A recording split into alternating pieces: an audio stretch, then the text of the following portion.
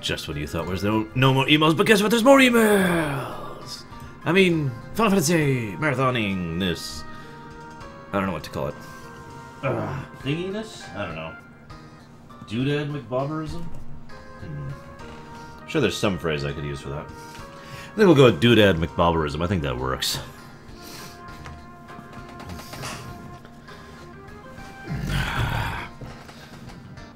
So, even though I've been showing off... Well, okay, one thing I've been trying to do the whole marathon is to show off stuff. Even if it's fairly well-known stuff. So, here I am. I'm at Deling, city of Deling, in the city square. Just kind of chilling, hanging out, you know, just kind of casually.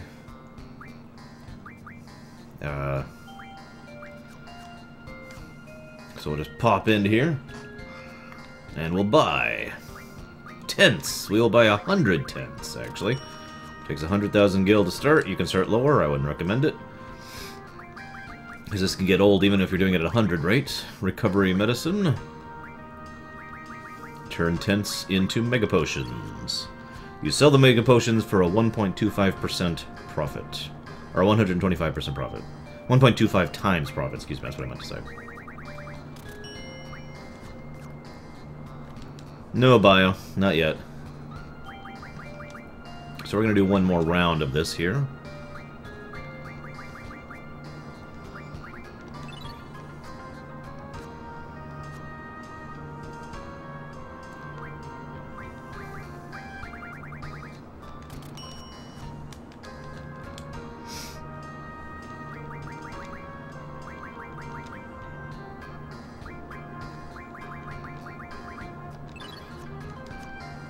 You may wonder, what the hell is up with you, Arsh? And why are you so stupid? Well, I'm sorry, guys. I don't mean to be so stupid. I really don't. We're actually not doing this for money. The point is to do it for money, but I'm actually doing it because I really want some mega potions for the next several sections. Which is why I'm now going ahead and getting myself 100 mega potions. In addition to having some gil to spare, because I already did this several times while I was off camera. There we go, 100 potions, 100 Pyho potions, 100 Mega Potions, 100 Phoenix Downs, 100 Remedies, 100 Tents. Actually, I really don't need Tents all that much, do I? We'll live without Tents for the moment. So that's a decent way to make money early on. Another pro Arshan Gaia tip. That reminds me, we need to do one other thing real quick.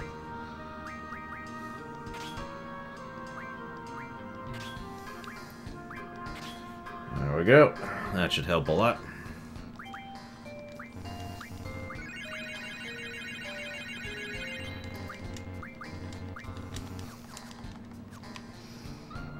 Could Zeramus be portrayed to Gygus? Not really. They're two completely different types of villains being portrayed in two completely different types of ways. No, I didn't, Bowman. Hang on. Let me... If I could... Put my freaking water down. There we go. But yeah, early on, that's pretty much the quickest way to...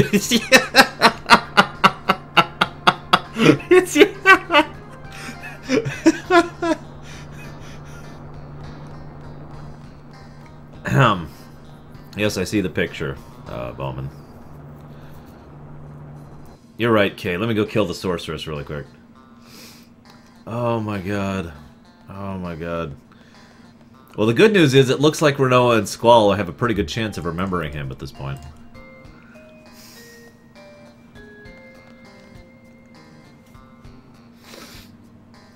Wow. Anyways. Alright, where the hell am I going? This way. I love how the base is, like, right here. It's not even far. Of course it is, Zippur. We saw the general of the army himself do it. If he doesn't know, who would? Seriously. I do need to check something really quick. Yeah, that's what I thought.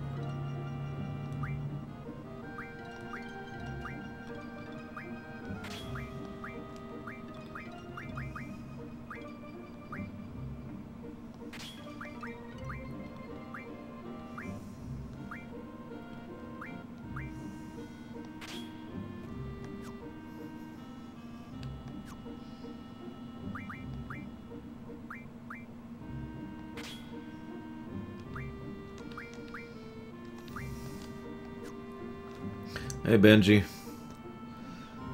Yeah, there is no bigger screen to my knowledge, Bowman. In fact, it's only really shown for that area, if I'm not mistaken. It's okay, Permeus. You don't need to make money in this game.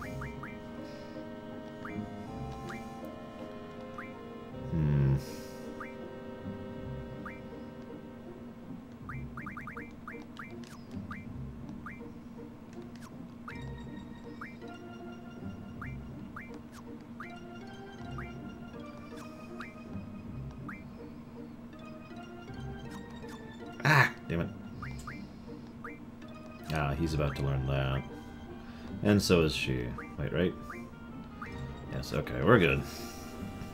Yes, Bio. Can't you see? He's up there on top of the screen.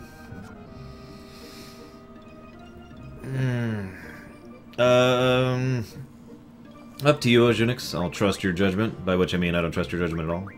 I'm kidding, but seriously, figure it out whenever you want to.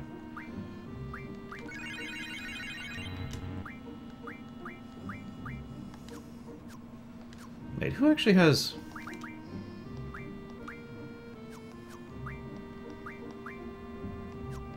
Ah, okay, so you're the one with... Okay, so we're good, we're good. Stoop? Why do you want to know that? Like, seriously?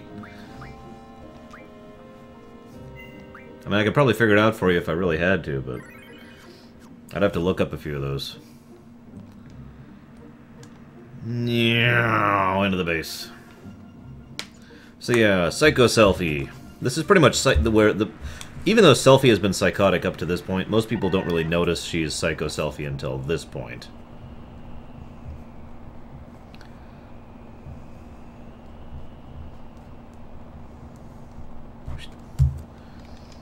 I like how they let us in, somehow. Like, seriously, I'm not even sure why they decided to go ahead and let us in here, but whatever. We've already established Galbadia is not exactly an efficient, well-organized, well-led, or good in any way military, so...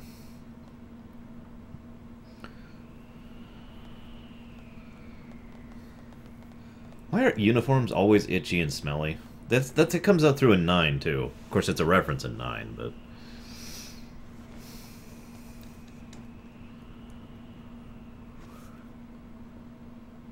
I like how Selfie's strategy for this place is just blow the place up. There's a door, break it. If there's a machinery, break it. And then we blow the place to smithereens. In fact, I'm going to go ahead and call that as a Psycho Selfie moment. I like this song, by the way. I know it sounds weird, but it's true.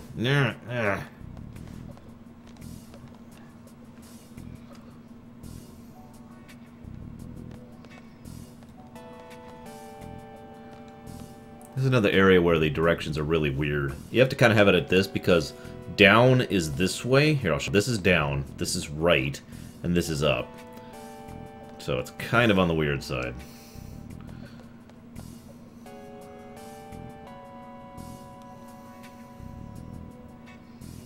And then it's back to this way. Alright, we gotta get our way in some way. How can we do this? There's gotta be some way to get in. Hey, Panda. Okay, back to this. Yeah. Let me interact. No, not that. Yes, I know it's locked, Selfie. God dang it. Yes, he has, Bio. There we go.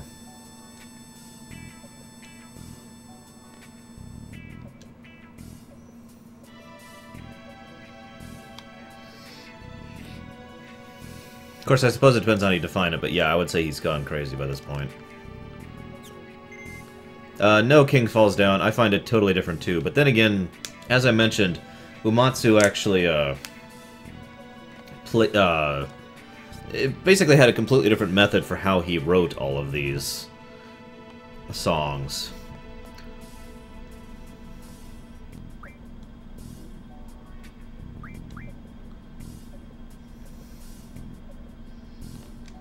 Yes, it does, Fat Squeak. We're not going to talk about that just yet. Dum-da-dum-dum-dum. Evening, officer. Holy moly! He stopped us! I wasn't actually running. fact, I was walking. In fact, now I'm going to run, just to spite you.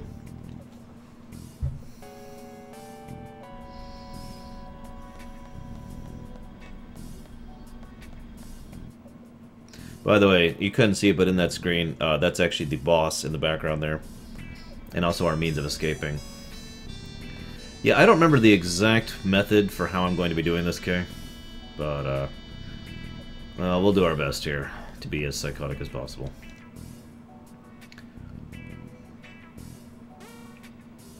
Oops, didn't mean to do that yet. But yeah, no, Umatsu didn't actually have a completed game. He just had rough drafts and pretty much just pictures. No dialogue was written, no characterization was done. All he had was artwork to go off of in order to ensure that he could actually do the music for this thing. That's all he had to go off for was concept artwork. So he did every single song in this game just to concept art. So yeah, it comes off as a little bit different, I think, especially because of that. What's this? Blind, yeah, sure. Hey guys.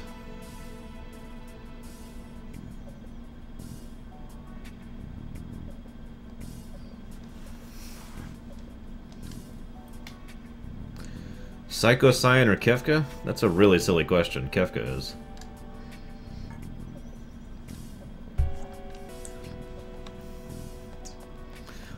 So this is another one of those really, really screwed up sections of the game. This is a missile base. Try to think about that for a moment. Think about a place where your entire job is shooting missiles that destroy people. That kill people by the hundreds or possibly thousands. And yet everyone here runs about just doing their job every day like it's just their normal job and there's nothing different or unusual about it. The sad thing is that's pretty realistic when you think about it. Whoops.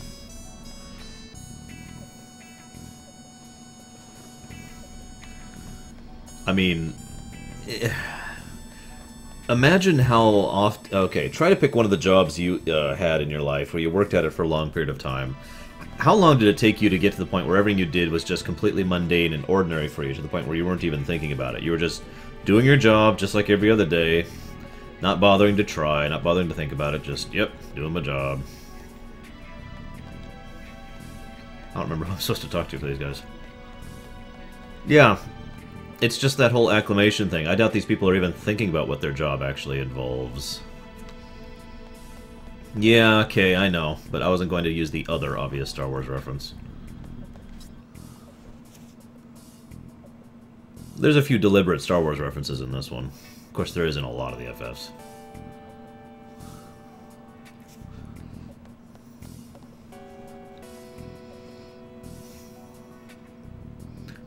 You lie, King Soulsdown. They were used just before this scene.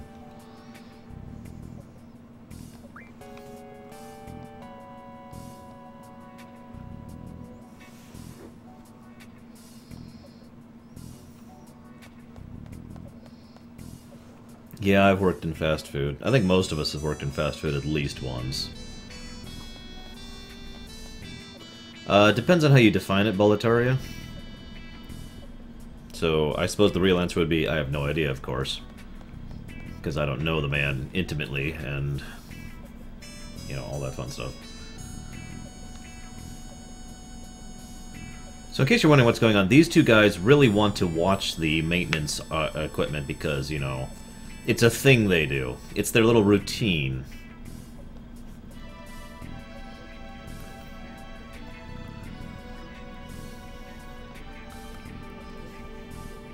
And again, that's just one of those really weird little things when you think about it.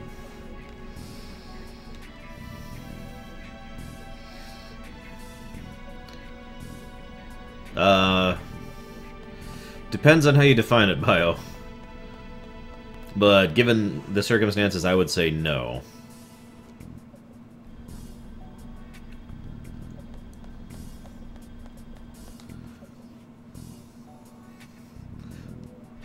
By the way, this place was actually initially being built and set up to fight Esther.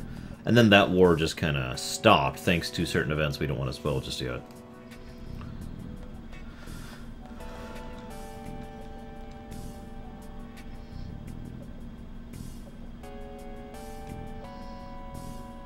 Yeah, speaking of which, that's another one for selfie there.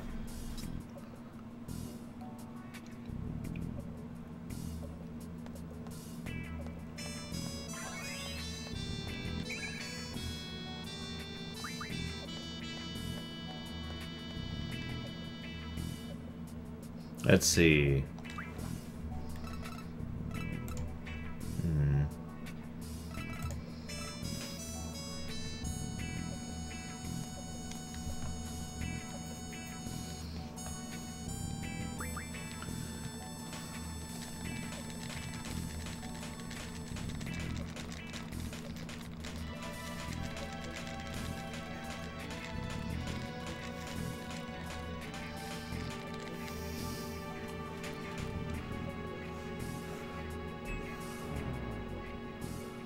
Whoops! And we just knocked out the power.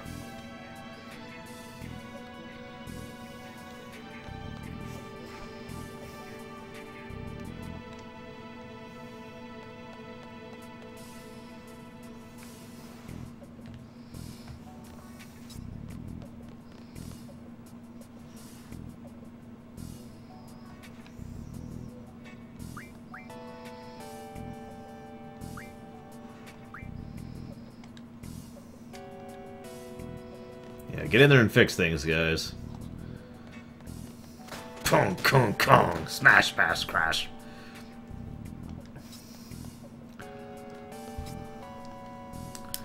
We'll go ahead and call that another for the counter.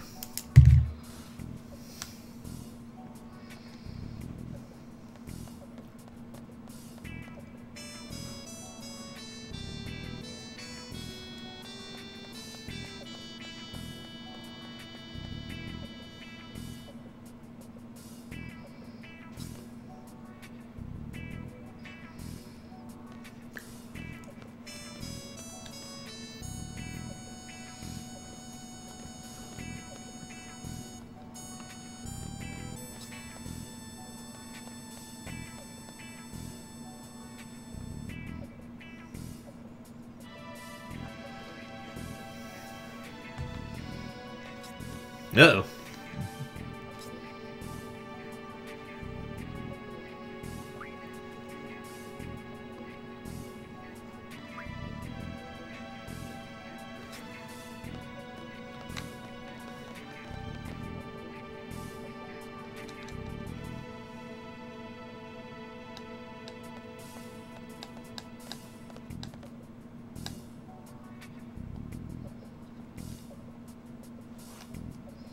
Gotta tell you guys, Metal Snake would be proud of the job we've done here. Of Selfie, Irvine, and Quistis.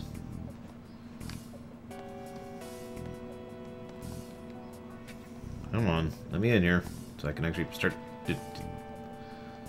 hello? There we go.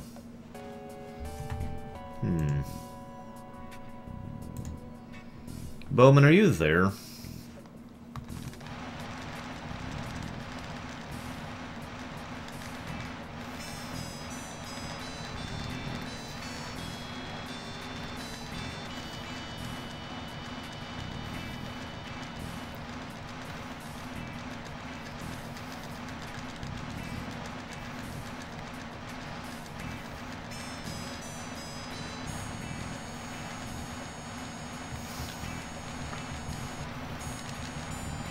Thank you, Bowman. Just getting a little bit sick of this.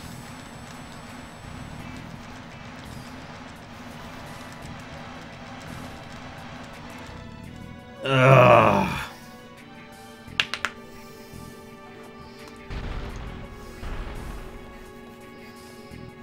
I am occasionally Stoop. I have it up over there, but I miss him a lot of messages because Twitch chat likes to drop messages for me a lot.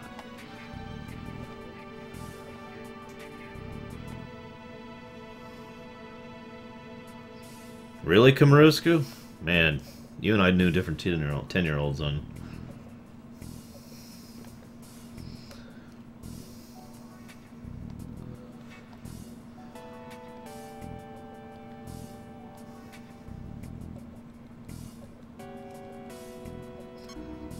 So, fun fact, how you do this determines how much time you have for the upcoming section.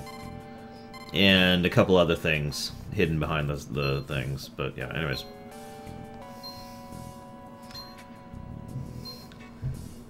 The Galvadia Republic Army Department.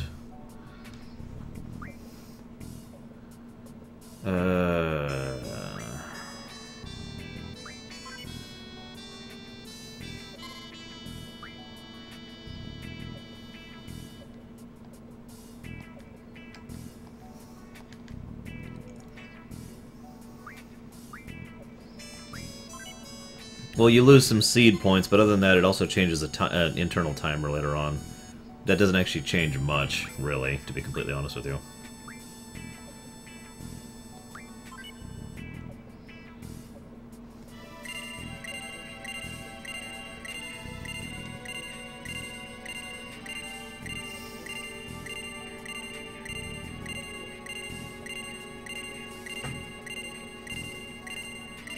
I gotta say, it's kind of funny because I'd call this the slowest computer I've ever used. But then again, I remember how slow computers actually were at this point in time. So this is kind of accurate.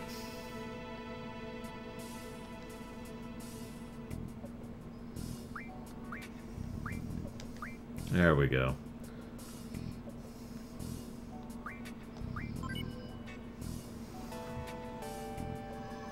Yeah, I know, okay. Kind of funny when you think about it.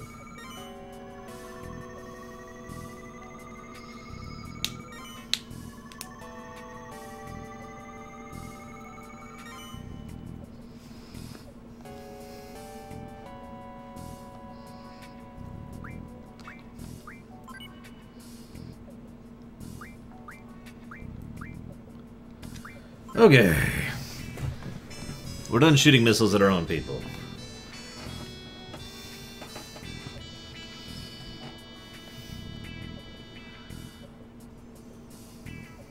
I love that we go through this whole fricking base. Oops. No, Stoop. That would break the counter.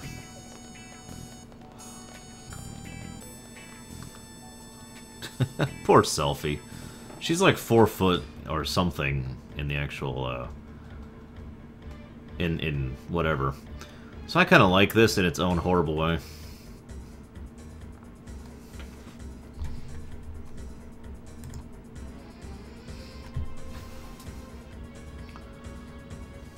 Thank you, Bowman. Yeah, this is my standard setup, Kay. But anyways, we get through this whole base, totally unseen of anything. And we go to tell the officer that we've come to report on the thing, and we do the wrong salute. And that's how he knows that we're the intruders. Just after all this. By the way, I love how they change out of their outfits.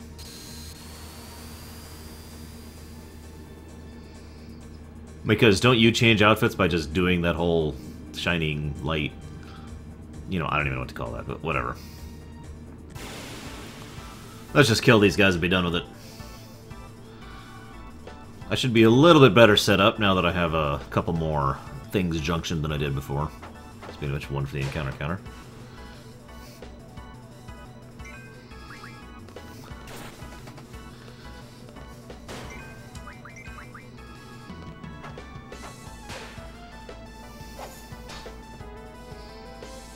I suppose I should check draws here, even though I think the next thing I want to draw is quite a ways from now.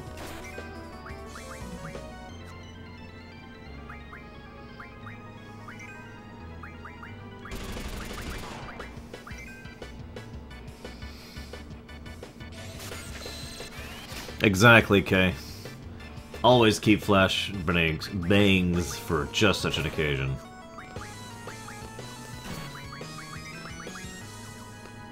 Ah, there we go. Yeah, I like poor Selfie there. No, Selfie just doesn't have HP junction yet. She will. She's even got the Curaga to use it once I get there. And then she'll be fine.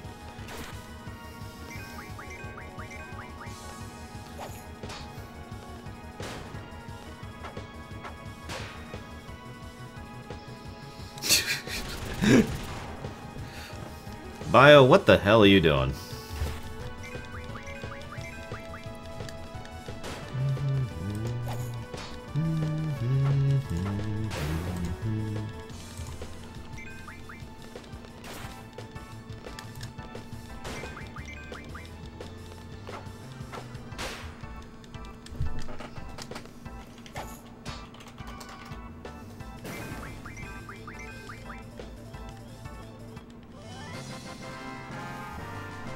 Wait, what? That can't be right.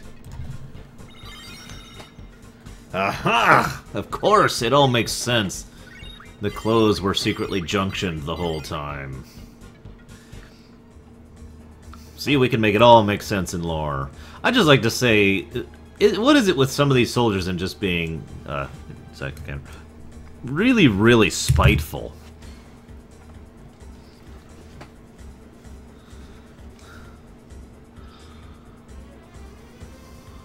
Like, really spiteful. Yeah, we'll leave you there. But what I really want to know is why... Oh, he's only level 6, no wonder.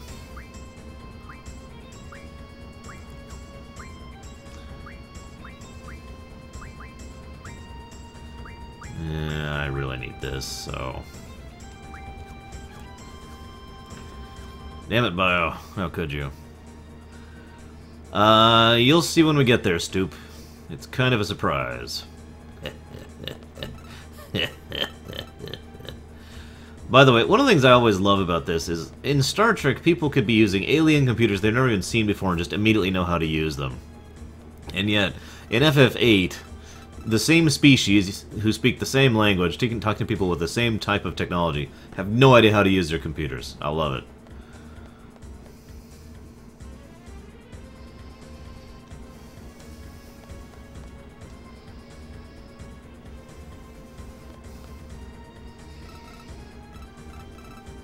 That would explain it, Javan. 10 minutes is plenty of time.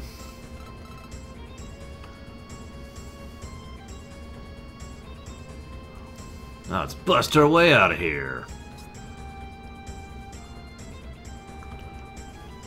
Oh god, Lucas, that would be terrible. So now we have a boss fight coming up. Boss fight of doom, as I like to say. Aw, I forgot to watch that. Oh well, I'll watch it later this evening. No, that's exactly true, Samurai. That's my point. It just amuses me because I see things like, you know, Star Trek. I mean, hell, I just watched about 3 weeks ago an episode of Voyager where Tom Paris gets on a frickin' Kazon ship and immediately is like, aha! And just instantly knows how to use the alien computer. No, Kay, that doesn't count for the PSC. It's also worth noting FF8 has a fairly large amount of actually bad kind of bugs, like the breaks the game or messes up things kind of bugs, which kind of sucks, really. I've actually never encountered any personally, except for one, which is one that I actually am going to have to go out of my way to make sure I don't get this time, because it can happen on a PS3 or a PS2.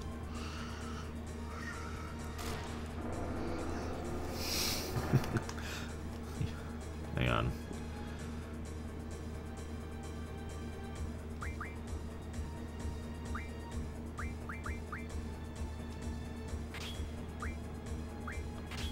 Really? Cure is as good as I got for that?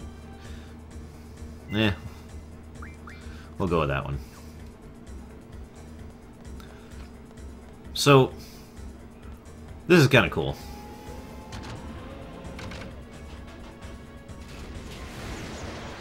Missiles away. Goodbye, Balam Garden.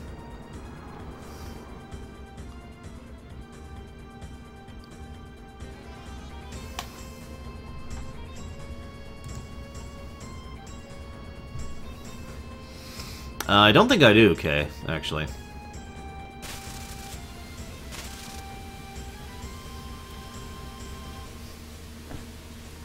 So, let's go ahead and talk about what happens after this boss fight now. Ojunix, if you want to share your story, go for it now.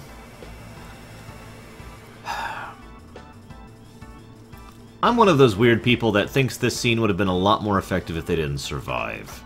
I know, that sounds terrible, but it's true. This scene loses all impact because the events don't matter. Nothing changes. All that matters is the fact that some time has passed. As weird as that sounds. It's like, okay. We have this horrible thing, and oh my god, there's this boss, and we're gonna do this, but it's okay, because we're out of time and we're going to die. But you know they're alive. So there's like two basic ways that this can be looked at. One, if you're trying to generate tension, as in, oh my god, you know, you never know, they might actually not make it through this time, or something like that. Or, you may be trying to make it be like, well, you know, maybe it's the fact that we're trying to use this fake death to get some kind of character growth or characterization or something going on.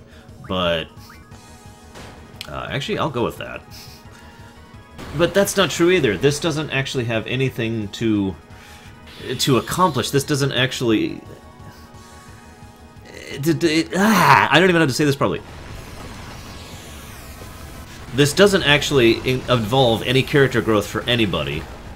And it doesn't actually create any tension whatsoever. So their fake death is unnecessary. I'm not saying the whole scene is terrible. Quite the contrary. I actually think this whole silence thing is... this whole infiltration scene is really good, all things considered. The problem is the whole fake death thing that happens at the end of it. That's the part I don't like. I'm sorry, Goleth. Secretly, I'm not actually sorry. I love how they play rock, paper, scissors to see who gets to do it, by the way.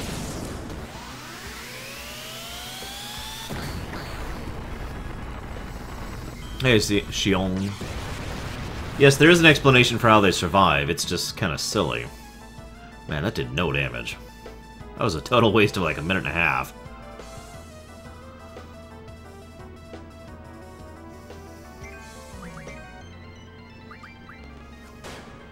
Yeah, just attack.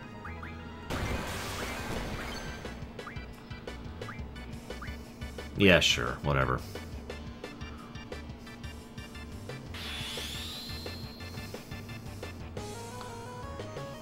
Yeah, see, that's the thing. Fake death itself is not necessarily a bad thing, but fake death, when used for no purpose, is just irritating, you know?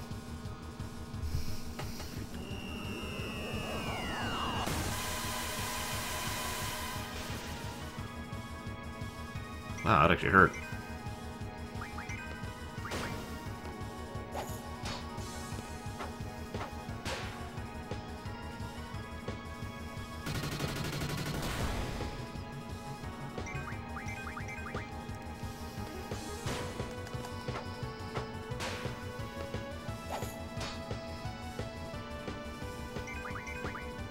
Hell, even FF6 had fake death done properly.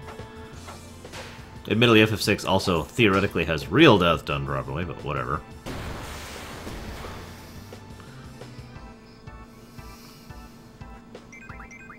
Fun fact, it actually does alter its stats as you fight this boss based on how many things are defeated.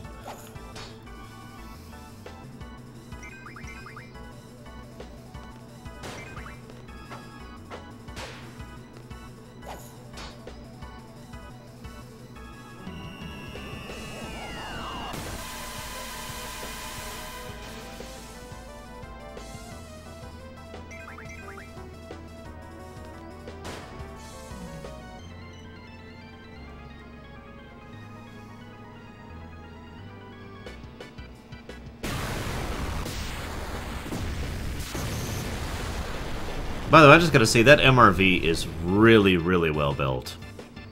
Seriously. The things that thing survives through is insane. By the way, there's the guys coming fresh out of it, still on fire. Yes, that's right. They are insistent. And I do mean insistent on making sure that they die. Oh, and you. But mostly them.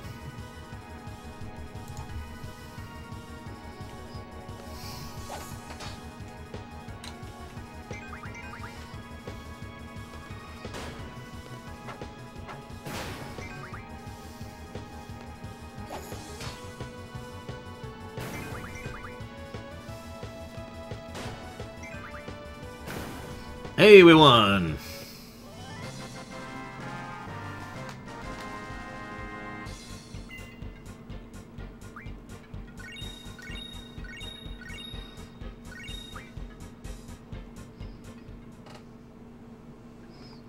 But this is the scene right here. Now, if they actually died here, this scene would have a great deal of impetus, because it's actually really well executed.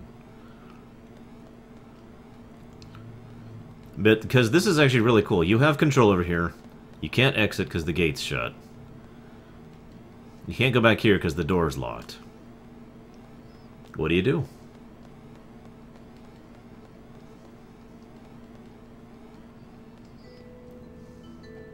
You sit and wait for the end. They even have this really kind of soothing, weird song going as Selphie thinks about the various things that she regrets, like whether or not you'll go do the garden festival.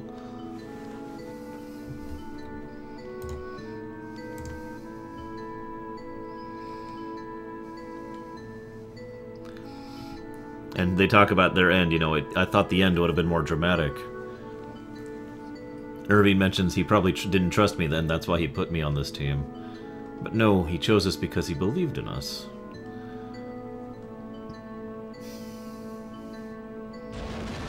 And then, well...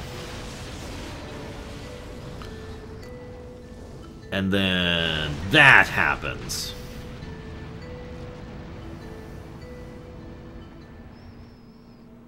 Yeah. Don't worry, they're alive, spoilers alert. And that's the problem. It loses all impact because you know they're going to live.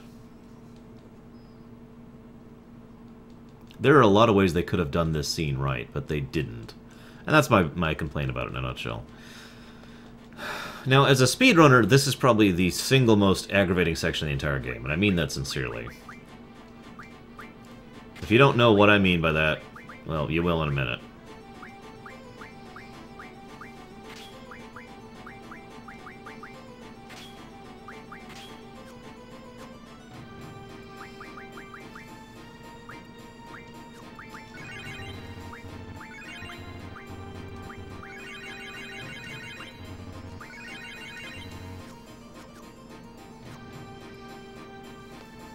Inknon.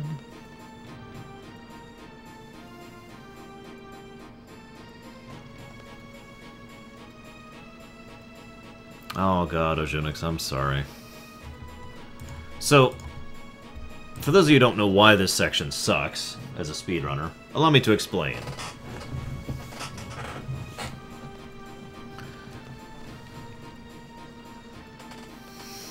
Well, I'll explain in a minute. Basically, there's a lot of encounters in here that you can only skip a few of them, and they're really, really slow. Like, it starts off with one of those guys who are, you know, one of the Norg's department heads, and then they summon a monster, and then the monster shows up, and then you kill it. And it's like 30 seconds of wasted time every single fight, in addition to the fight itself. Yes, I totally swear allegiance to God and Master Norg. So this is another scene that kind of came out of nowhere, but I actually think this was rather effective.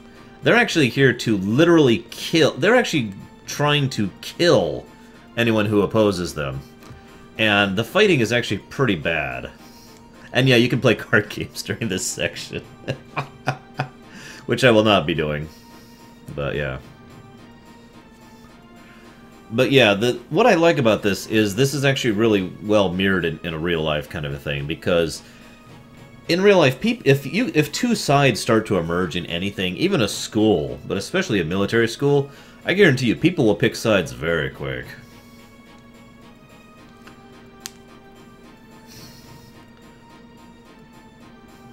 And I do mean very quick. I like Raijin's comment there. All our work as the disciplinary committee was for nothing! I also kind of like this.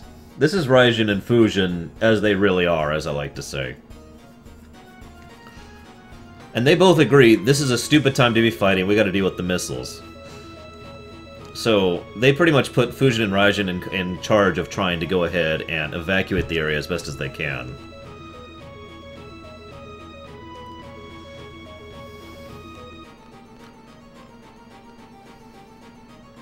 I don't remember. Okay. If you can remember what it is, I might actually care. And not about your reward. I mean, you know, care to actually bother to go get it.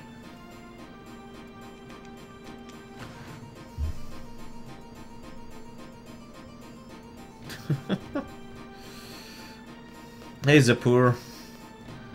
I'm trying to remember. I don't think every one of these sections is actually required. But I know at least some of them are.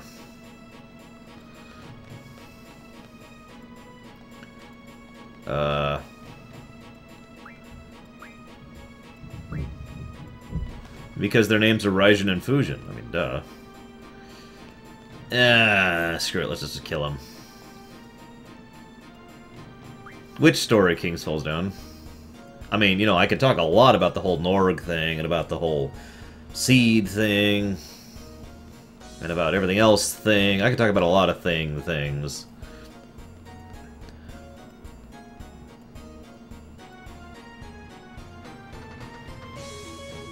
Let's see, what could I talk about this? Oh, I've got something to talk about. Okay, so this is an area that... No, I'm sorry, I was just making something up. It is kind of an interesting thought, though, about how quickly and easily this whole place of people, of friends and family and all that immediately factionalize and treat the other side like the enemy. There's even some people who actually are confused at the way they are treated. Like, when we go through this section, which I actually kind of want to do here just to show off the scene I'm about to talk about, and we help some of these people, some of the enemy gets injured, and so the medic comes out to help.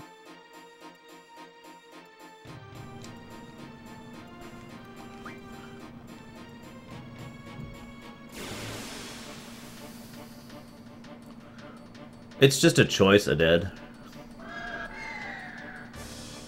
Somehow I doubt Grinaldo's level is high enough, K.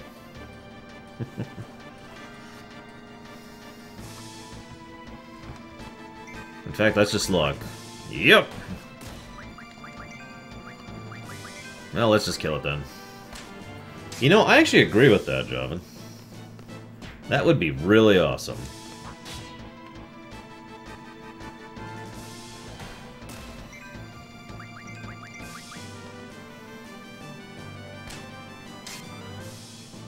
Man, I really need to junction strength on her. Good lord.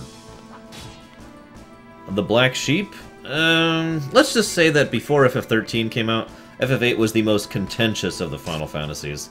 And I knew a lot of people who had argued about it extensively. Nowadays I hear way more about FF13 than I do about 8. But back in the day it used to be all about 8. Is it good? Is it bad? Is it terrible? Is it wonderful? Is it in between? I used to hear people talk about 8 all the damn time. Hell, my own opinion on 8 kind of morphed over the years. I still wouldn't call it a fantastic game, but that's just my opinion. Ah, thank God.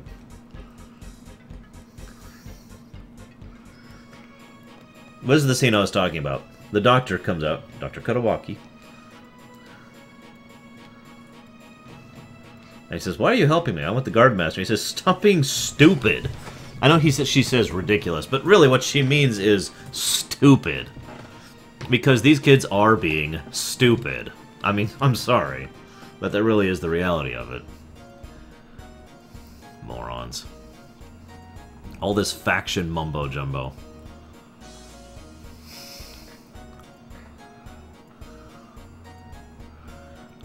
I love this, by the way. Oh my god, missiles are coming! Then I'm definitely going to have to stay. I love it. That's a doctor right there.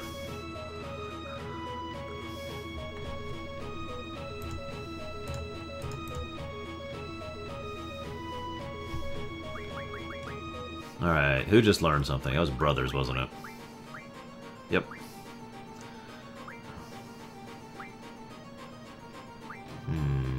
Let's go ahead and get HP from them. You can get a ton of HP from Brothers. I actually had one playthrough where I basically just had Brothers junction to one person, and they just we're literally just the tank, because HP Junction and HP Plus, like, 100%. Yeah.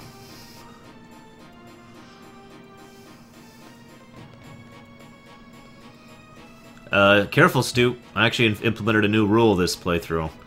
Anybody who talks about that gets devoiced. Or banned. Whatever it takes.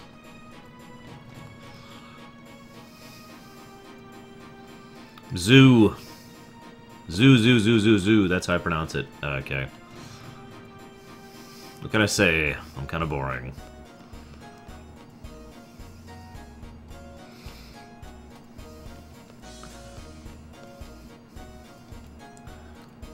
Another one of Sid's followers? Die! This is another thing that kind of amuses me.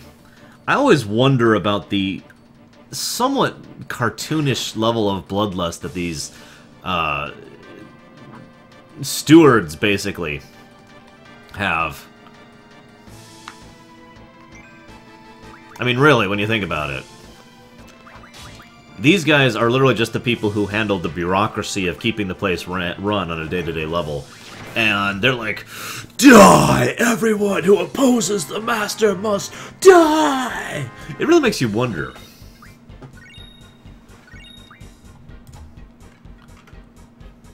See you around, Boletaria.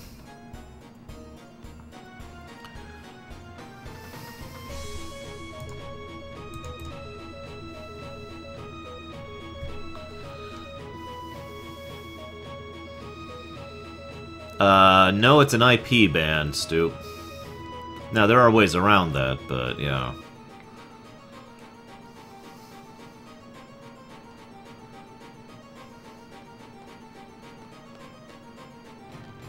If you talk to people after saving them, they tend to give you items, by the way. Aha! It makes all the most sense, Fitzcott. I'm kidding. There's, like, no sense to be made here. So you only get this item if you bring Zell here. This is actually kind of important. Before anyone goes off of me, and you know who you're talking, and you know who you are in chat, I have nothing against gay people. I really don't. I just do not care. But I've heard a lot of people say Zell is gay, even though he actually has and gets a girlfriend in this game. And that's her, right there. She actually never is named in the game. She's called Pigtail's Library Girl in unofficial continuity. And there's actually several points at which you can talk to her, but she only does something special if you have Zell with you. No, I didn't, Kay. Not that I care. Speaking of which, I was looking up a little bit of the specifics of getting Doom Train, or Train Doom, or Destroy Train, Doom Train, Destroy Train. I've decided not to on this playthrough. It's just going to be a lot of excess grinding to get items to drop, and I just don't feel like it. So, sorry guys.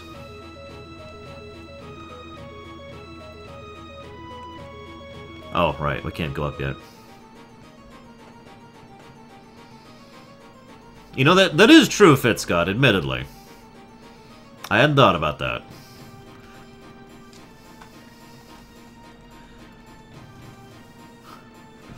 Admit it, Fitzcott, you're just into the tribal tattoo. Alright, we got a couple more to do here.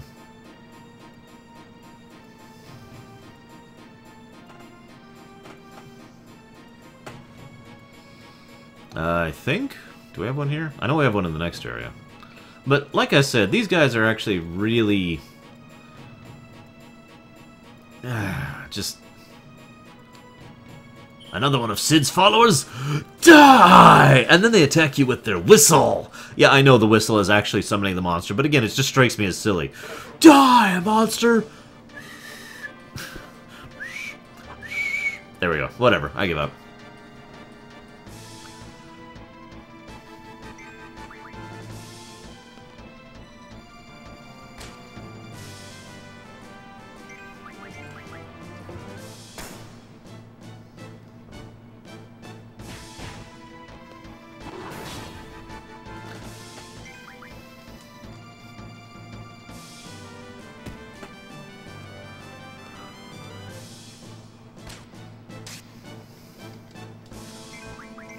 Normally, my room's a lot cleaner than it is at the moment, but at this marathon, it's been kind of eating into my spare time. Go figure.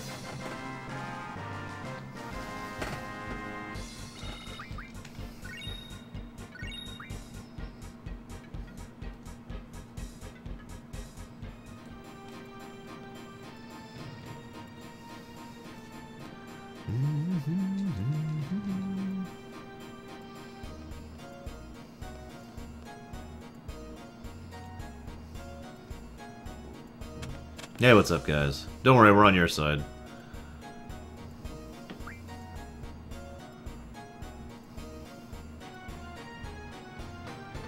What's funny is they keep asking who the Guard Master is. Now, if you're actually paying attention up to this point in the time, the Guard Master has basically only been mentioned by name. Well, I shouldn't even say by name. He's just been mentioned once, ever. And that's it. Like, that's it. That's all. So we have no idea whatsoever who this Guard Master is, or why he's suddenly here, or why he is any kind of thing at all. It was another one of those things that FF8 actually does a lot. Now, I like several of the times FF8 does the throw you a curveball thing, like it did with the first Laguna sequence, or when you discovered the whole the connection with Alone. But I gotta be honest, this is one that always bugged me, and there's about... See, the problem is FF8 does that a little bit too often. I'm just gonna say it that way.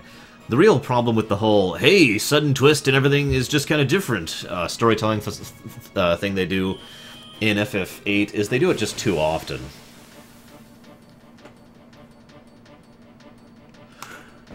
And I don't like that. Anything done too much can be just irritating.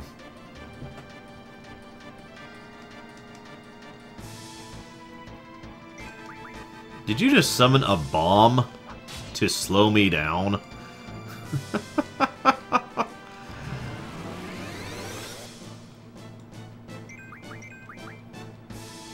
Man, I'm getting FF9 flashbacks all of a sudden.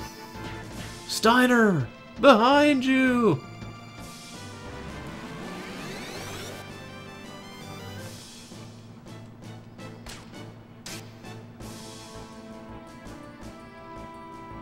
And of course he does it to...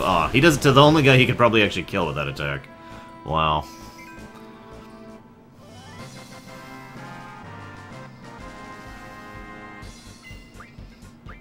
Good news is you don't get any X for that. Bad news is you get no AP for that.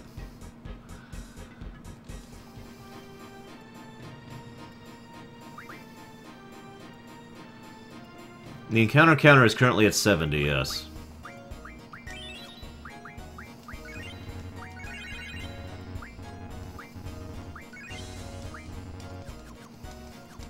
It's not like I need to update the encounter counter all that often. I mean, come on, guys.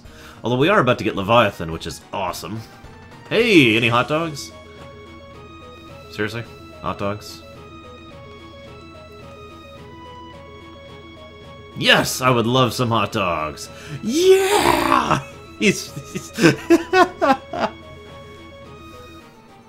Unfortunately, they're actually out of hot dogs. Sorry, guys. Out of hot dogs. Poor Zell. Fun fact, Zell does not actually get some of the hot dogs until it reaches the point at which you're at the end of the game. The ending of the game, the actual cinematic ending of the game, by the way, after the, what I like to call the real ending, is the first time Zell finally gets some hot dogs. Poor guy.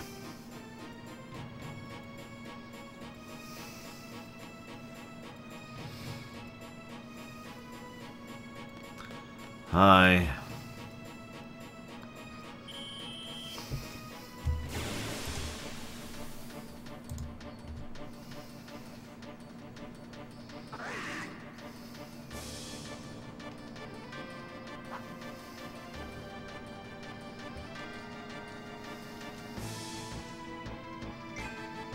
Oh, I'm definitely doing it. Even though you actually lose points for doing so, I don't care that much. Money stopped being an issue already at this point.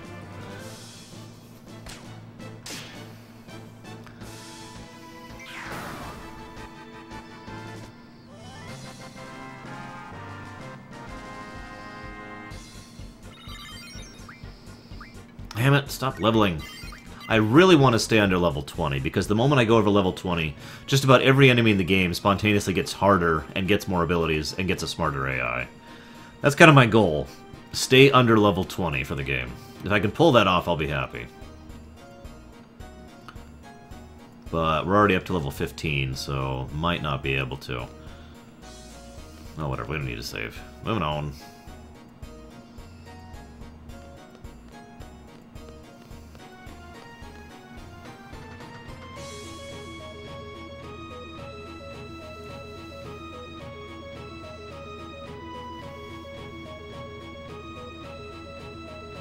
Yeah, I like Zell. I don't know, FF Gundam. I think you fight them, or someone is like, wait a minute, who are you talking about? No, we don't. Believe it or not, I've never actually done that. This particular section right here just strikes me as irritating because, well, because of working on the task for this, and just going through all these fights. Nice and slow. Apparently the garden belongs to Norg. I don't even know who this Norg is. But, yeah, apparently we're beholden unto Norg.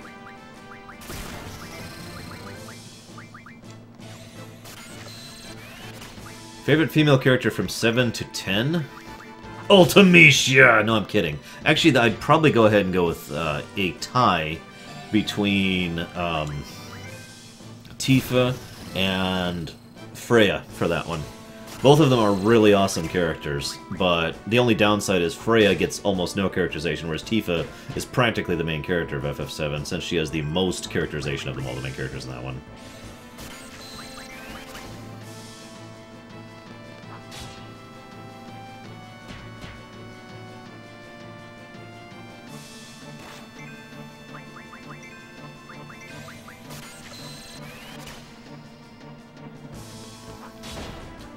Lulu had issues.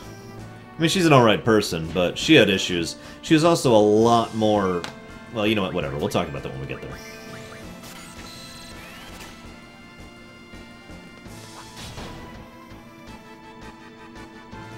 Yes, Norg is the way of the future. Seriously, she's totally the way of the future. I mean, he. Norg is a he, I think. Is Norg a he? Actually, that's a good point. Do we even know if Norg's a he?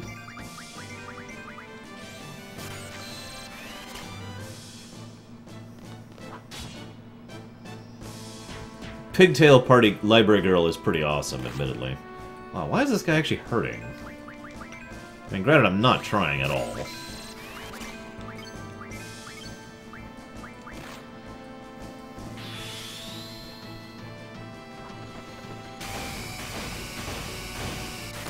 Damn it.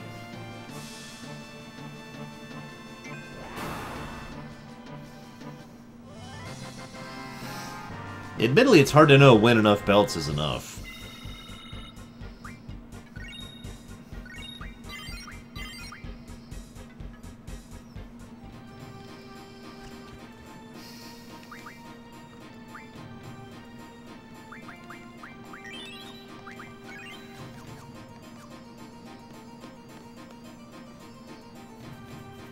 Ugh.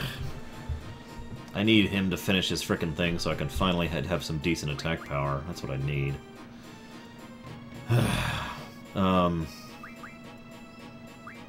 Speaking of which, how you doing on that? 9 more AP. Hey, Yoga Frog. You know what, I kinda like that for before the boss fight. Have I fought everything already? I think I have. Norg is... no, Norg will be a Moomba. Or rather, Norg will be an egg. Hi, Yoga. Oh my god, it's Sid! No, I'm just kidding. It's actually a hologram. Yes, they have holograms in FF8, too.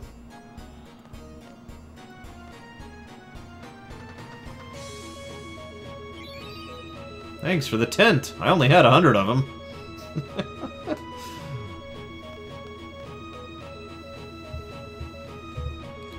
So, let's go ahead and talk about the Shumi a little bit. The Shumi are a race of semi-quasi-mystical people who have this whole life cycle thing, and they actually go through literal mutations into different types of beings as they go through their lives, right? Oh, did I already do this one? I don't remember. And... hang on a second here.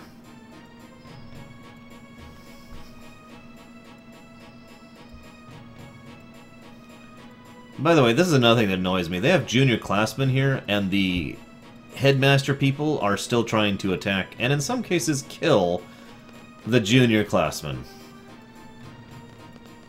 Really? I mean, really?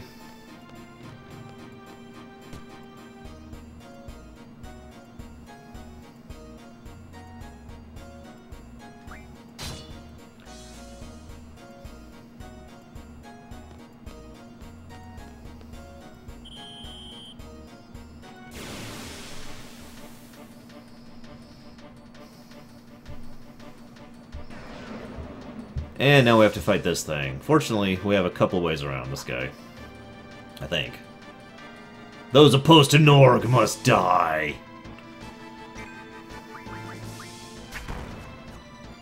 No, screw it, just kill him. Just kill him. I was gonna try something clever, and I decided screw it. No, I'm not trying to escape. Wasn't even hit touching the controller, jeez.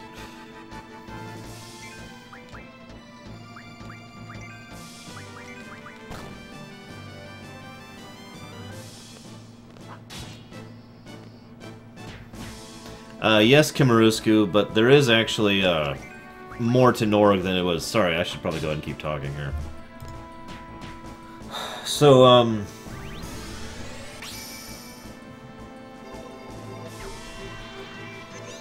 the really weird thing about Norg, well, about the Shumi in general, is that they're the kind of people whose literal physical appearance changes based on their mentality and their personality. And so the reason most of the Shumi look like the way they do is because they have this whole peaceful Zen kind of a thing, where they're just trying to be one with their world and all that fun stuff, right? Weak to ice, huh? Who has Shiva at the moment?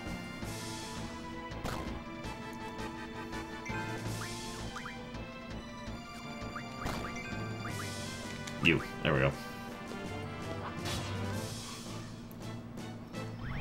I see where Norg's coming from. He's just wrong. Now, he doesn't know he's wrong. He has no information on how he's wrong.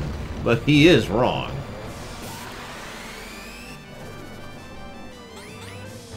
Anyways, I'm getting off topic here.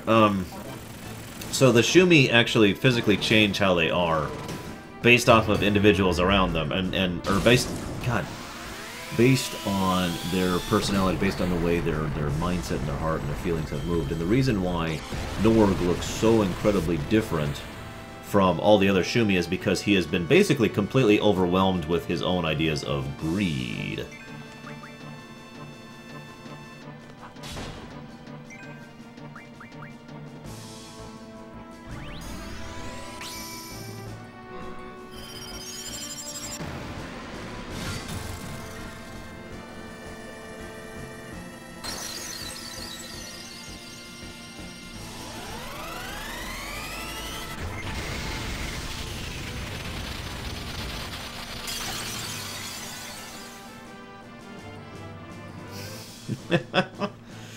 Yeah, Chippendale was a rather popular rename for that.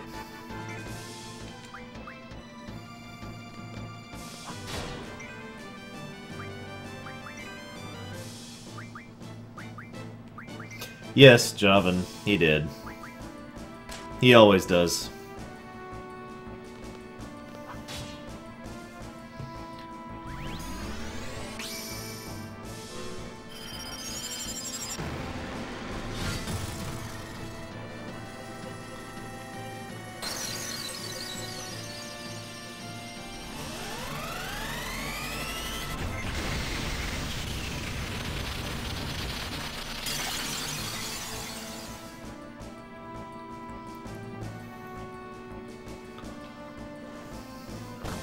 No!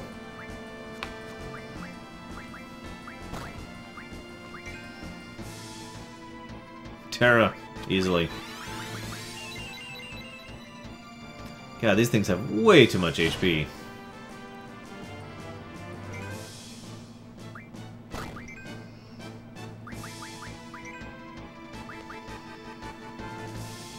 No, Stoop, you're not. I did too.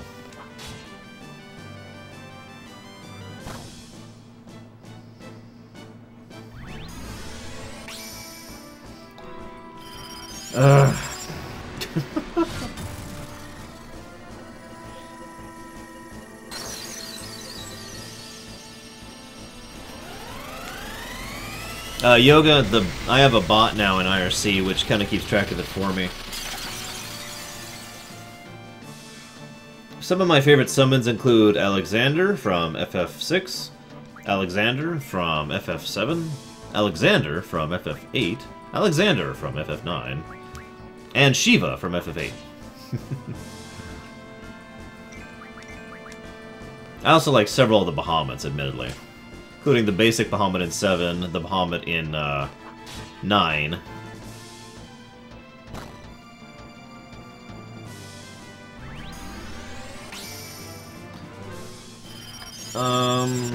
That's a tough one. I'm gonna go with both, Stoop. That's my answer.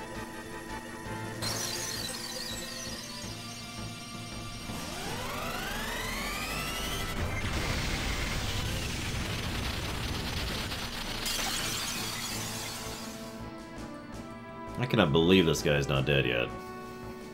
This is insane.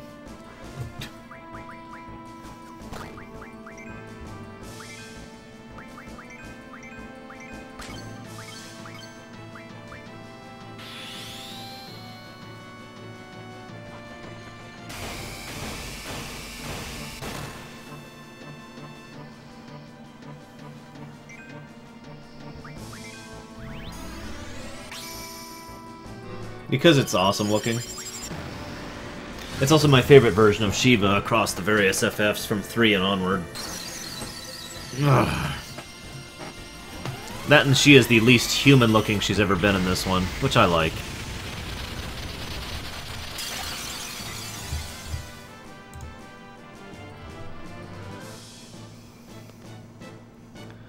Can I run from this battle? No, of course not. Don't make this too easy.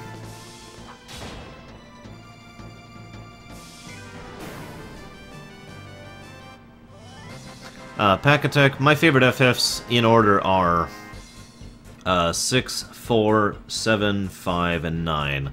Past that, it gets a little more vague.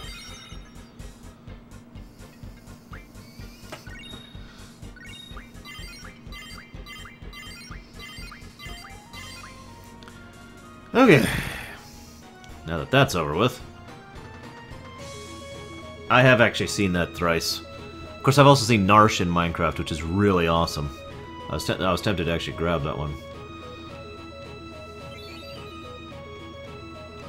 I am not going to play Revenant Wings for the marathon. Yes, I have played it. No comment.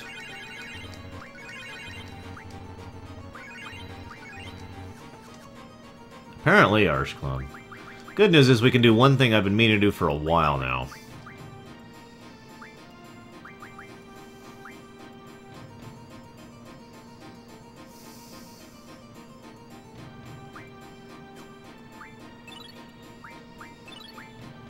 Who else is in my party? She is. There we go.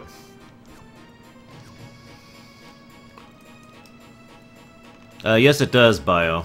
But that being said, that was basically done kind of as a last-minute thing, in the English version only, I might add, to... Well, I guess that's not true, because that part was in the Japanese version. But anyways, it was just done for kind of the effect of, oh my god, he's destroying our solar system, because there's only one solar system most human beings associate as the solar system, weirdly enough.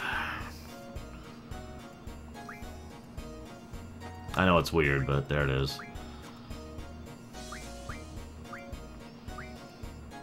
Where's my triples? There they are. Should be on auto now. Yep.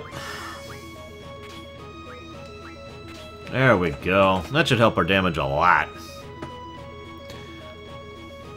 No, Lightsaber, you did not. Favorite Organization 13 member?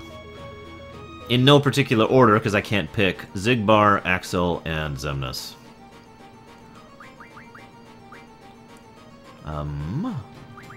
Hang on, just need to check a few things here really quick. Because she's about to lie. Yes, Sonic Doctor. Especially during an infamous scene, which is coming up relatively soon. Man, I was even ready for that earlier. Go away. Let's go back to HP junctioning. Actually, I don't need HP junctioning, do I?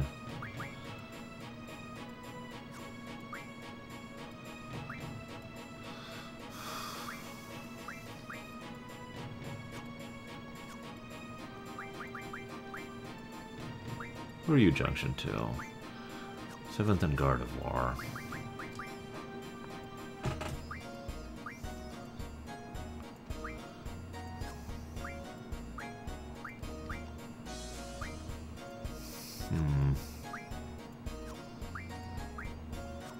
He has HP. He's learning HP.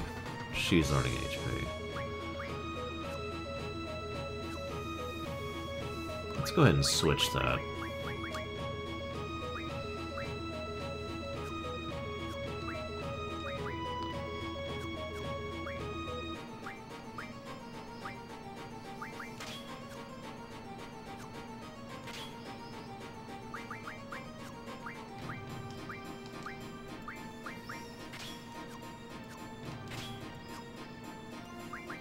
Sorry for the setup here, guys.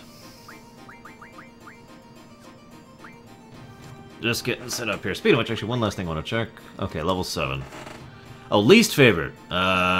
Least favorite, least favorite, least favorite.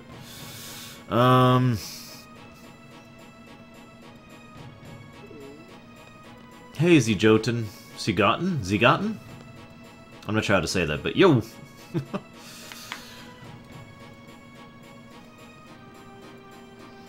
Anyways, least favorite organization. I'm not sure, because I like all of them. So if I was just to like say the one that I like the least amount, I'm probably going to have to go ahead and go with VIII.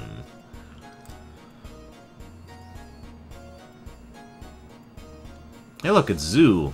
Or She, if you prefer. We're just going to call her Zoo.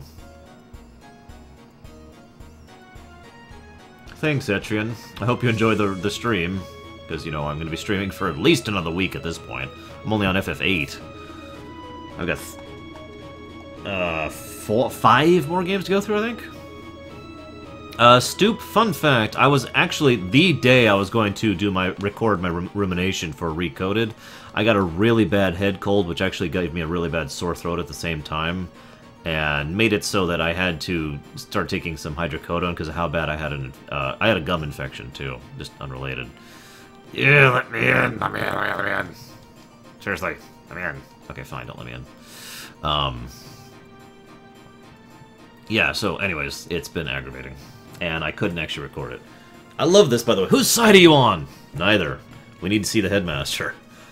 That's so appropriate. It's so Squall, too.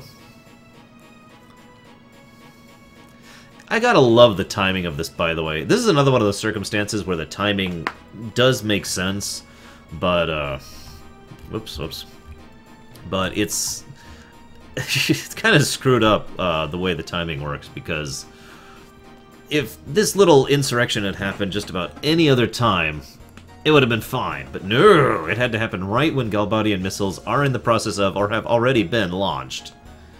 And it is incident. It is coincidence. Let's make this clear. It is not, you know, intentional that this is when Norg decided to do his thing. Because all Norg is actually doing is trying to turn over Sid and the Seed members that are here at the Garden in order to placate Sorceress Adia. Even though that wouldn't have actually worked, but, you know, whatever.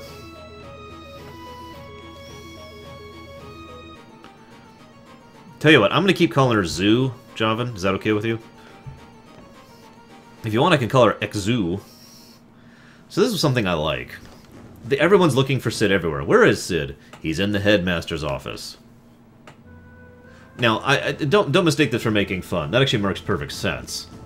But yeah, I love the fact that this whole time he was hiding in full sight. Just right there. Yep, we're good. Zegotten, you missed me doing a bit of a rant earlier about the draw system, but let's just say that I'm not actually a fan of the draw system, and leave it at that. I don't want to sound too unkind.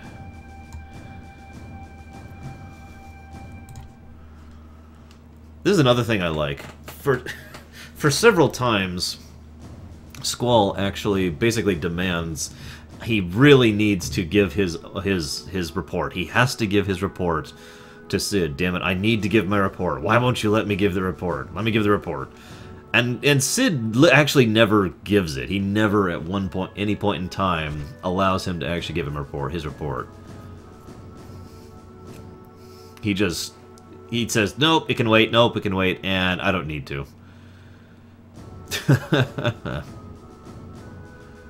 The encounters are very few, Agamemnon. I don't think I'm actually going to break the 100 marker, but whatever. I also like how Squall says a lot in his head, but he doesn't actually say anything out loud. But, yeah. I'm actually at 70 flat at the moment. I should go ahead and update that.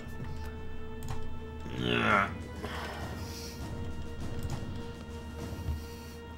So let's go ahead and talk about the garden. Fun factoid. Cid needed some kind of mobile places to... well, okay, actually, no, let's rewind a little bit. Adia, when she had her big idea for the seed, which was given to her by Squall, thanks to the time manipulations and whatnot. Static timeline, stable time loop, blah, blah, blah, blah, blah. She, yeah, I know it will. Kings falls down. There's no way I can't. Just because of that last castle. Frickin' thing. Anyways, so... when Adia had this idea, she really wanted the seed bases to be mobile. Now... hang on. Just a second. Hang on, Solus. Wait, why do you want a hug? I mean, you can totally get a hug. And I sympathize. Yes, I'm pretty sure you can play Cid at the card game, I just don't really have a lot of need to. Anyways, you may be wondering about the whole mobile thing, because if you're paying attention, the gardens aren't mobile. But, they were originally designed to be mobile. Like, from the beginning. Hang on, let me see if I can... yeah, let me in. Yes, I know, I can see the way out. It's right there. That thing. Let me out. Let me out. Let me out, let me out, let me out. I know it's this thing right here. Oh my god. Tell you what, Solus. I usually don't hug people. But I will make a pseudo-exception for you. As soon as I figure out how to open this hatch. Stop talking to her! I don't care about her! There we go. Okay, now we open the hatch. Jeez, the frick. Now, hang on just a sec, guys. I need to do something real quick. Okay. Just checking something.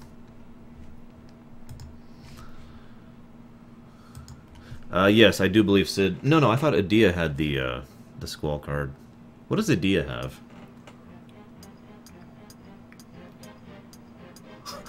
And that's how FF8 ends. They get stuck in the elevator forever, and then they starve to death. Well, no, then the missiles hit. Hang on, I'll be right back. Oh, actually, no, I won't. I gotta do this, because this section's kind of messed. What the... No, down. Down. Hang on, Solus. I need to not get crushed by a falling elevator.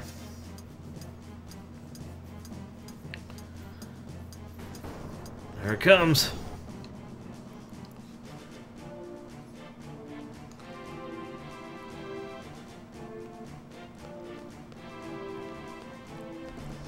Ka-clong!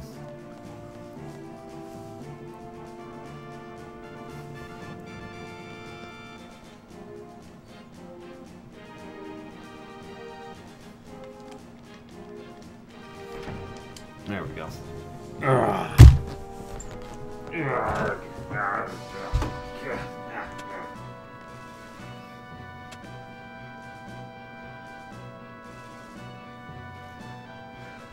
Okay, this'll do. Enemies are weak against fire around here, just in case you didn't know that. Alright, Solus, you watching?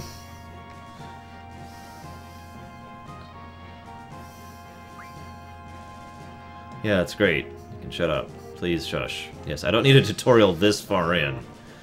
Oh my god. Before FF6? Who was my favorite FF villain? Of the two I knew about?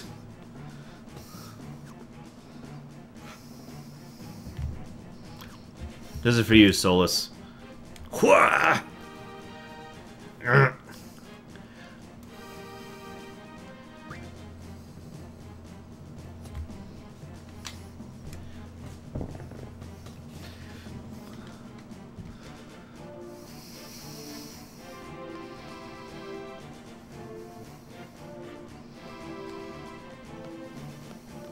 No brackets, Agamemnon.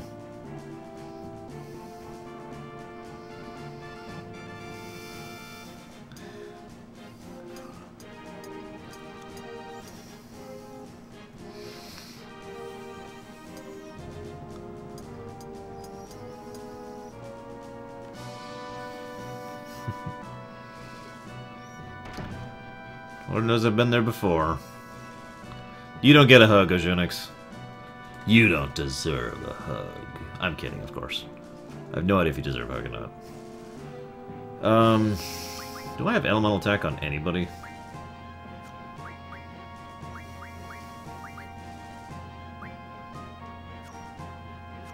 Actually, I guess I can just look. I don't think I do. Nope.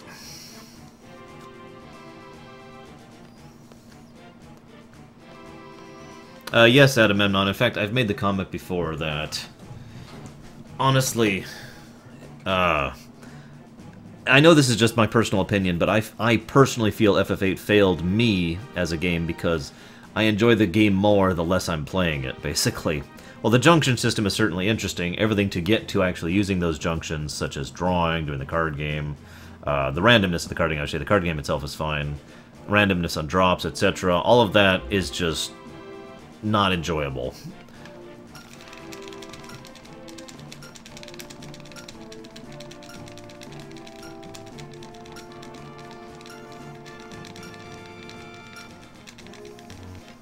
Damn it.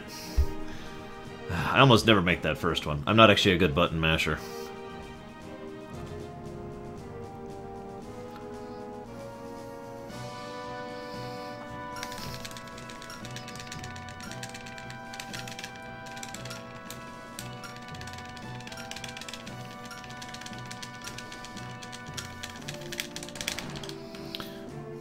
Almost always get it the second time, though. What can I say? I'm not a Mega Man speedrunner, guys. Sorry.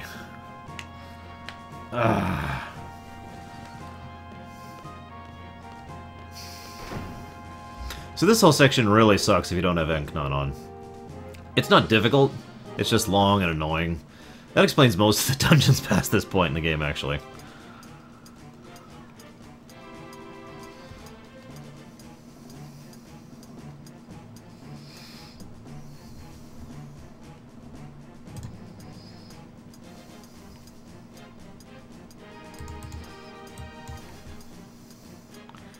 And yeah, that's the other thing. The whole junction and refining system is great if you understand it, but a lot of people didn't really get the whole system. You know, with practice and with work, yeah, sure.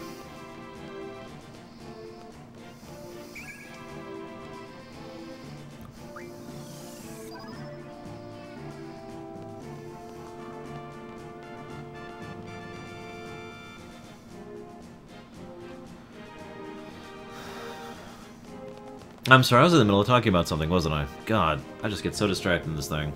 So, Adia wanted mobile places to be the bases for the operation, and so they went ahead and set up 3 different structures that they had actually unearthed from Centra with the help of several people at Fisherman's Horizon.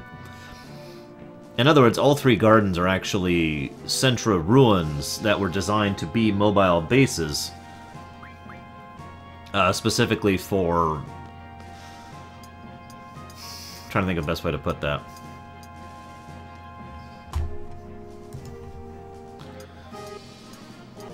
Specifically for the purpose of trying to...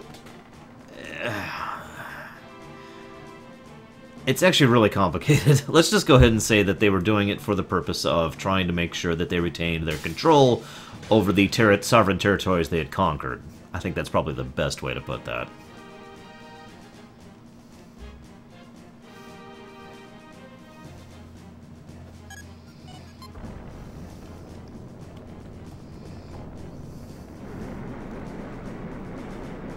And yes, by the way, in case you're missing, in case you missed that, yes, that means Centra actually conquered pretty much the entire world in their era.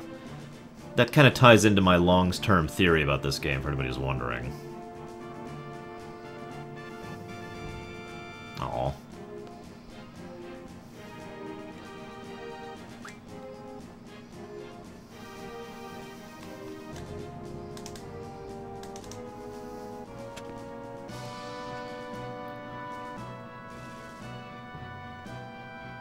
I didn't even mention that little fact until forever. It's one of the things that used to bother me about FF8. It's one of those games that really, I just can't imagine enjoying on your first playthrough. From two different perspectives. One, you have no idea what's going on, because there's just... all this stuff is explained either inside things, or by talking to random NPCs, constantly in areas you wouldn't even think to. And from the other hand... a huge amount of the game mechanics just don't really make a lot of sense, because the game is actually rather counterintuitive, all things considered. What ultimately became of Centra, FF Gundam asks, which is hilarious, because Centra's gone. Centra was destroyed by the last Lunar Cry, possibly the first Lunar Cry. We don't actually know for certain. It is actually my opinion that that was the first Lunar Cry, the one that destroyed Centra. Oh right, I needed to do the thing.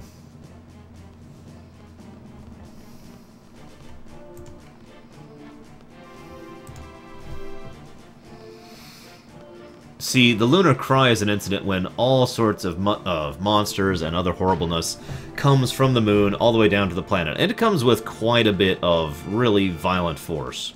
But the one that came to Centra was especially bad, because not only did it bring tons upon tons of monsters with it, which actually destroyed a huge chunk of the Centra society, it also came down with the lunatic Pandora itself, the massive crystal, resonance crystal, which actually smashed the continent into pieces, which is why the Centra continent is more like the Centra archipelago at the moment.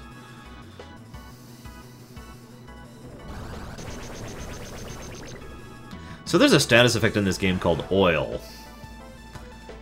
All it does is make you more vulnerable to fire damage. And Zell's dead. Well, that's interesting. I'm not sure what to make of that, actually.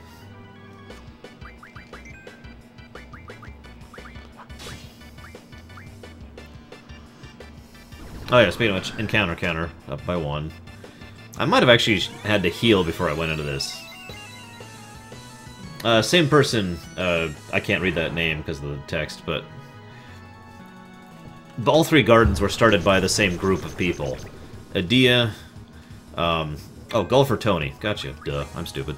Adia, Sid, and of course... Norg, who, you know, provided the funding.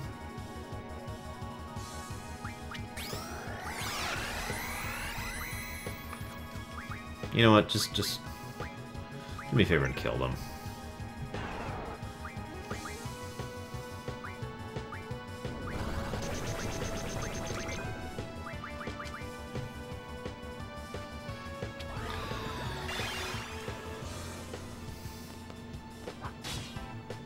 Why is he not hitting harder?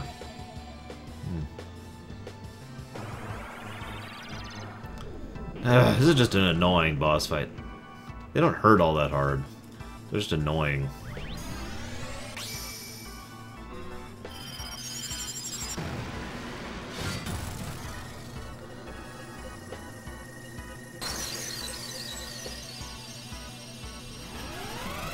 Up until now, Solus? Oh, it's easy. 6. 6 is the only FF I had no stress, no worries, and a lot of enjoyment about playing. Most of the other ones I was at least nervous or, you know, regretted the fact that I had to cheat. Although I really did enjoy replaying 7 quite a bit too, even though I had to do some things off camera.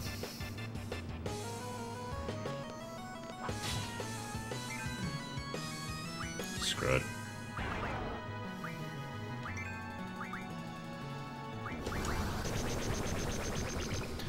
Oh my god. No, you don't, Lucas. You get a GF from the next boss. Most obscure lore fact that most don't know. God, I don't know.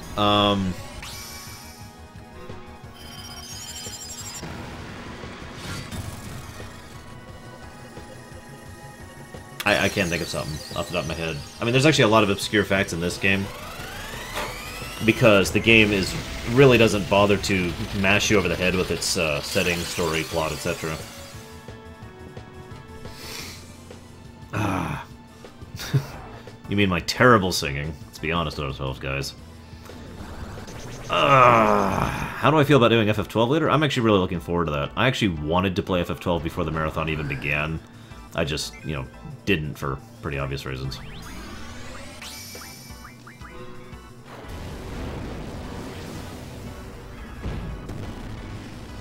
Hey, Jeremony.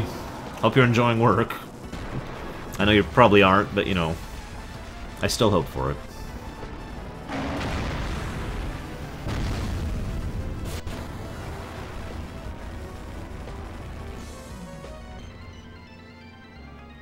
One thing I don't like about this game is the bosses, I feel, have too much health. Every level you gain gives the bosses, well, let's just say a lot of health. In the several thousands in most cases. So every single level you gain gives the enemy several thousand health. It's just like, God, really? Whatever. So yeah, I feel like a lot of the boss battles just get really boring. There's nothing difficult, really. Nothing exciting, just dull. Most underrated numbered FF that was released in North America. 5! Without even question or hesitation. Because 5 was released in America. Not as much as it should have been.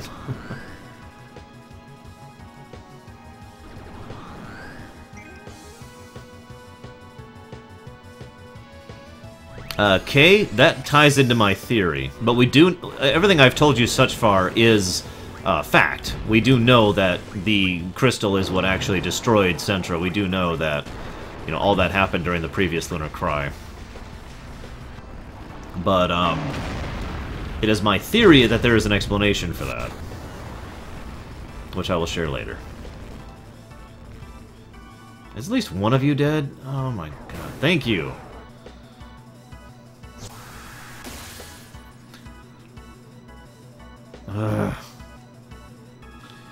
And yes, I remember how Renoa had no lines in the game, in the demo.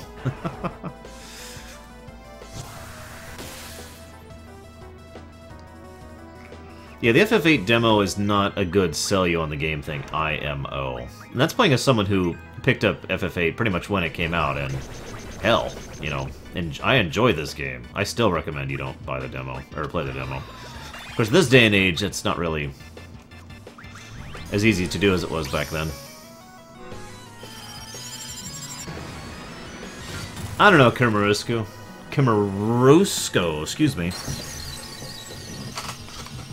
Most underrated FF that... Okay, so Stoop, your number system includes 4, 6, 7, 8, 9, 10, 12, 11, 12, 12, 10, 2, 13, 13, 2, and 13, 3? I mean, really? Those are the ones you're limiting me to? I mean, I guess. Don't kill her.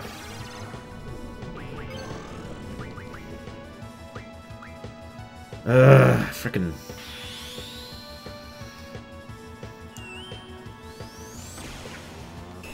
Just for that dog cannon! God, this boss fight is irritating.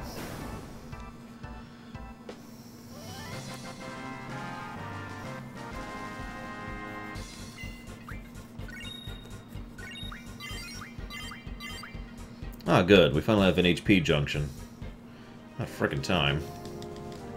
Yes, yes. They might be coming any minute now. Let me heal! Let me heal! Thank you! God.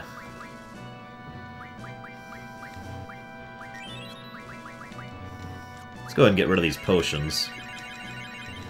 No comment, Takeda. Also, I don't talk about 13 on the stream until I'm playing 13. It's a new rule. I got sick of people talking about 13. Okay. Vitality. God dang it, he's still only level 7.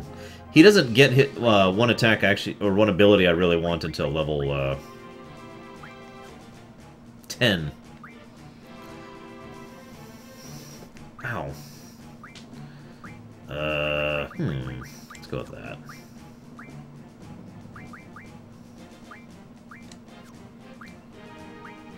Nah, he's still learning HP junction. Quick, I need everyone to constantly remind me to draw, excuse me, Leviathan, or else I might forget.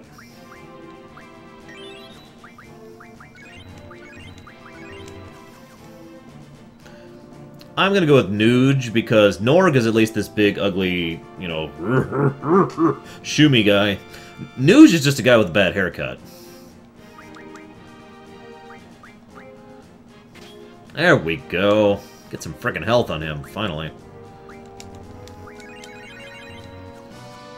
Ugh. God damn it. There we go. Seriously though, Nuge.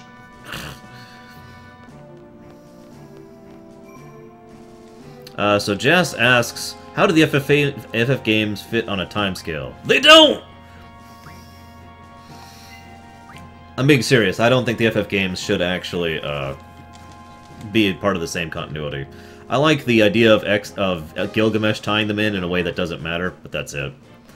So Stoop asks, which game was I most hyped for that ended up heavily disappointing you? Fable 1.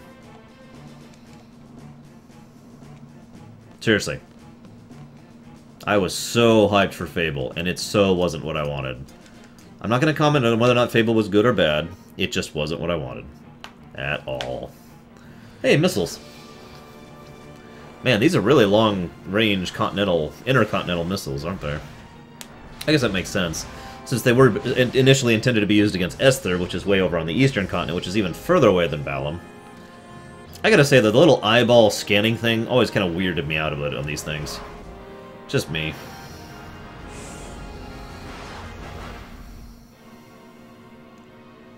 One versus one all-out tournament between all FF main characters. Who wins? Cecil, because he convinces them how stupid it is to fight, makes them all join forces, and then they go defeat the crap out of whoever forced them into this situation. Because Cecil. Any questions?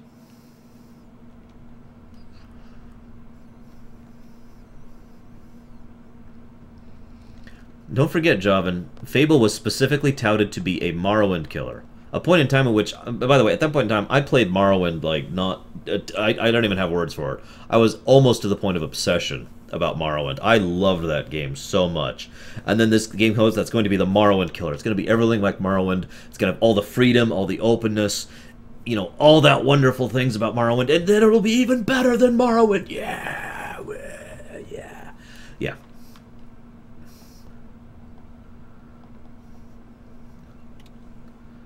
So, I like this because Squall comes down here and has absolutely no idea what he's doing. Not a clue.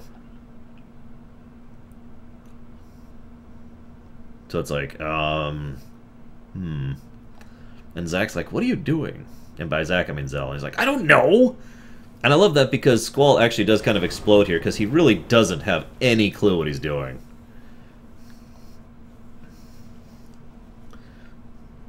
Ugh.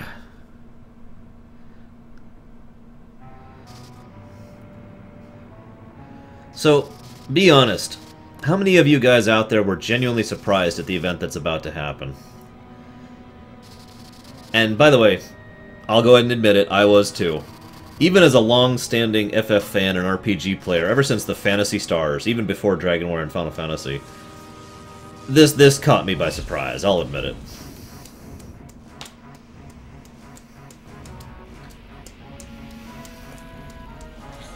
Sid, you might want to move! Okay.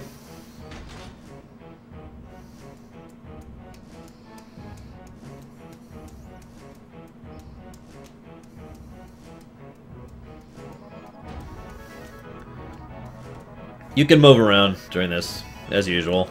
Oh my god, I'm freaking out, man! Oh my god! Well, yeah, I was pretty surprised by this.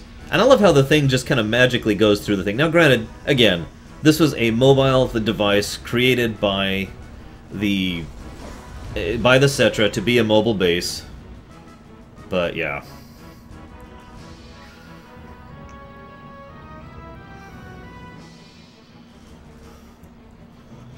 I mean, the idea of having an airship, that's not surprising. I mean, again, I've played these games before. But the fact that the frickin' garden turns into an airship was just like, whoa!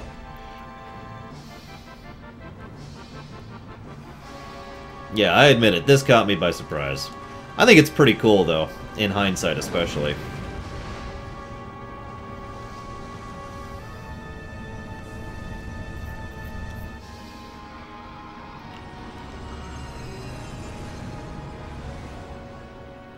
We made it, guys!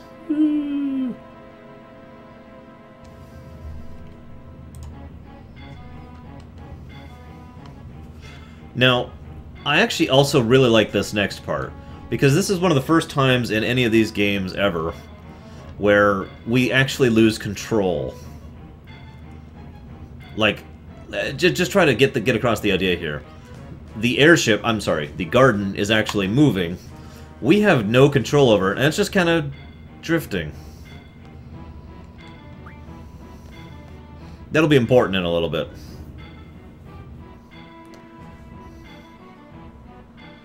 Yes, this is the slowest airship ever. Even slower than the Invincible.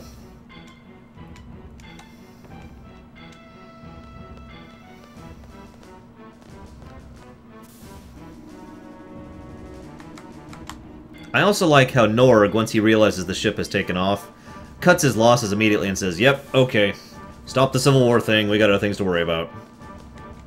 It's just very in character for him.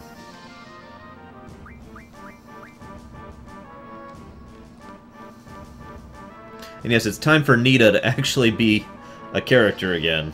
I'll point out why that's significant when we get to it. Rory, the actual answer for that is we sabotaged their targeting system significantly. And that's why they missed. Oh, right. Emergency exit. Let's not do that right now. But yeah, this isn't really an airship in any traditional sense. This really is much more of a hovercraft. This is one of the cutscenes you can actually be stuck at permanently if you do certain things wrong. Only on the PS2 version or the PS3 version, though. Basically, it has to do with the cutscene playing just a little bit too fast on the emulation, and then you getting stuck because the cutscene never finishes cycling through, and yeah. There's a couple scenes like that where that happens.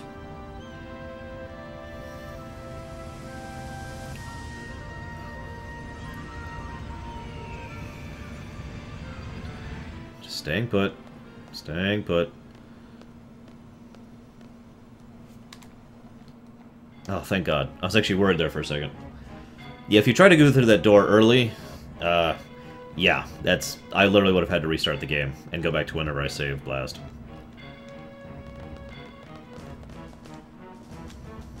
Yeah, Hover School. Think about that. Of course, I always kind of worry about the kids here who have family that aren't at Balam, and yeah.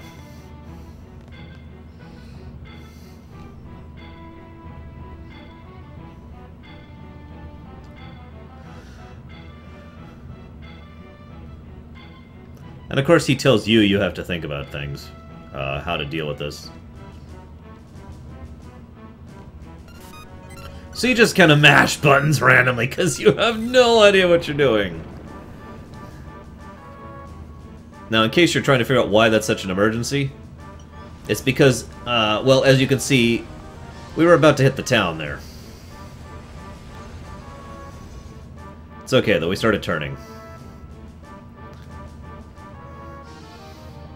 It's alright, though. When I say hovercraft, I pretty well mean it.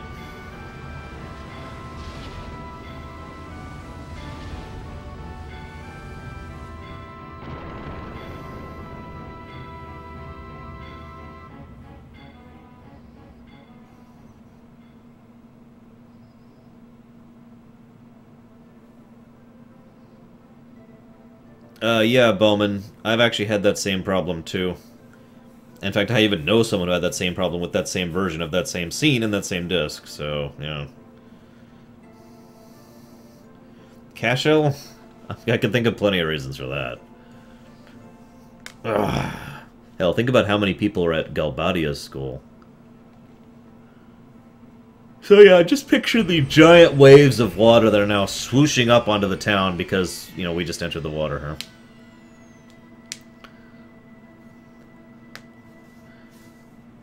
You know the funny thing about that, Kay, is while you're right, every time they do it, it actually works. So, it's like, okay, quick, Squall, do something, okay! And then it works, so then they just kind of keep asking him to do things because it keeps working. Oh yeah, they have the one tiny little line to explain why there's no more combat within this area.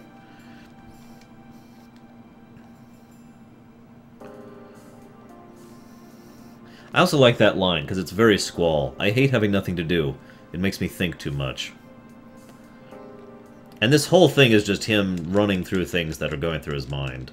Worrying about Selphie, worrying about the Sorceress, worrying about Cypher, wondering what's going on with the Adia thing, you know, just tons and tons of things.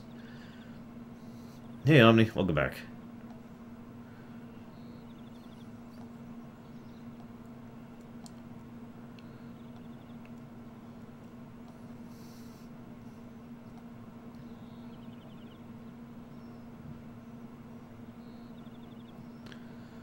No, let me save. Thank you. If you don't have Rinoa here, this cutscene plays out completely differently. That's actually part of why I brought Rinoa.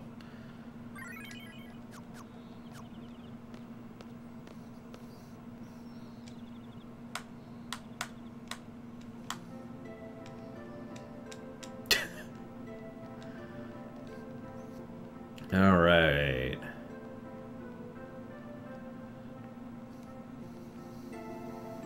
That's the cafeteria. That's the parking lot.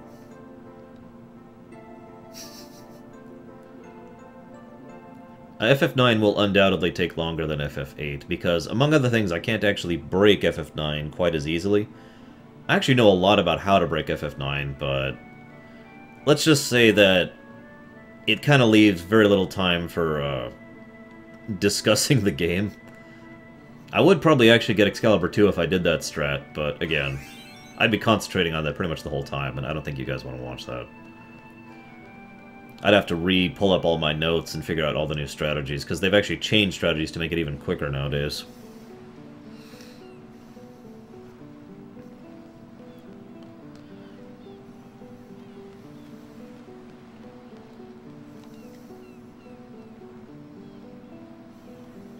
Yes, you're on a never-ending journey. On a flying school. I love how... I'm sorry, I just have to comment this. I love how incredibly blasé everyone is about the fact that we're on this giant, floating... This is the school that we've been going at for however many years or months or whatever at this point. And it's just flying now. Except now it's actually sailing at the moment. But I mean, yeah, really? Everyone's just like, yeah, sure, whatever. Nobody even is remotely bothered by this. If I was in here, I wouldn't have even let go of this for like a day and a half. I'd be like, we're flying. By the way, I think Sephiroth would rip Squall in half with his pinky. Even if Squall had all his Guardian forces, Sephiroth would still just way too much for him.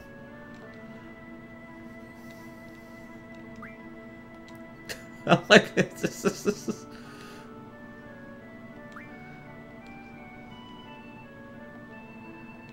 Aw, Squall's a dick.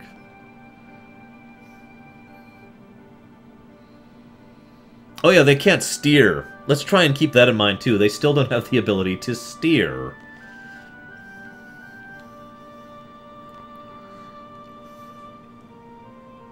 Yeah, Omni, I already went through the Civil War, if you could even call it that. The Civil Skirmish? Yes, I am saying Squall is weak. In the overall concept of the FFs, all the characters in FF8 are actually quite weak. Sephiroth versus Terra, now that's a little bit closer. Because Terra actually has a tremendous firepower behind her in lore, especially when she actually lets herself go. Alright, so, Ready for the boss fight of doom. Oh yeah, they also can't stop. Kay is correct about that, too. That'll become a problem in a minute. And in my opinion, the funniest scene in the game is going to be happening after this boss fight. So pay attention, guys. This is the one and only actual cuss in all of FF8. What game do I think has the best music overall? Hell, I don't know. FF4, FF6, and Chrono Trigger all leap to mind. Secret of Mana's up there, too. Ultimecia is kind of weak, but not really. On the scale of FF villains, she is pretty far down there. But, well, we'll get to it later. Squall versus Sora? Gee, let me think. Oh, that's right, Kingdom Hearts showed me what happened there. I'm kidding, of course. There it is. I'm just going to leave that up there so you can enjoy the one and only cuss. He actually says it twice. He says, there. And this is Sid getting very, very upset at these people because, well...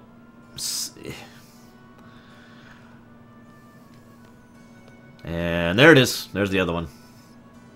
Fun fact, they had to actually really work to get these things through the censors. Genuinely. Just to get those two little mentions of that word. Go figure, right?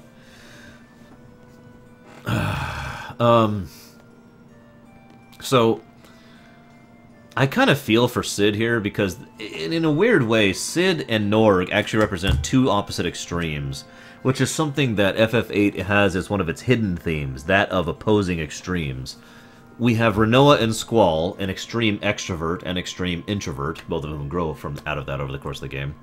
We have Norg and Sid, an extreme realist and an extreme idealist, respectively. And we have the extremes of Cypher versus Squall. We have the extremes of Rinoa versus Ultimecia. There's quite a few like that, but the long and the short of it is that's one of the hidden themes of the game, examining two sides of the coin when they go to an actual extreme. So Sid, I kind of feel for him because he is an idealist. He is trying to save the world, and he's trying to take care of things and all that fun stuff. But to him, the reality of actually making that happen shouldn't matter. The fact that we're at the point in which we need to save the world is all that matters to him. He doesn't care about the money. He doesn't care about Norg's claim on this place. He doesn't care about anything he did.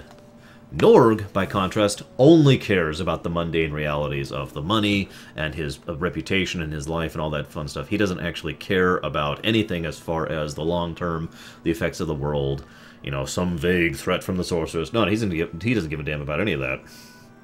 So I just think it's interesting.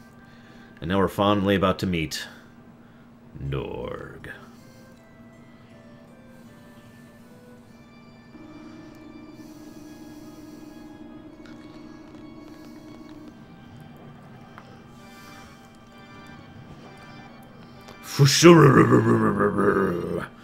I actually had a lot of people ask me to do a voice for, No, I didn't, Stoop. I have banned no one. I had a lot of people ask me to do a voice for Norg, but I have no idea how to do Norg. I know how I pictured it in my head, but I can't do that.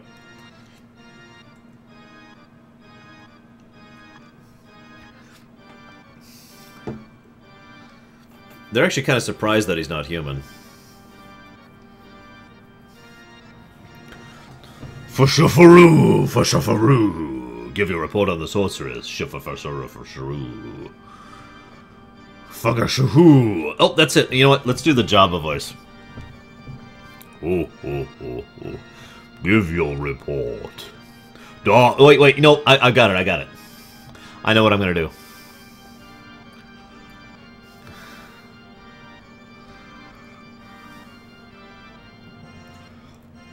No, Takeda. X-Death is far stronger.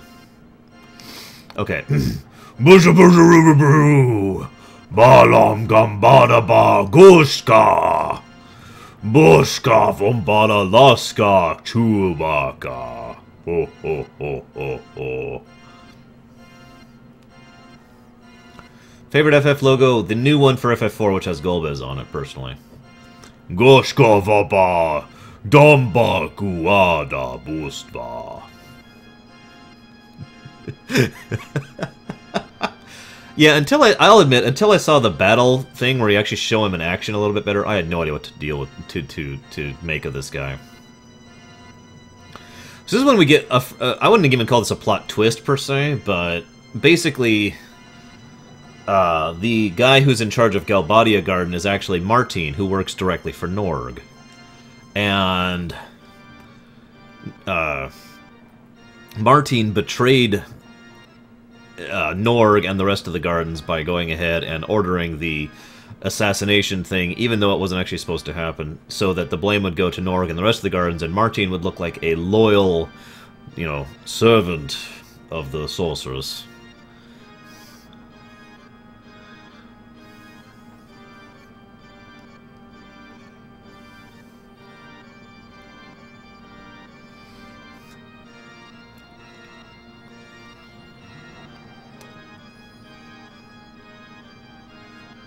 And this is when Norg admits that he was intending to go ahead and give all the seed to the sorceress and pretend they obey her to save his sorry hide. Again, very Norg. And he asks, why aren't we fighting against the sorceress? Norg's response, though, again, speaks to his personality. He's very much a realist. You lost to the sorceress, so quit your whining. You don't have the right to say anything because you already tried that and it didn't work. I prefer Tetsuya Nomura's art, personally, Fat Squeak.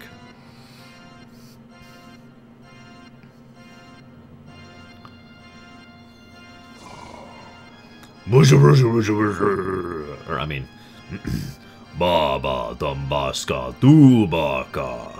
Oh, oh, oh. Let's go ahead and talk about one of the single most forced lines in the entire game. This line really, really should have had a little bit more localization.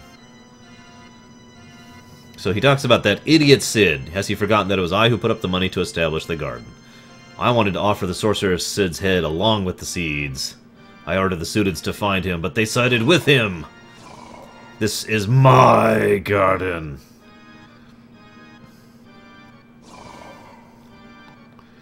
And this line right here is the worst line in the game. This is so terribly written. Is it Cid's and Adia's, that pathetic married couples? Now you can tell what they were trying to do. They were trying to push out the idea that Cid and Adia were married, and this was when we first find out about it. But this line is just really poorly written. There's no other way for it. I feel like they were trying really hard to get across the idea of what the Japanese in that says, because there's a lot of Japanese words for that kind of relationship. But instead they just go for married couple, which just doesn't work in English. I'm sorry. And so this is when Norg kind of loses it, says, "Aha! Cid and Adia are working together to steal my garden, and you're one of Cid's followers, now you must die! Ho, ho, ho, ho, ho, ho, ho, ho." Hem.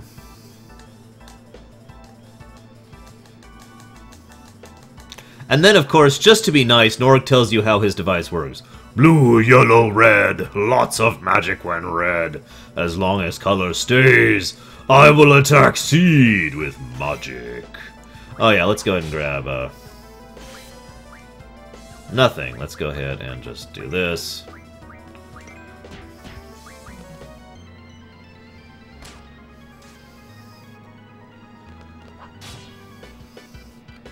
No, Omni. God, have a little decorum.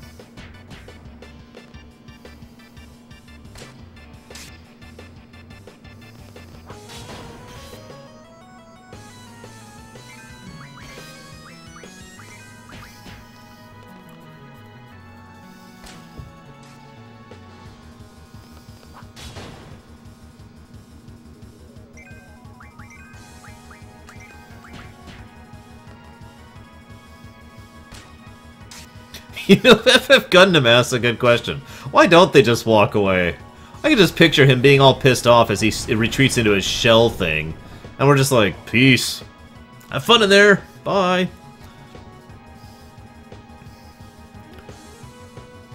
Man, his hands just look weird. I'm sorry.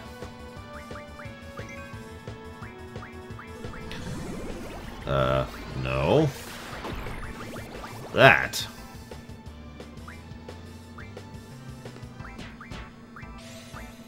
Ugh, target him. There we go. We ripped Leviathan out of him.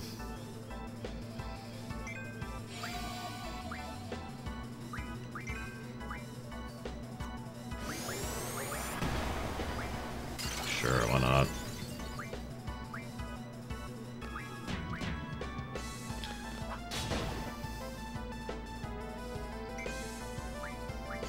Ugh, I hate how it always defaults you to that stupid thing on the side.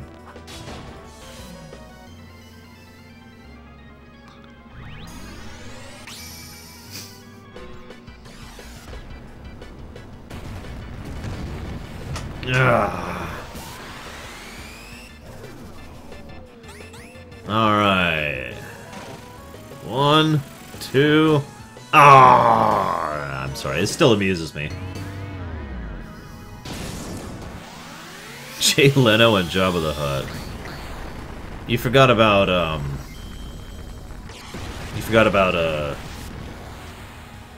George Lucas. There's a little bit of George Lucas in there. You know, with the neck thing. You know what I'm talking about. Don't pretend you don't.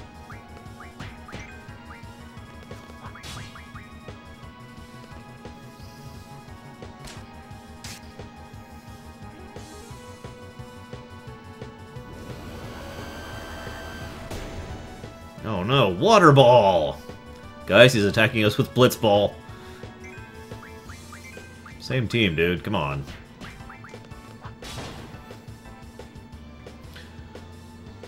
Yes, there is actually Permeus, but it basically has to do with what the Guardian forces actually are.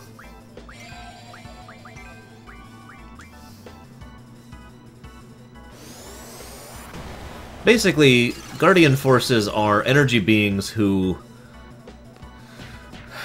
Well, admittedly, they're kind of... this is going to sound similar to something I talk about in FF9, but they're based off of thoughts, emotions, impressions, that kind of a thing from individuals or places or whatnot. Some of them actually went around, some of them go, "I'm afraid of you!" And then he dies. Most dignified last words ever. That was Tidus we just defeated. Tidus really let himself go in his old age. Right, what are we renaming Leviathan? Let's look this up really quick. What are we renaming you? Just leave the boss music playing here. Oh, okay. Well, in that case,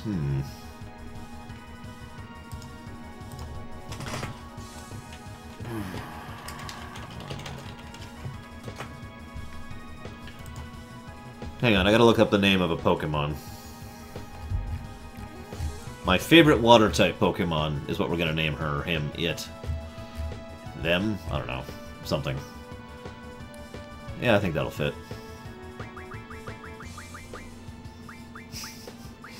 Exactly, Bowman.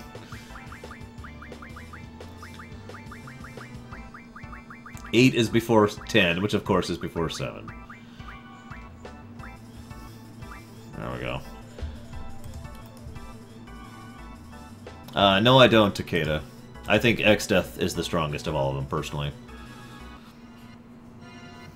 Back to the creepy music, now that he's an egg. Yes, by the way, that's an egg, that's what it is. It's because the Shumi, when they die, they kind of reincarnate into a new form, and so Norg is actually going to reincarnate into something. We don't know what. In fact, I'm pretty sure we never find out what. But the Shumi do actually come back here later and apologize for how terrible he is, and talk about how they're going to go ahead and watch over the egg. His birthing egg. I don't even know what to call that. Bleh, whatever. Screw you, Norg. You're dead. Enjoy your death, boy. Should have laid off the cheesy poofs.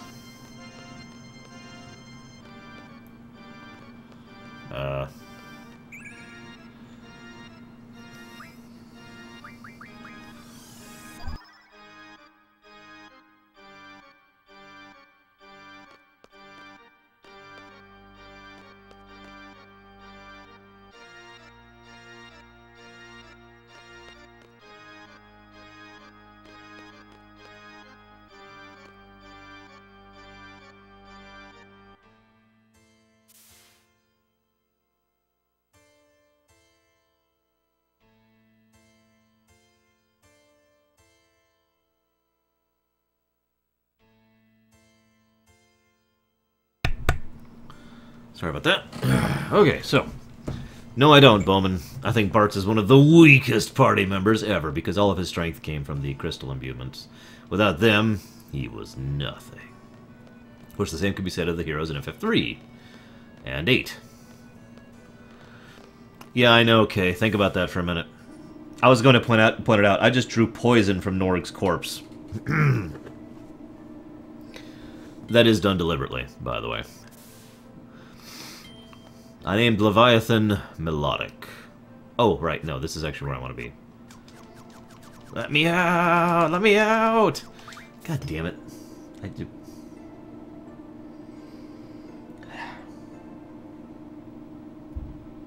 Now, Bart is definitely the best piano player of the FF characters. I mean, Cloud didn't have any idea what he was doing.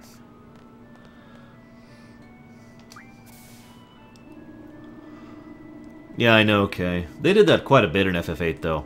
There's some songs I know some people never hear in this game. In fact, I bet if I played this song right now... Hang on. You would probably be like, where does that music play? And my answer would be, I actually don't know. I mean, I know generally, but I don't know specifically.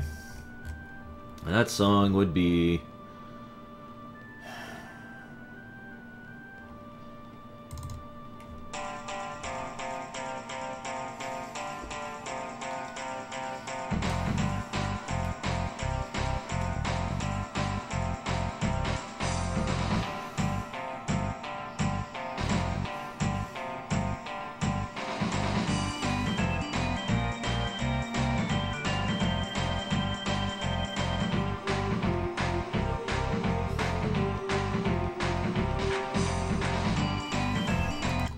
I'll stop. But yeah, how many of you never actually heard that song in the game? Just to name one example of that. It is a Chocobo theme, but it's not the Chocobo theme. Of course, most people go through this game not even getting Chocobos, for that matter.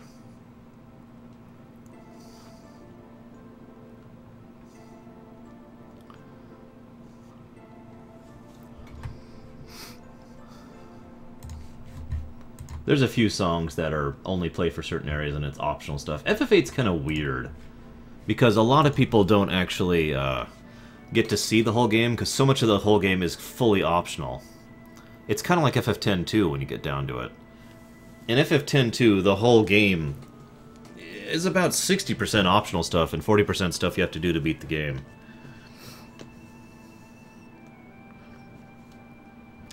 So this is it. We're gonna do it. We're gonna make the report. No, no, it's not necessary. Nobody needs your report, Squall. Oh, god damn it, man. So there's all sorts of stuff here, but let's just go ahead and move on, because I already told you all the lore stuff about what you find out here. Yeah, there is zero purpose in getting a Chocobo in FF8. Do I have to do all these?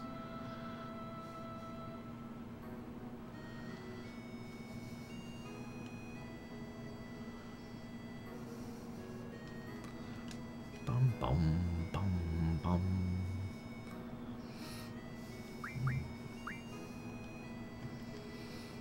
Yes, you can FF Gundam. If you do it in a certain way. You have to do it on purpose, basically. Or, actually, that's not true. You can do it on purpose, or you can do it if you're being negligent or not paying attention, basically. But, yeah.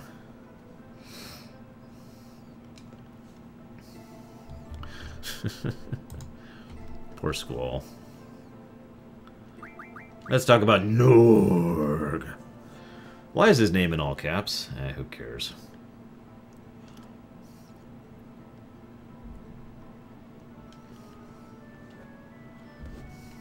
So yeah, fun fact, the whole mercenary army thing was literally done just to fund the whole fight the sorceress to take care of the future thing.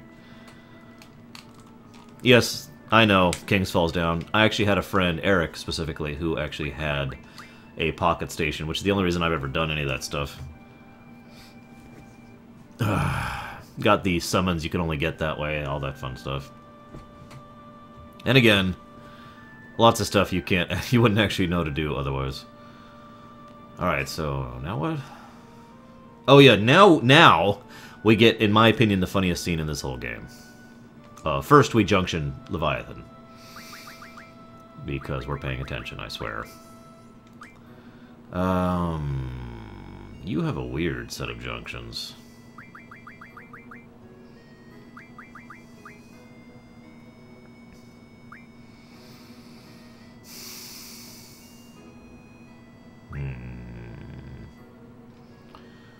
We'll go ahead and junction you. Hang on. Yeah, to her. Go, Melodic!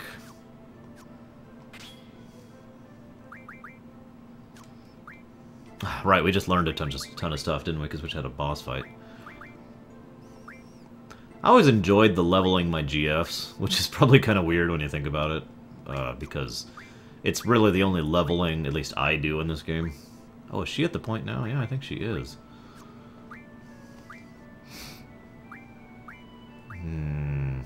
Yeah, you just stay on that, Ifrit. And you stay on that. You stay on that. You don't do that. That's useless. Okay. Sorry about that, guys. So, you know, I need to stop hyping up this scene. It's not that funny, but every time I see it, it makes me laugh.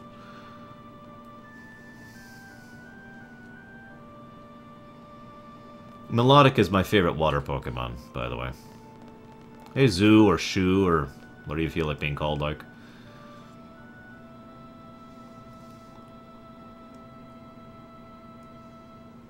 I'm debating that, Kay. I was thinking about waiting until I go ahead and have the Ragnarok, but I haven't decided yet.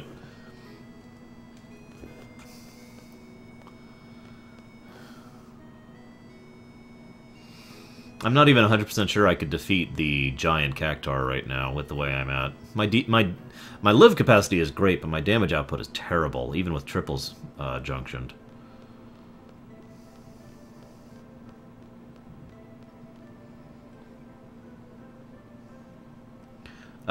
There's no lore explanation for the heavens closer to hell and heaven, no. They're just... I mean, other than the fact that one's up and the one is at where the North Pole would be and the other's at where the South Pole would be, basically. The Pocket Station summons were the Moomba, the Moogle, and I feel like I'm missing one, but there was another one.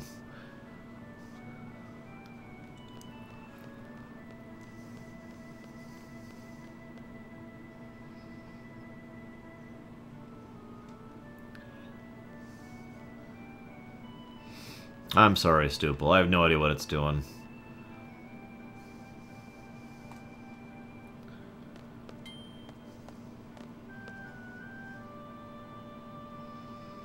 Oh, well, hell with that, Kay. Why would I go? Well, I guess I could get AP off of Cactars. See, the fun fact about Cactars is they give virtually no exp and tons of AP. If you've been paying attention at any point during this run, I don't have to explain anything else.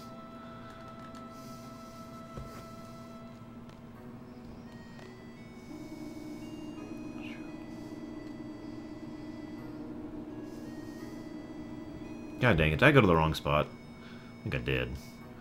Back down.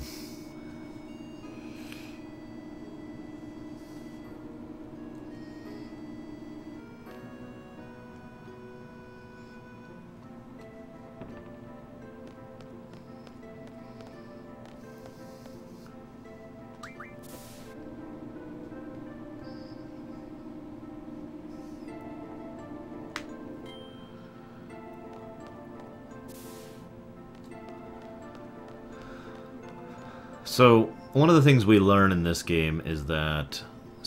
Tal, I've already given one of the overlying themes, and that is extremes, opposing extremes. One of the other themes is love, the primary one being between Laguna and Rain. And the last one is about cycles. We'll talk about that one last. Tell me this is where I was supposed to go. Okay, thank God. Hey look, it's a ship. The overall theme of this game is on the list!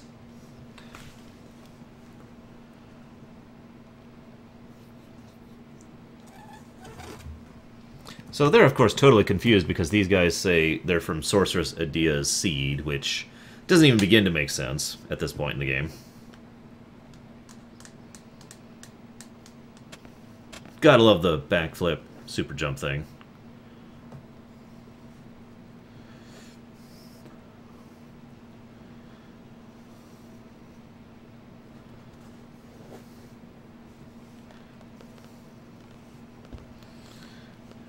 Hey, Sid. You are just kind of discouraging for a Sid, I gotta tell you. FF13's theme is not talking about FF13 until we get there.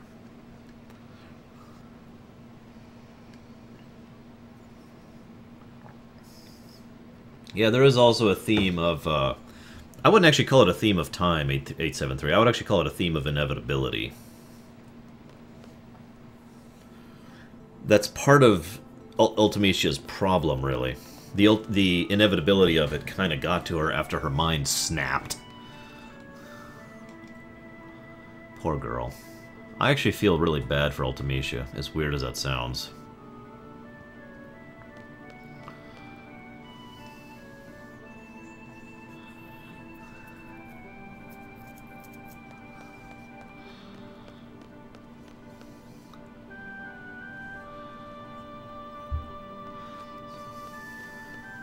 That's the rule, Stoop.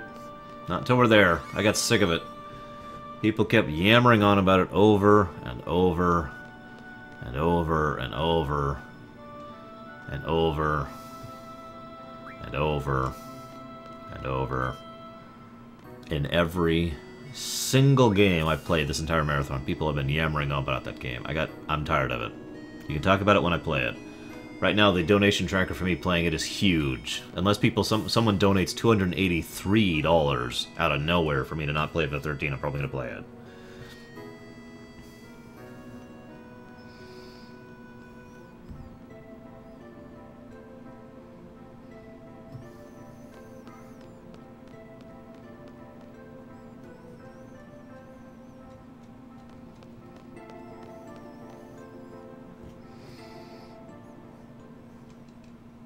So there's Alone. It's time for some answers, guys.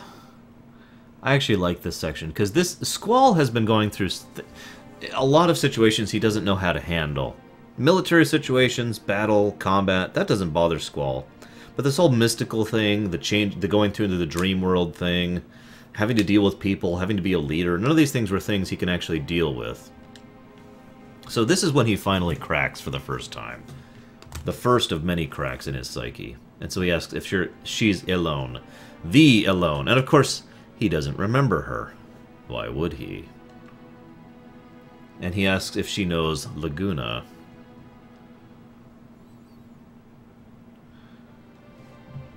And then he just splits. What is happening? What do we experience? Now it's funny, she says it's hard to explain. Which is true, but at the same time it really isn't. That would be funny, Kingsfell's down. But this is when we find out for the first time that we actually were watching the past. Not a dream world, not another dimension, not some kind of weird thing. Just the past.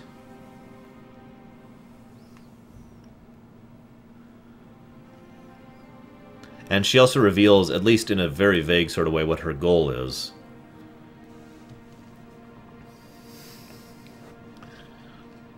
Why it is that she wants to do all these things. It is to change the past. And Squall, that line right there gives away why he snaps so hard at this point. Don't count on me. Don't rely on me.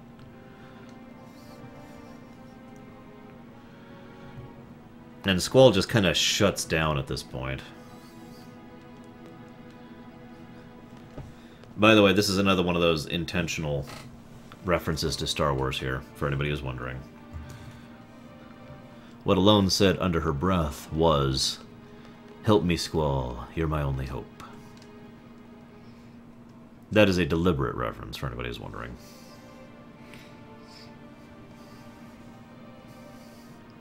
Why do people depend on each other? In the end, you are on your own.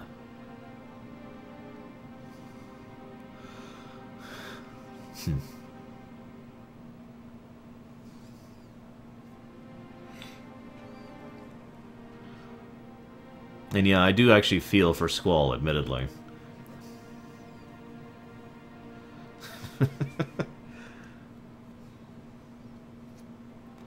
He's been through a lot, and he has no idea how to deal with any of it. Literally has no idea how to deal with any of it. Cool ship, by the way.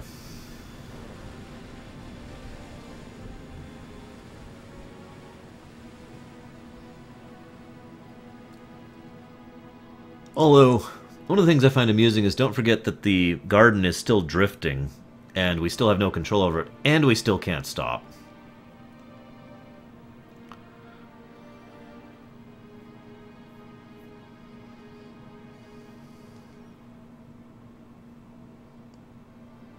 This is the first of several times that we see a flashback. That's Squall right there, crying about his sister who abandoned him when he was at this orphanage. At least, I should say, it's his opinion that she abandoned him, because he has no idea why she left. Yes, I did King's Falls Down. Believe me, I did. Sometimes, even knowing where it is, I have a little bit of hard time seeing it. Hey, Stoop. Nice to see you in the real chat.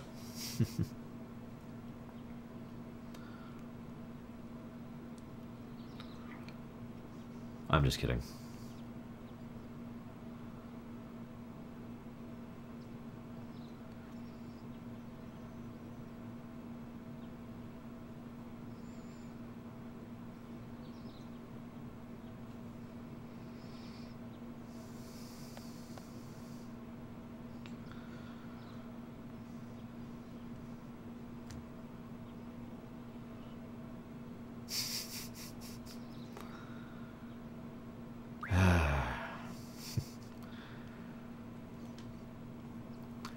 I don't know if you get the reference there, but because people kept calling her a princess back in her spoiled brat club,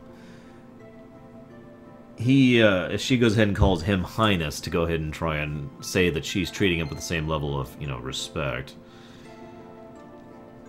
I love this, by the way. I love the timing of this. I'm sorry, I went a little too quickly. So he finally gets the line fixed, and yes, the intercom is fixed. And the very first thing he says is, "Wah!" Wouldn't that just freak out everyone? I mean, seriously, all the kids have been through all this crap, and people trying to kill them, and monsters are running amok. And then he's like, "Yeah, we've got things fixed." Ah! That's the first thing you hear. So, this is the funny scene I've been referencing. This scene makes me laugh every time I see it. Not that.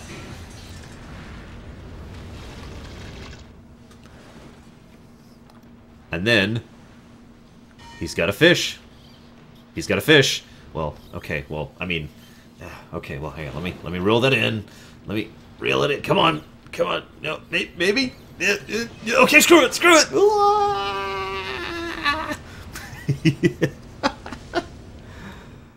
I'm sorry. That makes me laugh every time.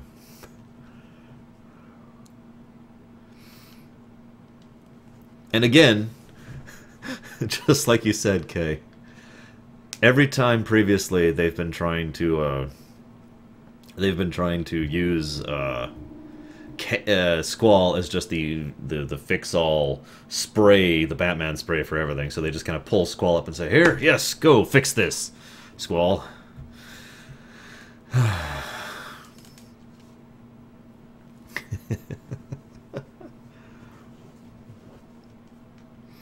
So yeah, this is Fisherman's Horizon. This is where they actually did the work on refurbishing the 3 gardens to use them to make them gardens. The 3 shelters, I should call them, to make them into the mobile gardens that they would eventually be. Rather convenient, really. Bio, we have to do the fisherman scene. We reunite. We're gonna have control over the airship, and then I believe we go straight to Trivia Garden, and then it's the scene. What time is it? Okay.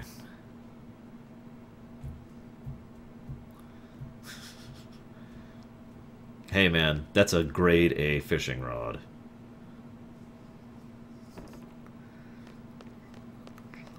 Adam West, don't care about the cipher card. I want to go to the second floor. Adam West. Adam West. I'll stay hidden until everyone else is gone. couldn't possibly do an Adam West voice, though.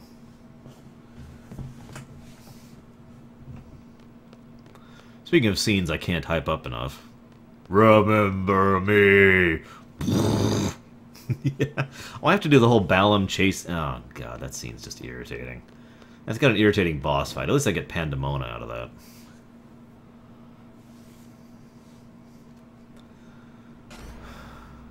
Hey, guys. Word up, yo. We're, sorry about crashing into the crap of everything. So, I agree with the idea of pacifism with a degree of moderation. But these guys piss me off. Well, not these guys in general, but mostly, the mayor pisses me off for the severe extremism of pacifism he shows. But again, that's going with the theme of the game of extremes. We have the extreme of pacifism literally alongside the extreme of violence that the Galbadian soldiers that come here do. Adam West, Adam West. Wait, we're in Fisherman's Horizon. Adam West, Adam West, remember me.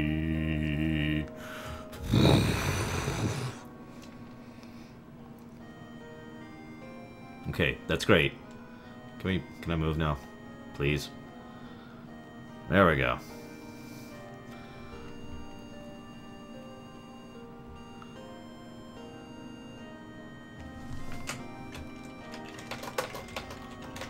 Hey look, it's the moon again. I'm sure that has nothing to do with our story. I'll admit, Fisherman's Horizon's pretty cool looking. The massive solar-powered thing.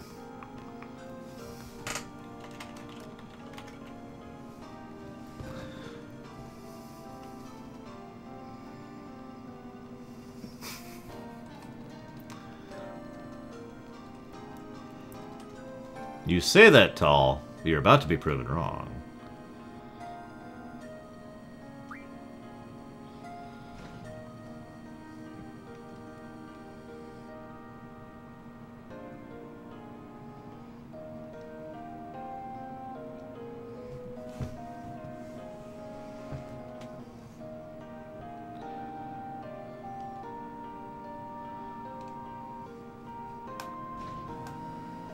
I like this song too, by the way. I like most of the music in this game. There's just a couple I don't.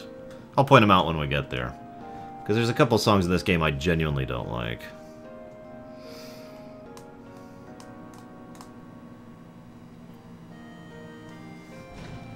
What do you mean, Yoga? I already sang it. Come on, man. Pay attention. Yeah.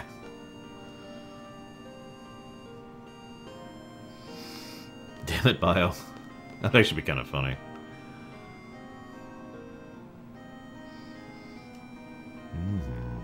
Yep. Oh, damn it, now I'm hearing it in my head. Every time the music in the background does that little dun-dun-dun, I'm just thinking, Adam West.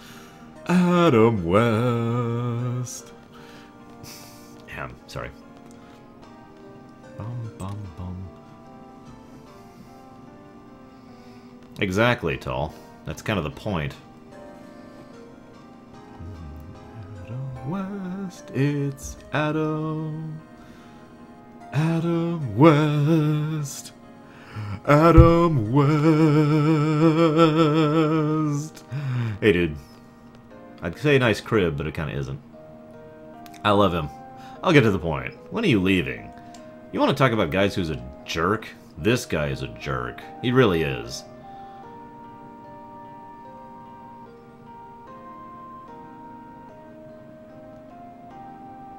I mean, I'm sorry, but he really is. Yes, I played and beat Mario's Missing, too.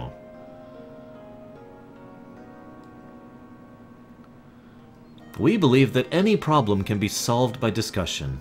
If you reach a mutual understanding, there is no need to fight. Violence only leads to more violence. We believe your presence here will attract violence, which is ironic because on the one hand, he's totally right. And on the other hand, he is completely wrong. Psst, the fact that he's wrong is the one that's correct. Seriously, he is utterly wrong about this, because even if we weren't here, Galbadia would have shown up and then burned this town to the ground and killed everyone here. Not actually kidding.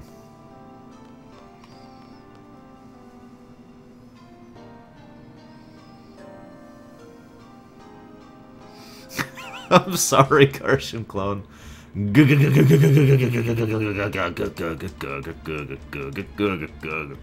Adam, West Adam, West Adam, West Adam, West Adam, West Adam, West Adam, West Adam, West Adam, West remember me. Sorry, I'll stop.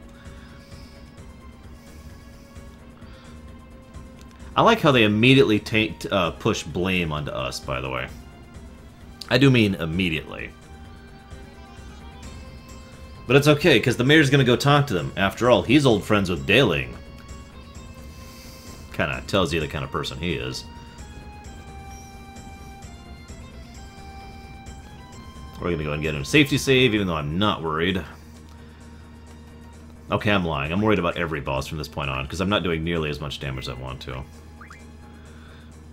Martian.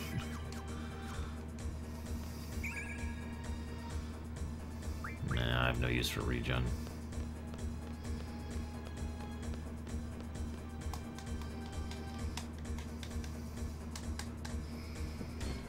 Probably Drew. Especially given the amount of electricity that's being pushed through the area and the solar energy and all that other fun stuff. Damn it, now I'm hearing it in my head. Adam, West Adam, West Adam, Adam, Adam, West Adam, West Adam, West Adam, West Adam. Just seriously, tell me you can't hear that. Okay, well, song changed again. Let's see.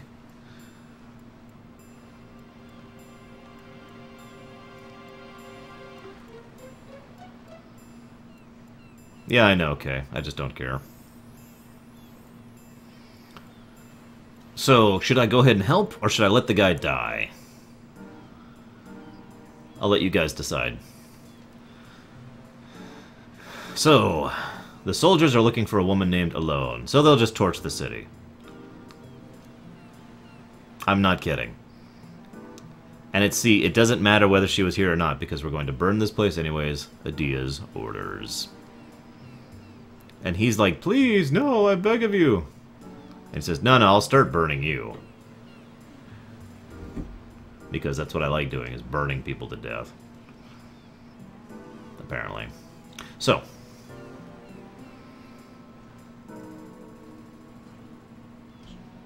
Should I save his life? Or let him rot?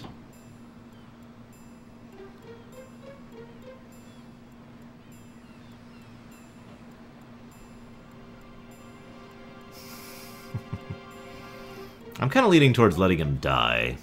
Maybe then he'll learn something. Yeah, we'll just go ahead and let him die.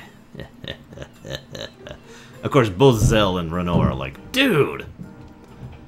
And then, of course, Squall himself says, what am I thinking? And then you go and help him.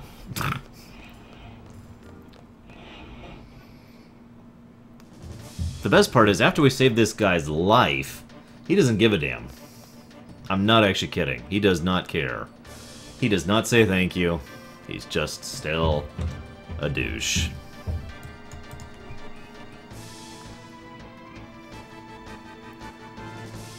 Squall even apologizes to the pacifist for having to kill these people.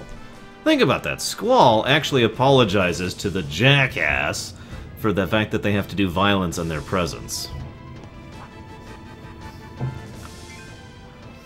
Think about that.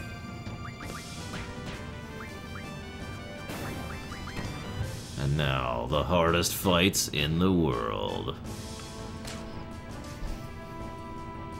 I wasn't actually being serious about that, by the way.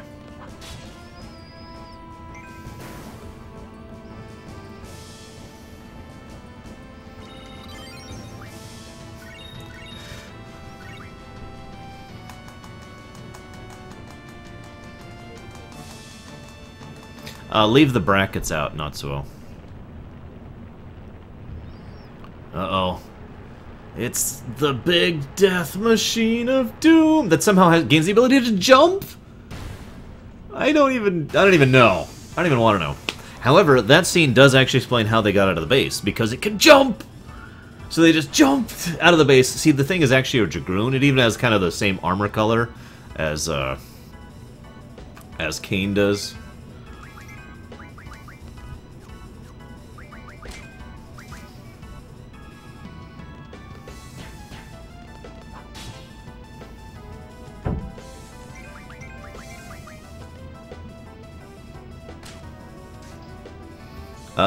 Not that I'm aware of, FF Gundam. Not in this one.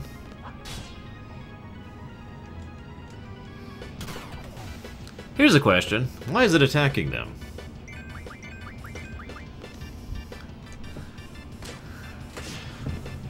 Well, there is actually a reason for that, but it's kind of a poll.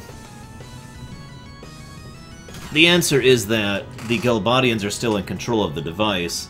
It's just that our 3 party members are actually hiding in the device. You know, basically stowaways rather than actually piloting the thing.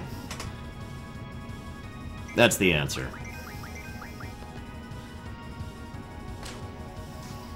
So I'm finally doing decent damage.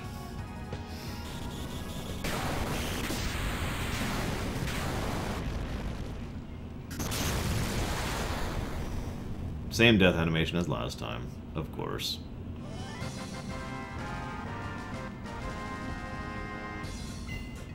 Yay, no exp.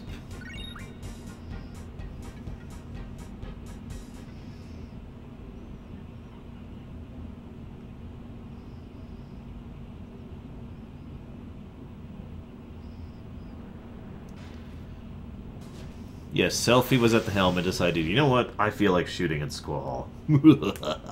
So yeah, they're alive. You may feel free to pretend you're shocked.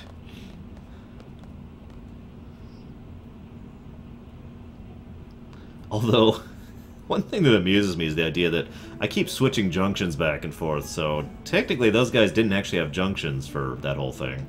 And that's why they were hiding in the compartments rather than actually piloting the thing, because they were like, oh god, all of a sudden we're super weak! All our junctions were ripped out of us! Damn it, Squall must have taken him back!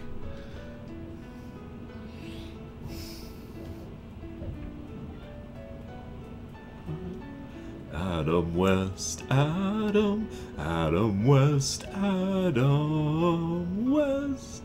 Sorry.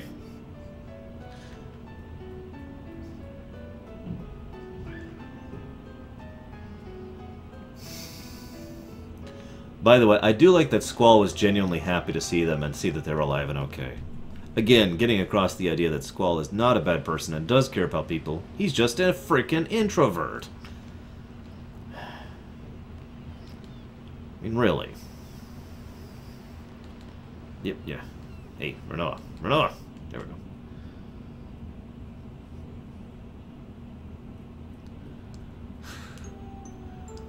I'm not doing an Adam West to this song.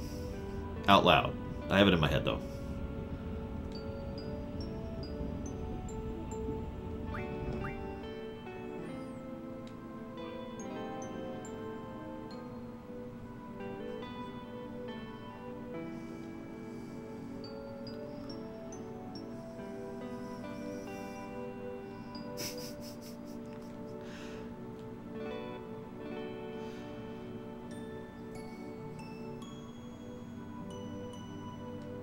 I also don't like this, but it is extremely in character. The extrovert, flirtatious girl who doesn't take anything seriously is totally just teasing with him, and he's actually taking any possibility of a relationship between him and her seriously. So he actually treats it with a completely different mindset. He actually flat out says, "I'm not thanking you."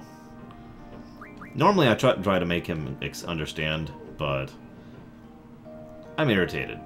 So I'm going to chop his head off and leave. There we go. Let's go. Don't look, chat. There's blood everywhere. It's terrible. Bio, it's from Futurama. It's it's something that still makes me laugh to think about it, but you have to hear the whole thing to really get it.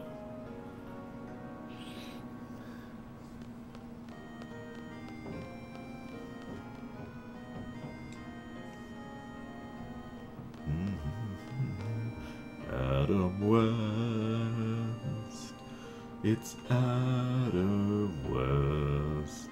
Adam Westing. Oh, sorry.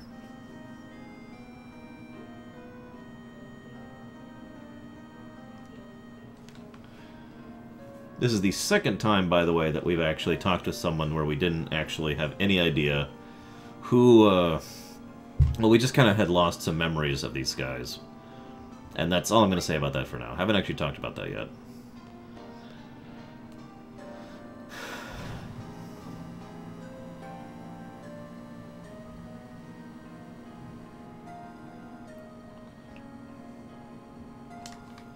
Hang on, Bowman. Let me see here.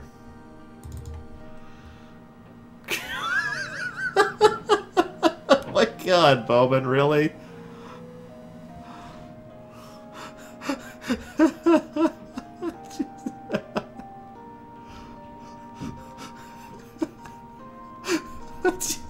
You realize that without context, that picture just looks like complete nonsensicalness. Like, there's nothing even beginning to be sense-making about that image, unless you have context.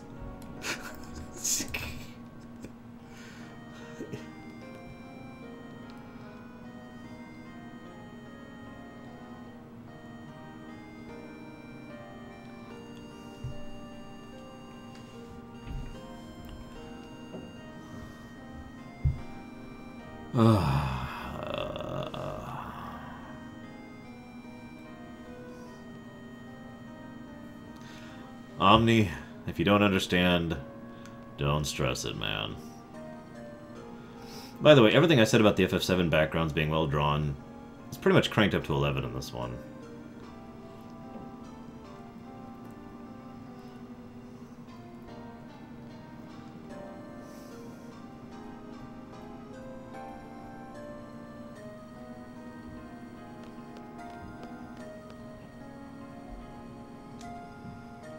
But seriously, they do a really good job with the backgrounds in this.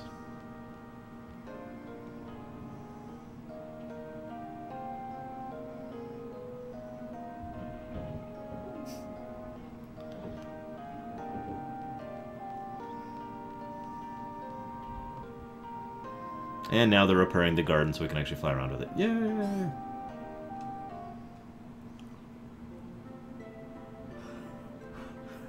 I need to explain this joke to my sister at some point.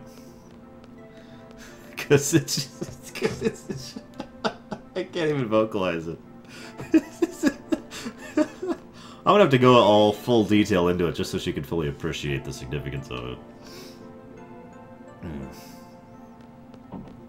Well, the art direction in 7 was a lot more harsh colors, which I do admittedly like over the more pastel look of FF8, but they did a really good job with FF8, and they really did a good job of making the areas seem coherent and larger than they were, because you see backgrounds and other pieces of the area you're in as you're traveling around, whereas in FF7, that didn't really happen. Not to criticize FF7, it's just they'd gotten better at their job. Really, that's all I'm saying here.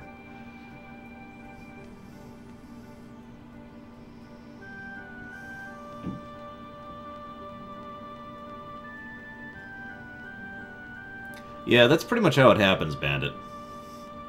It starts off as a joke that makes perfect sense to the people who make the joke, and then it spreads to people who have no idea what it is, but they're told it's funny, so they spread it around.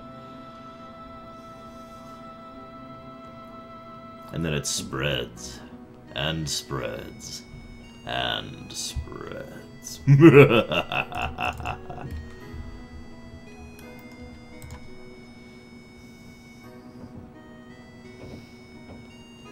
And look, Selfie's little band place is completely trashed. That sucks. So yeah, by the way, Selfie, the garden moves. You missed that. Also, there's some person who's kind of in charge who kind of conquers everything. Or at least he would have, but, you know, he's dead. We kind of killed him. So, yeah.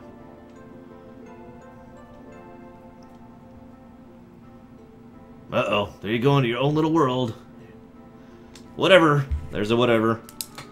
Gotta get that whatever. We're gonna have a lot of whatevers for the date scene here.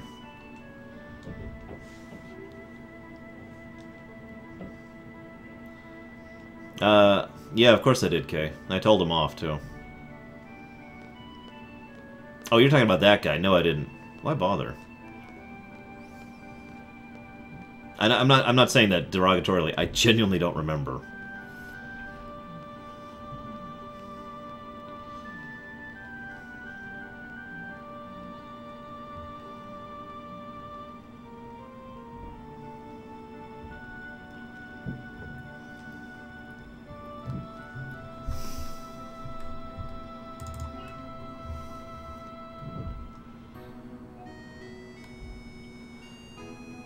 Damn it, Irvine.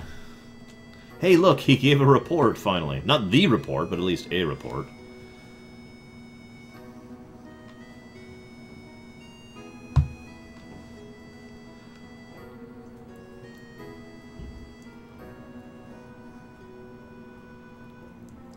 Actually not really, Tull. I have Enk None on, so, you know, he's not actually killing that many people.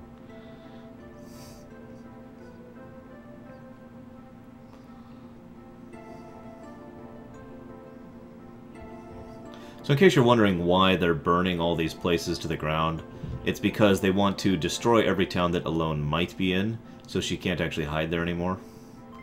And then move on to the next town. Oh, so this is another funny scene, by the way. So Sid's making a big speech. I have important news I must share with all of you. The garden is being repaired right now. Wait, that's not Sid voice. The garden is being repaired right now. We'll leave FH immediately after it's finished. We're going on a journey.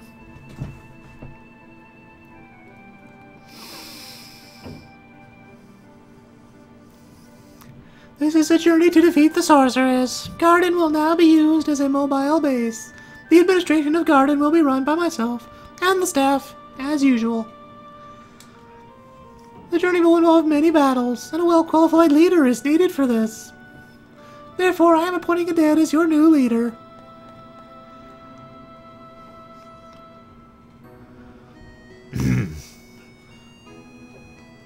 So anyways, yeah, this is when Squall is pushed up to leader position for, I believe, the 7th time at this point.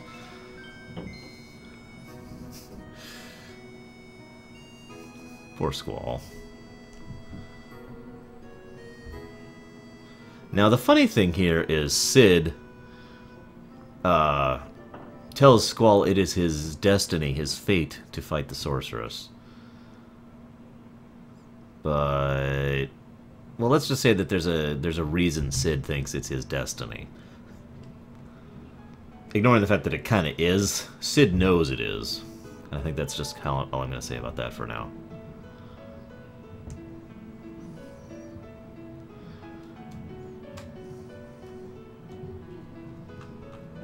And Squall asks a very interesting question. What would it feel like to give an order to kill your wife?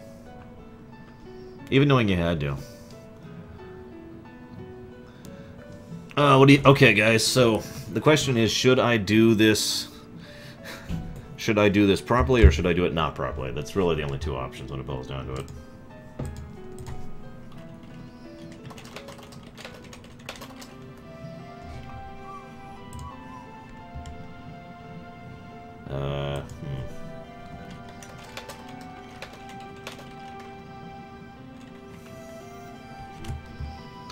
Thank you, Tall.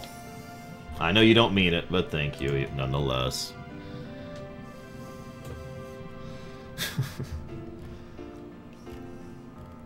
Bum, bum, bum, bum, bum, bum. There's the thing.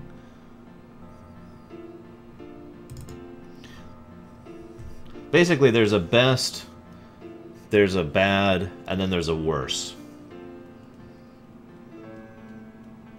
I'm seeing a lot of best, so we're going to go ahead and go with best. So, I actually got a thing here. What I find interesting about it is the Irish Jig is the best one, but the version of Eyes on Me is the bad one, and the mix of the two is terrible. Which makes sense, of course.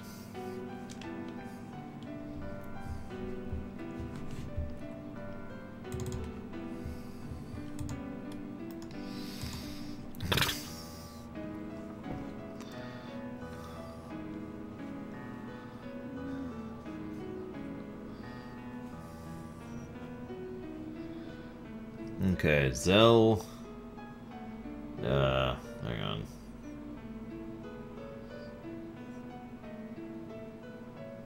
Guitar.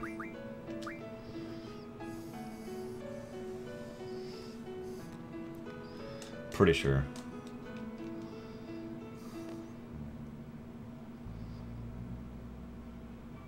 I think.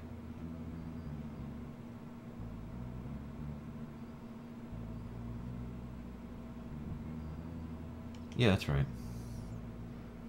I think? Hang on a second. Oh, no it isn't. I'm an idiot. Wrong one.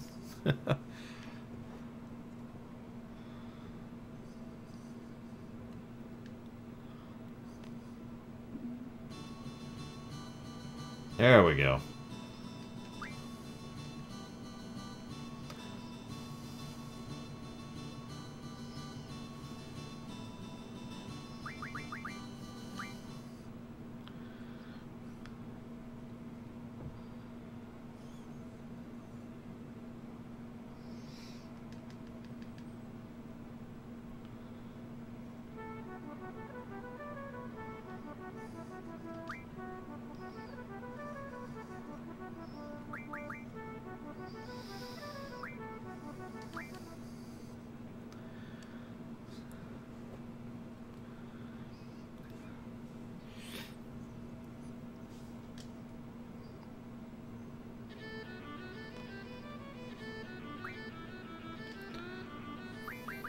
And of course I always leave Quistis doing the taps, because it just strikes me as a very her kind of a thing.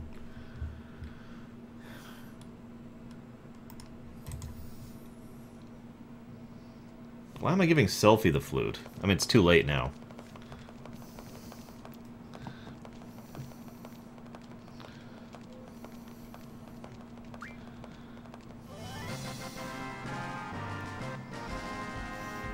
Speaking of someone who's actually performed music on stage and in a band, for that matter, before, I don't know if one night to practice a song I've never done before with an instrument I've never used before would really be sufficient.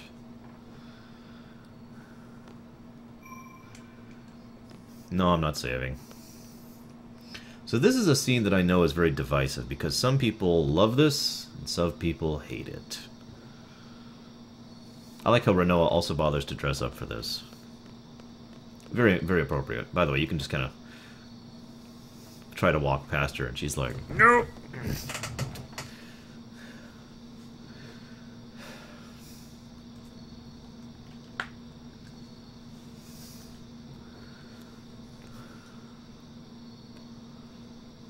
I know they do Torn, and they're a lot better at it than I am.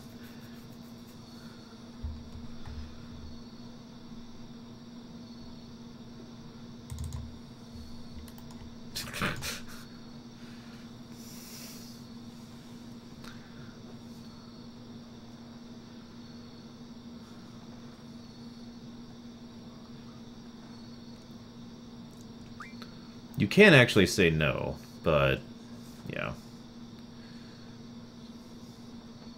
So I'm going to get rid of this now. By the way, you can actually get several cards in Fisherman's Isle, if you feel like it. And of course, we do find out that the concert is more than just for us, which I do kind of like. It's not just a friends thing. There's several people attending.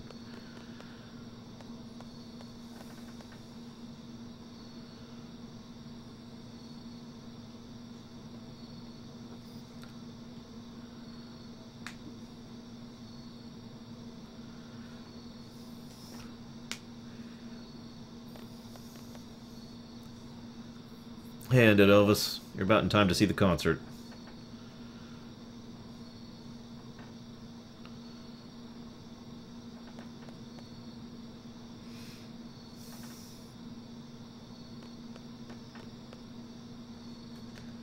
Tall, you should say that, I'm not telling you what the band was named. And we also played music that you wouldn't recognize, because it's not... We weren't doing covers, we were doing our own stuff. So, telling you the names of the songs wouldn't mean anything.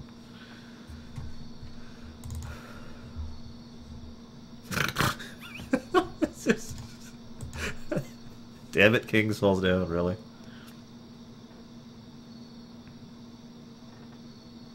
Oh, there's another one for the whatever.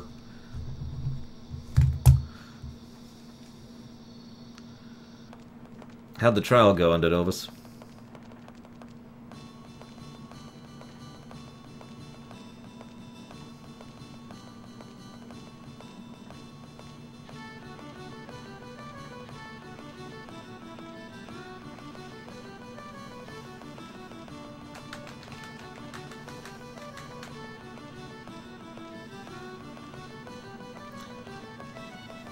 Okay, so, yeah, that's great, but we're gonna go over here. And here's the dirty magazine he left to mark the spot. Because Irvine.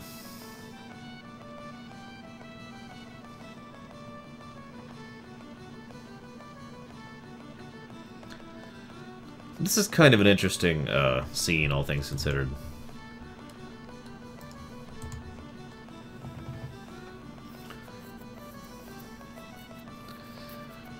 Because this is one of those weird things that I like, and at the same time I dislike it. Because this is about her and their various friends trying to get Squall to come out of his shell a little bit so that they, you know, to show that they care about him, to show that they actually are with him and that they're in this together and that kind of a thing.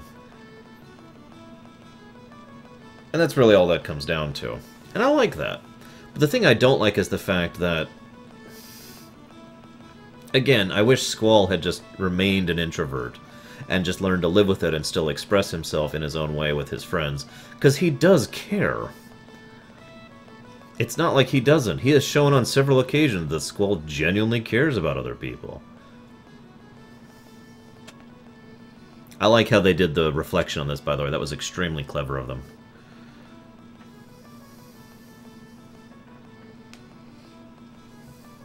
But what they're all doing is trying to basically break him out of this. Break him out of his shell. Kind of literally. I mentioned earlier the difference in extremisms between several characters, but Squall and Ultimacia both actually have the same problem. The only difference is... well, okay, there's actually like 50 differences. But... Squall basically believes in the same mentality that Ultimacia does.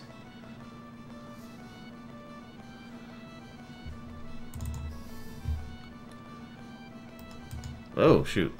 Hang on just a second. Lost my page here. There we go.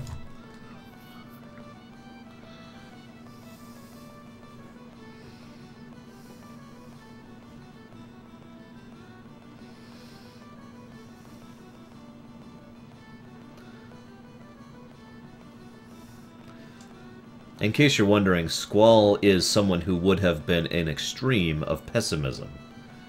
An extreme cynic.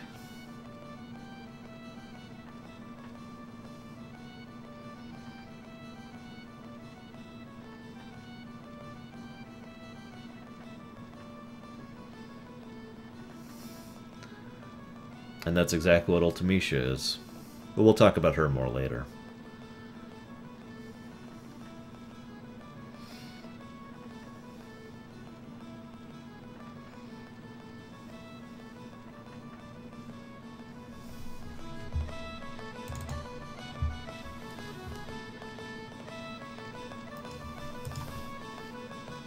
Which one, FF Gundam?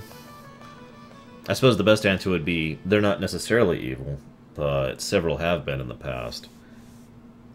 And by several, I mean at least 2 that we know about. So that makes a grand total of the 5 sorceresses we know about in the setting. 3 of them were evil. Make of that what you will.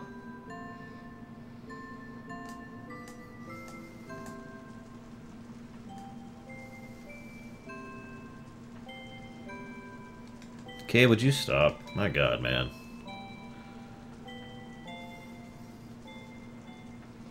By the way, you might be wondering why he keeps going back to that flashback. It's not just the fact that he keeps focusing on that moment. It's basically the only thing from his past he remembers. I think we'll use this section to go ahead and talk about memory, the memory problem finally, because we're leading up to when we learn about the memory problem. And I got other things to say about that scene. So, something you guys may or may not be aware of, in lore there is a negative impact to utilizing materia. That is to say, every time you use materia you expend a little bit of your will and a little bit of yourself in order to utilize the materia. And so prolonged usage or extended usage will actually wear you down to the point where you lose your ability, lose your mind, you get older, you know, all that horrible stuff, right? This is actually one of the reasons why... It's one of those answers for a question nobody ever asked. Why is it that only certain people use materia in this setting?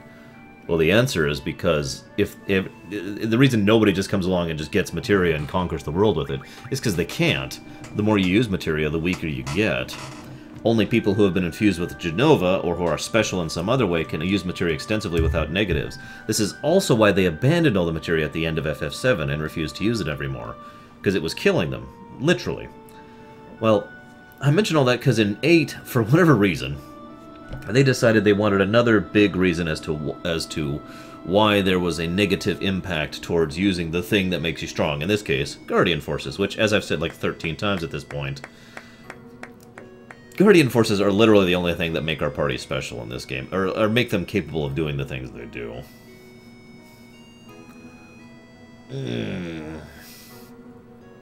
So, the Guardian Forces literally sit in a part of your brain that contains memories. And so the part of your brain that contains those memories kinda starts to go away the longer they're there. And the longer one of those, the longer a Guardian Force sits in your memories, the longer that your memory, the more of your memories go away until only the most basic of things actually remains. Whoop, whoop. Ah, god dang it. No, wrong thing.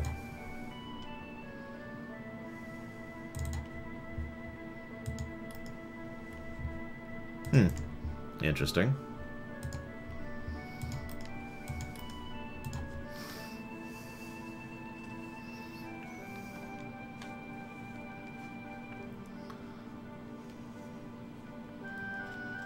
By the way, that's Nita, the guy who actually passed the C test with us.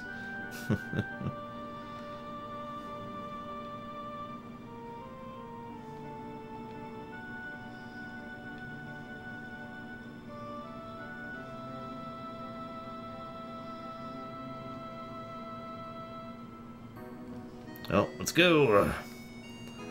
Anyways, that's the thing about the memory thing. Now, it's funny because before the announcement, there's about 4 or 5, I believe it's actually just 4, really, really subtle... Oh, this is a funny scene. Really, really subtle hints about the memory problem. People who don't actually... They question on why you don't remember them. They talk about how, you know, you don't remember their names, and they're just kind of... Their name is familiar face, or someone you recall, or something like that. You can't actually recall who they are. There's one really early on in Balam Garden, like right at the very beginning of the game. There's a couple here at Fisherman's Horizon.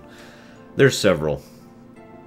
Just like that, who basically get across the idea that your memory is slowly going. And yes, by the way, Captain Nita, aka the pilot of the Balam Garden, is another intentional Star Wars reference. I will now hand the mic over to our leader, Aded.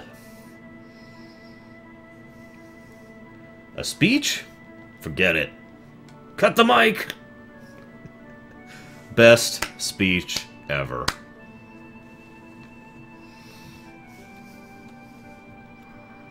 I don't remember who I've been running with. I guess it doesn't matter.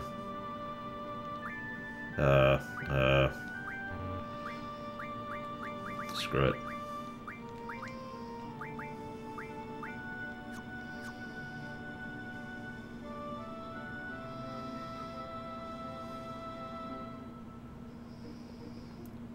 Exactly, Final Cloud. Here's how to control the thing. Whee! Now we could do a few things at the moment, but we're actually not going to. We are going to go over here and notice that there's some kind of weird device over there. How strange is that? I wonder what that thing is. Nah, whatever. It's probably not particularly consequential. Chop all the trees off! Anti-environmentalist message. So the physics on this thing are actually kind of wonky, and you can actually get to a few places that you're not supposed to be able to by doing basically what I'm about to do here. Because you slowly descend, instead of just immediately ascending. So you can actually kind of get off to little islands like this. There's a few spots you can get to you're really not supposed to be able to get to yet with this thing by using that trick. I'm not going to do any of those, I just felt like pointing it out, that's all. So for anybody who's trying to sequence break, this is the first real point in which you can do so.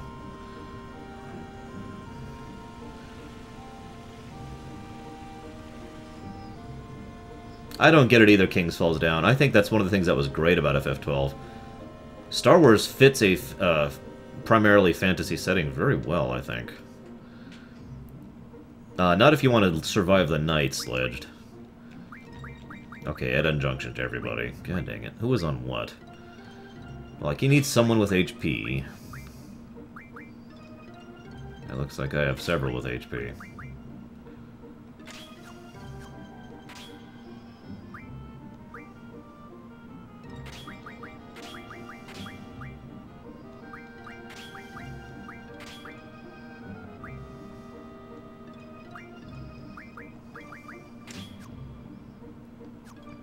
Damn it. Hang on.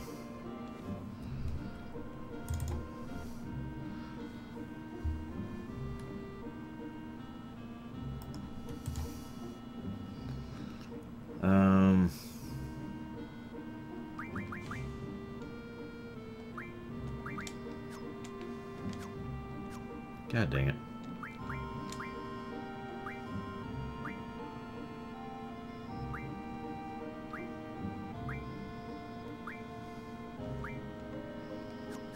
There we go.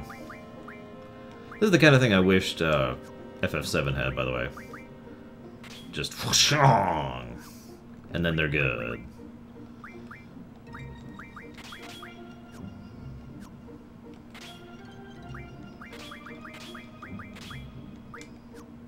Actually, I am so not that smart, E-Train. I am an incredibly stupid person. You have no idea how stupid I am. Seriously, it cannot be measured by human hands.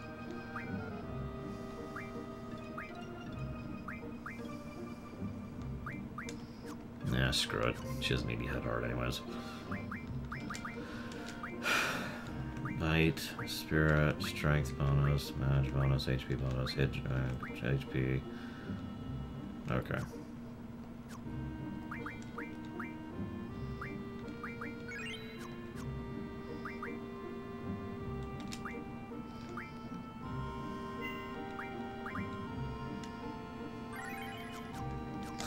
Alright, now the irritating mini-game, side game, quest game, game.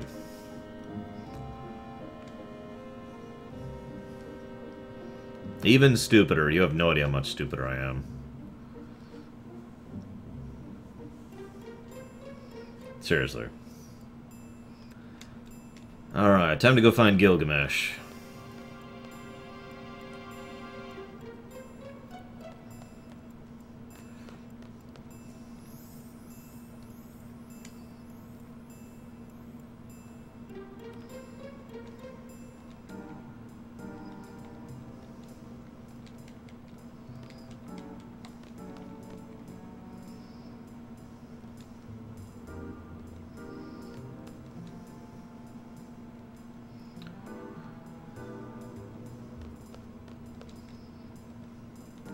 We're here to kill you.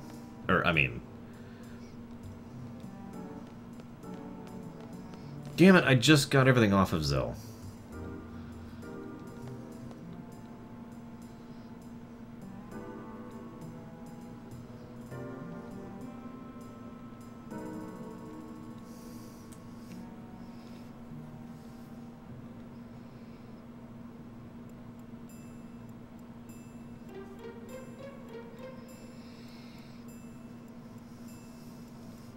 Got it. We gotta go talk to the commander, who's in red for some reason. I just...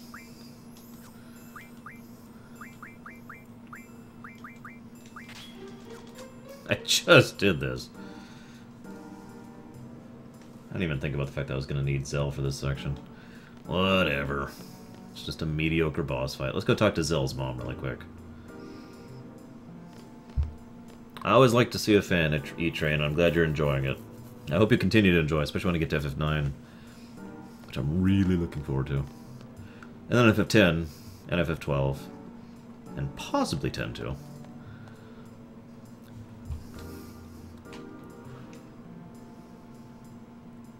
I believe you, Kings Falls Down. This side quest is kind of irritating.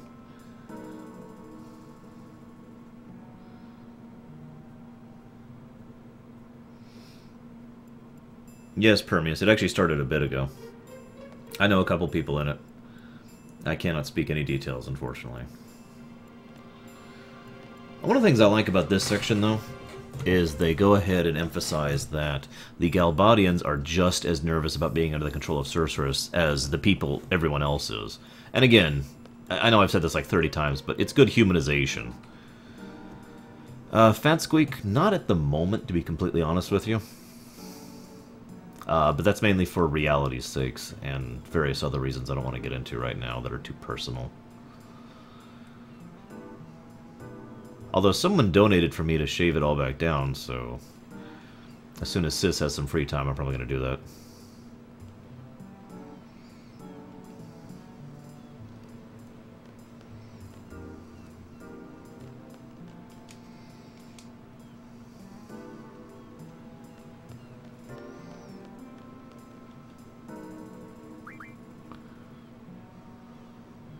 Yes, because I give a damn about the Galbadians.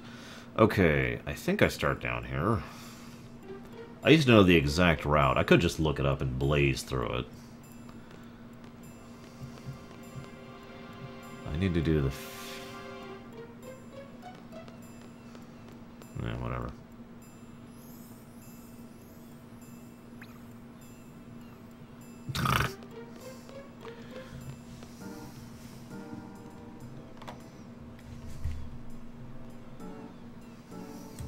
You know what, screw it.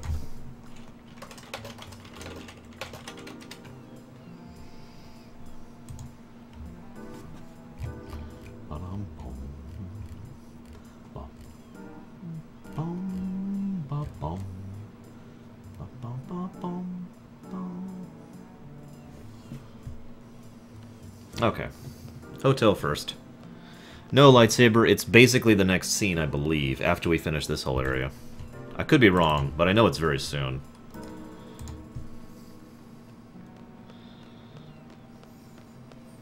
I should probably heal. There's no reason to take this boss lightly.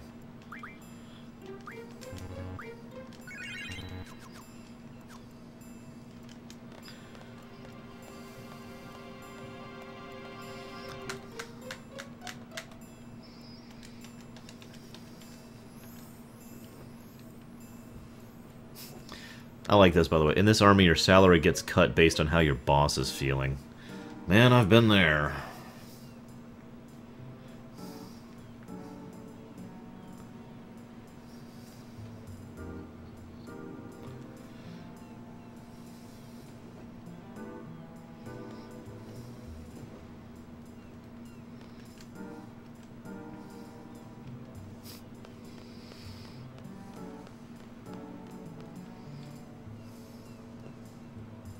I saw it, Bio.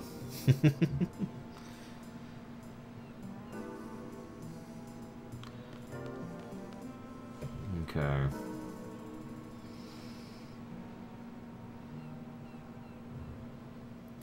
So there's an actual timer for this section. You literally have to just wait here for a few minutes. This is probably the biggest reason why most people get stuck on this. It's because of the fact that you just have to wait. You just have to wait for several minutes. Hey, look, cure. I care.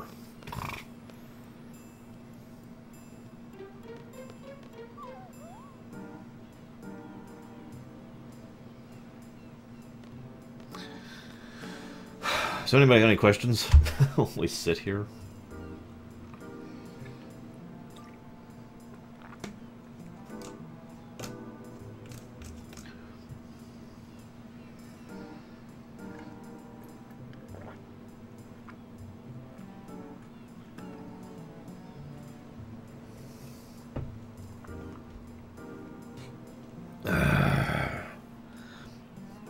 How long FF12 will take? God, I have no idea. Keep in mind, I do plan to cheat through FF12. So, that is something to be kept in mind. Damn it, Bio. I am not Arshan West.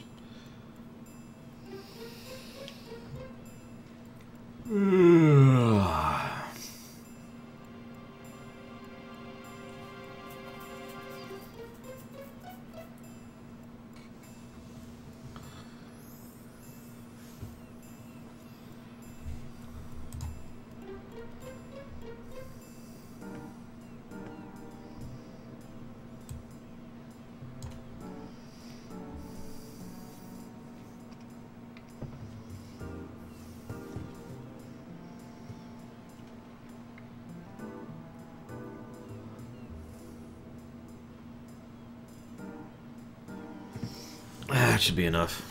Oh, wow. Someone who's an idiot.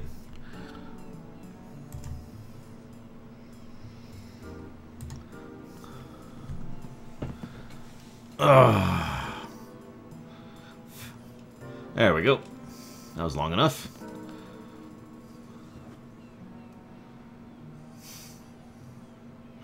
Which FF has the most bugs and glitches? Yeah. FF1 on the NES.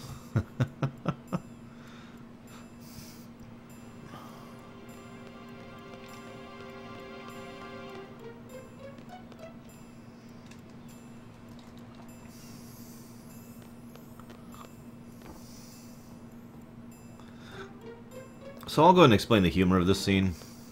Or the scene that I'm doing.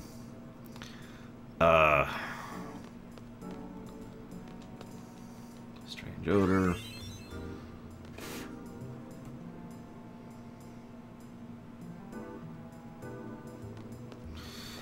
Basically, there's two types of fish. There's a Balam fish and there's a something else. I forget what it's actually called. But one of those fish is really tasty, and the other fish is really poisonous. So, Raijin finds the really poisonous fish, cooks it up for his men, and feeds it to his men. Alright, Bowman. You got it.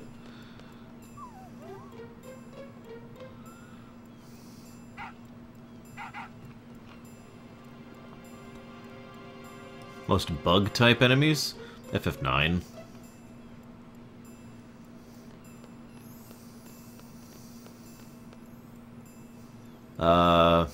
Which characters were those, Lucas? Because I don't remember names very well. To be honest with you.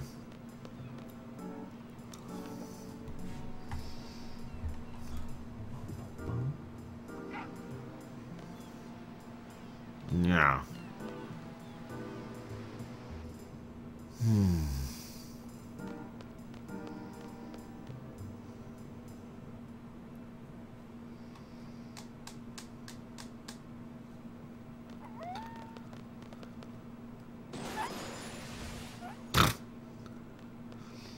And there's Raijin being chased out.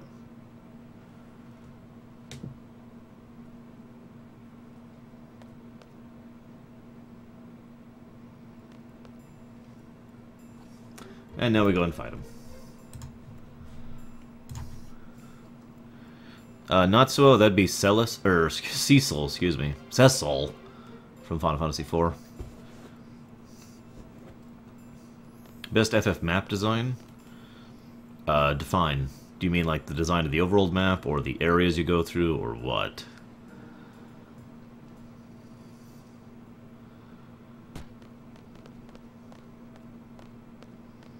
Yes, that's right. Raijin just got beat up by Fujin.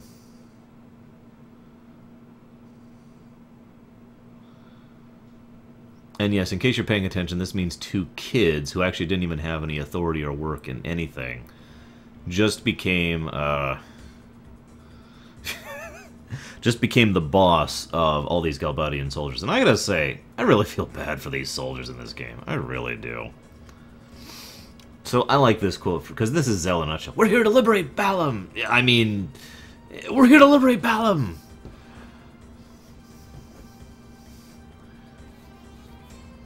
Alright, Cypher told him to beat us up. I guess we'll get beat up then. Nothing else for it. We're doomed. In terms of areas, I'd probably go ahead and go with FF6, which had really good design for the dungeons and generals, and a beautiful aesthetic for it, especially for the SNES. Whoa, no. Yeah, okay, we're good. Just go. Just go. Just go. Permeus, I've read that same thing. It's something they're testing for now. Don't read into the hype too much, or don't read into the rumor mongering.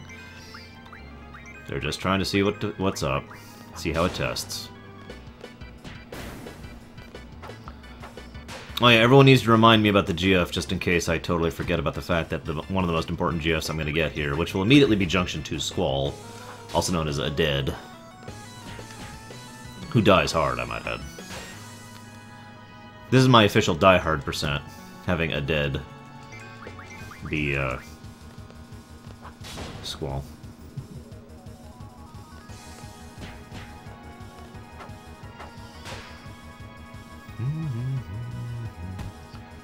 Are you dead yet?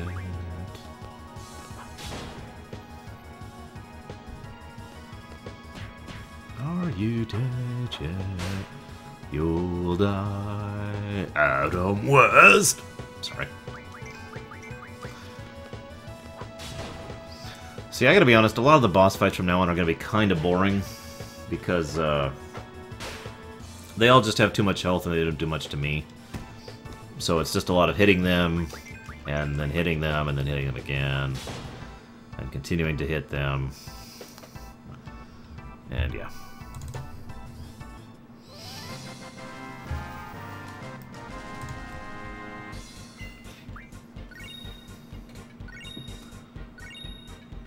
Oh god, Kings falls down. That's terrible.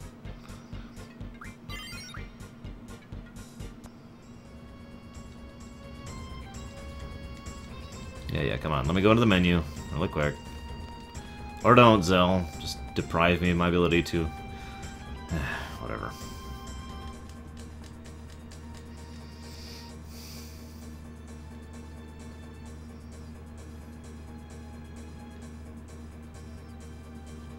Suddenly, Raijin comes back!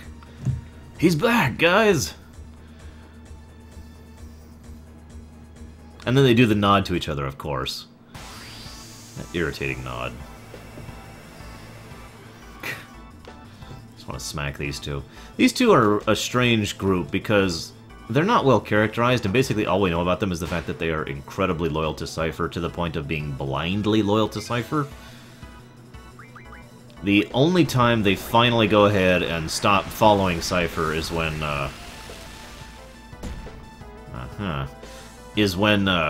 they basically believe that what he's doing is no longer in his best interest. And that's pretty much the only thing that pulls them away from him. It's kind of messed, really. Thanks, Tall.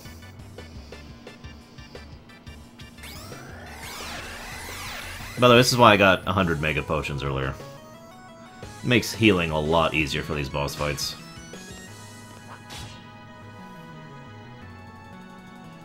Don't worry, Tall. You'll always be my original troll.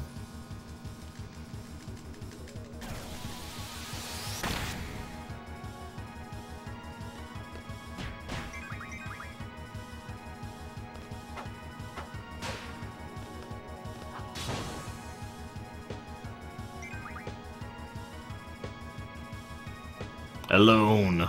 Where? Well, and actually, in all honesty, we don't know where she is. So, you know, there's that.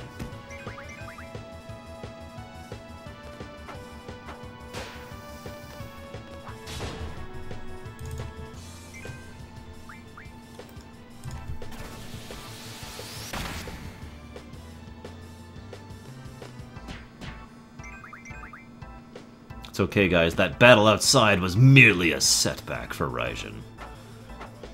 And I bet, like, only 2 people in my chat are even gonna get that. There we go. Oh, right, we're at...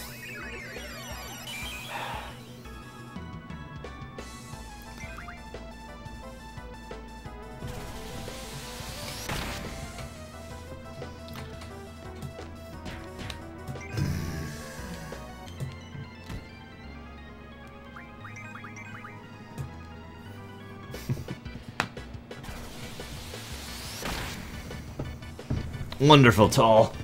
I will rip your heart out anew. Sometime later.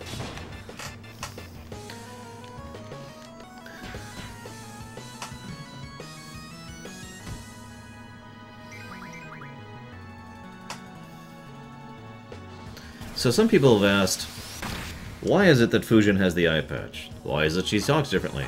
Why does Raijin talk differently? Why does Raijin act so stupid?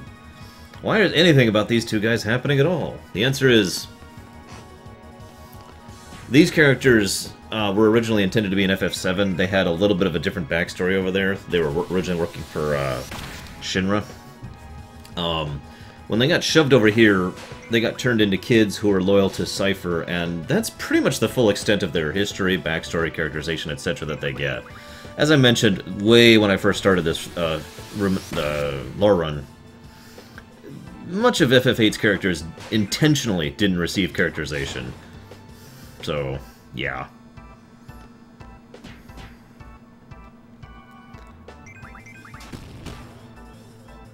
Whoa, that actually hurt. Oh, no wonder.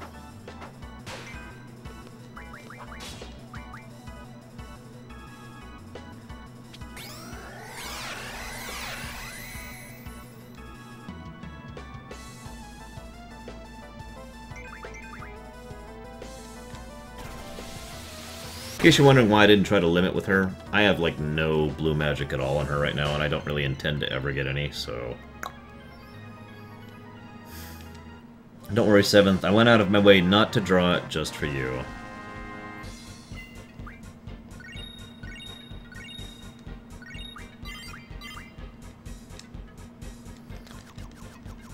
Fun fact, Pandemonium was originally named Pandemonium. They had to shorten it to Pandemona because it didn't actually fit at all.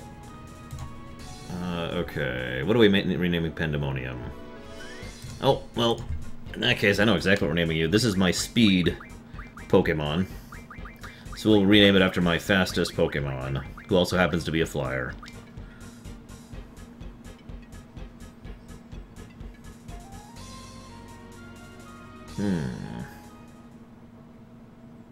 Wow, we're gonna be stopping tonight soon. I feel like I've gotten no progress on this game. It's weird. Been playing it all frickin' day.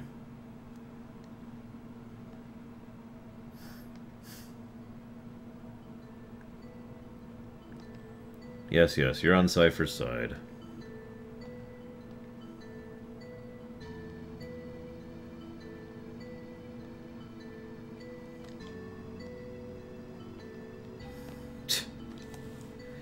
That was... I mentioned their loyalty to him is serious and, you know, and real and all that fun stuff, but that's one of the ways they mention it. The only reason people will follow Cypher in the Galbadian military is because they fear the sorceress, but these two are actually his posse. Yeah! They're actually going to take care of him because they're awesome and stuff. I don't freaking know. Anyways, so we kick the Galbadians out. And then Fujin kicks him in the shin. Because she's hardcore like that. And then they run.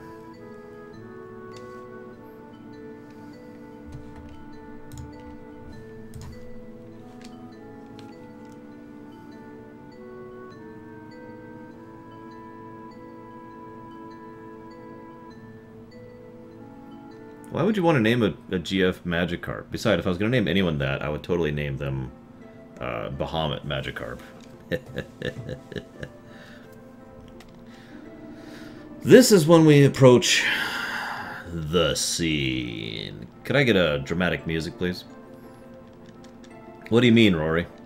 Other than the fact that she's loyal to Cypher and she has an eye patch. And she talks in a strange mentality. On purpose, by the way.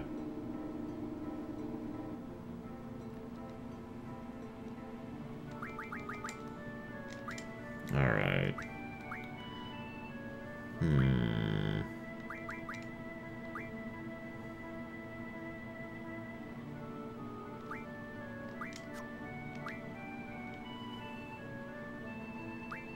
Bahamacarp. I like it. We will now call him Bahamacarp. Rory, if I knew the answer to that, I could tell you everything about all of reality. Unfortunately, I do not.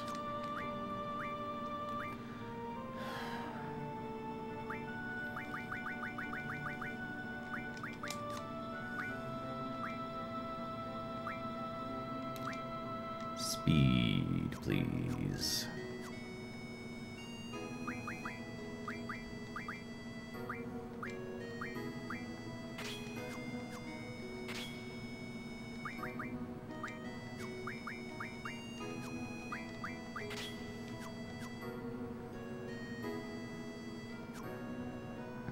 But yeah, the fusion thing is pretty much true to the original.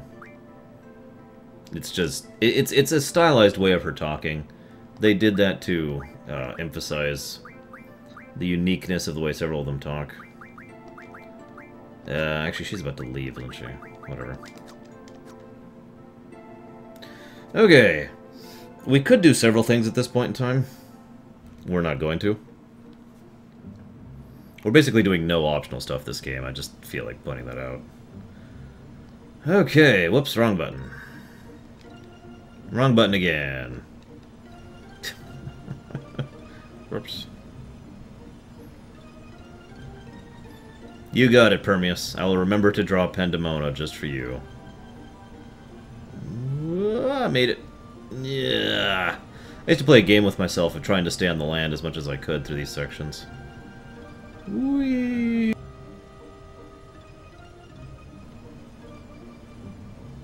While deliberately island hopping. Just make it a little bit funner, rather than just going in direction. This is the problem with this thing. Congrats, it's your first airship.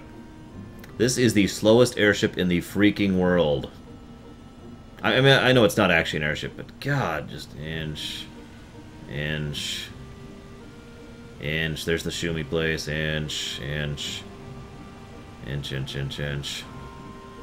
Oh no, I'm gonna get Tonberry. I'm also gonna get Bahamut. I'm also gonna get Odin. I have to get Odin. I mean, literally. Jovan would never forgive me if I didn't get Odin. There's the Chocobo Forest, for anybody who's wondering. What else am I doing? I'm also getting the Cactar King. Alright. There's where Galbadia Garden was. Which means... Actually, hang on. I think I'm going the wrong way, actually.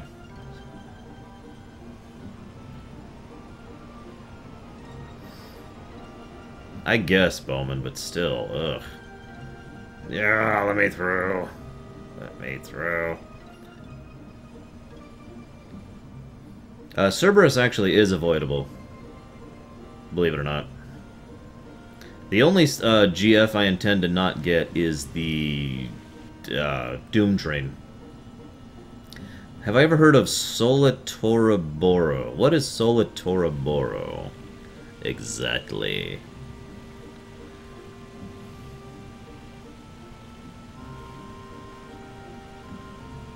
That's a no, by the way. Yeah, this map angle is really irritating, especially having just played 7 and 6 and, you know, a few other games that do it a little bit better. You know, not so. Why is it you use 7 billion exclamation or question marks every time you ask a question?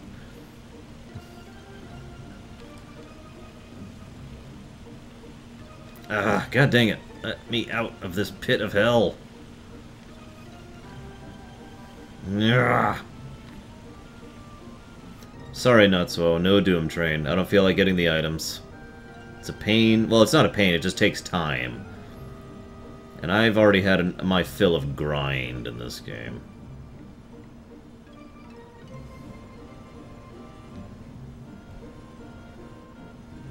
Okay, we're up high a bit so we can look around. Okay, there we go. Got it, Omni. The answer is no, obviously. If I didn't make that clear enough. No! Ah, god damn it. Metal Gear, Metal Gear. Fun fact. Balam Garden is, in fact, a Metal Gear.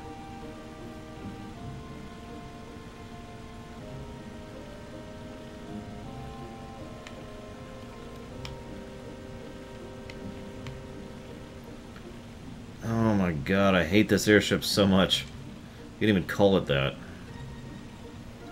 Ugh. Oops, wrong button. Oh yeah, by the way, they added this little feature of the world map actually being like a globe. It's not actually a globe, they just render it differently. But it's a cool little feature.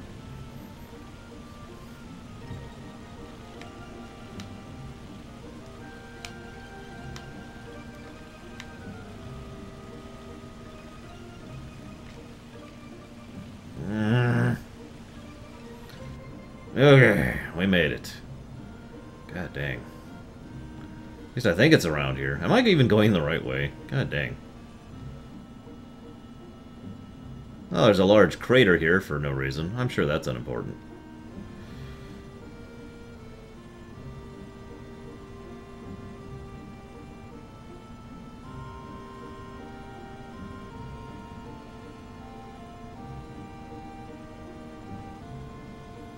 Okay, where the hell is Trebia Garden? And why can't I find it? It should be, like, right around here. Well, whatever. I'll look it up.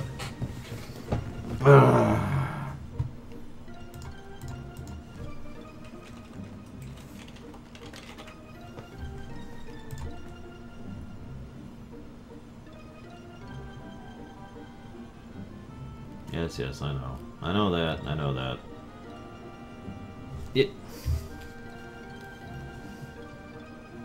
It's like right behind me, for God's sakes.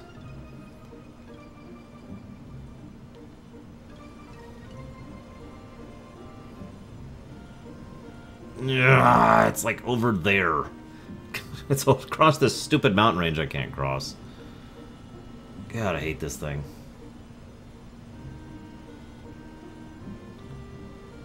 Sorry. Right. Think positive, Arsh. Think positive. Yeah. Damn it. Too far.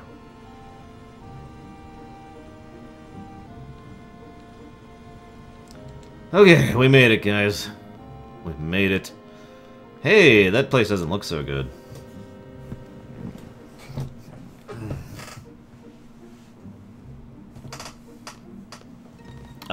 Magic FF Gundam. They actually show the ring moving up and down through the garden, and it literally just morphs through it. And then again, those whole things were made by Sentra, so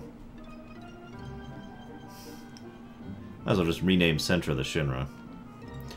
So I think part of the reason, and this is only part of the reason, of course, but part of the reason I dislike the scene that's about to happen is because this is supposed to be a really dark, serious scene. This is Trebia Garden, Selphie's home. Unlike Gabalam Garden, it was hit pretty much with a direct hit by the missiles. A lot of people died. And there's a lot of really quiet, horrible things here. I'll go ahead and try and show off a couple of them to you.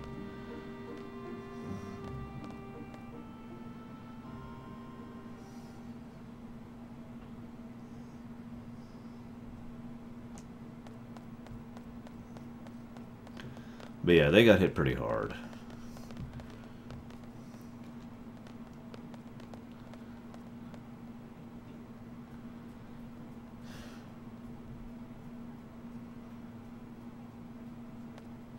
And of course, Selphie is from this place, if we haven't mentioned that enough already.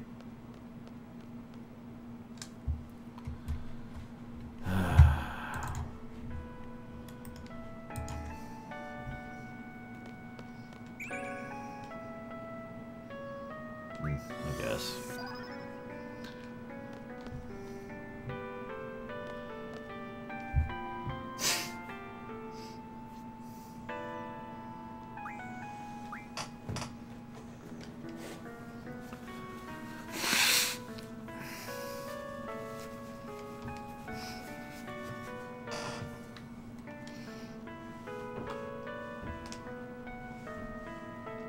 Whatever.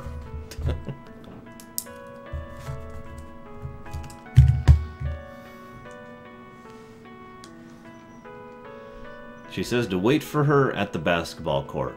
Oh my god, guys. If we never go to the basketball court, the scene will never happen.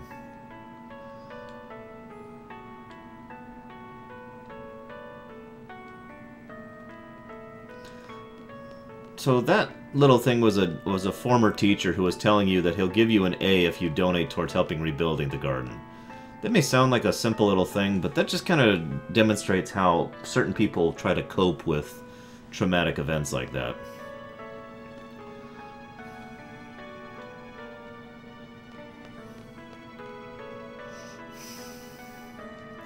I'm sure you were all waiting for the scene, guys. I've decided to voice act this scene, by the way. Just for your audible pleasure, I suppose. Okay.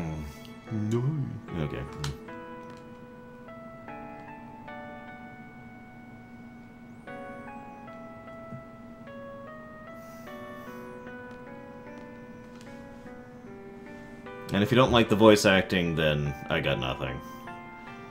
Honestly, I could actually destroy this scene from a critical perspective, but I just don't feel like interested in it anymore. I've already bashed this scene like 20 times.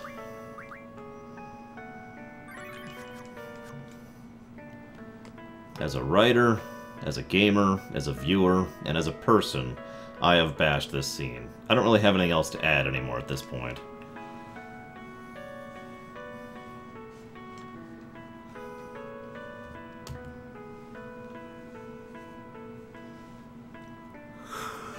What YouTube are you guys liking around here? What the hell, man? Am I that boring?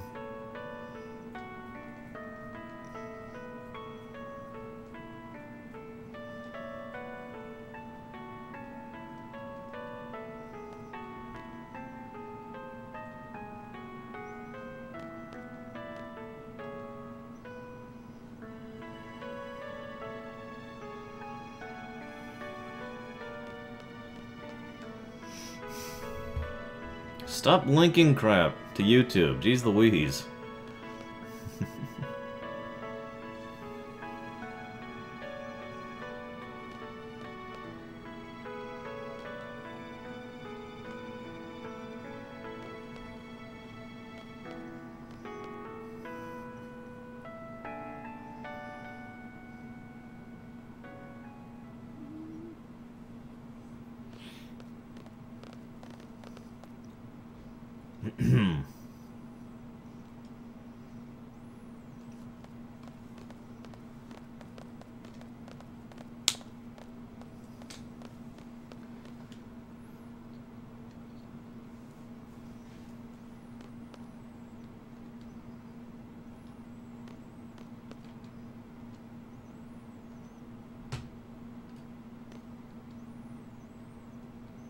I don't know what you're linking, bio. I just don't care. I'm sorry, dude.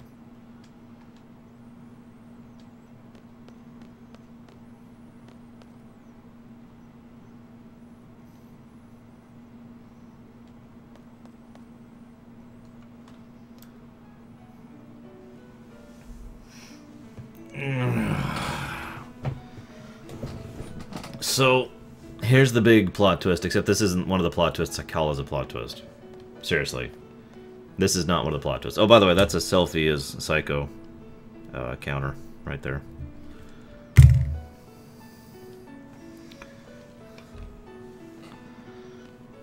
Best FF, 6. Such an easy answer. I've been saying that for so many years. One of these days, it won't be true anymore.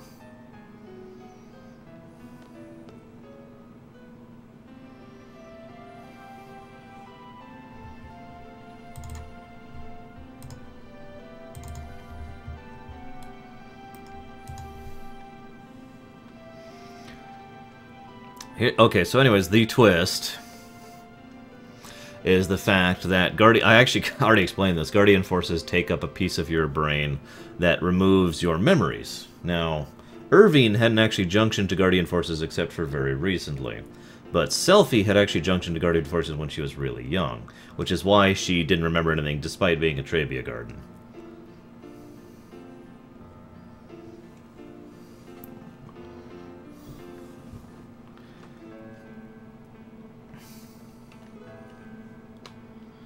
Which is a shame, because this scene starts off with a really good examination of Renoa's character and her starting to realize just how far behind everyone else she is. And her fears and her starting to realize that the situation is real. And of course, this is when Irving immediately takes something that was about a deep examination about Renault's character and turns it into, we were all orphans at the same orphanage, except for you, of course, Renault. You don't belong here.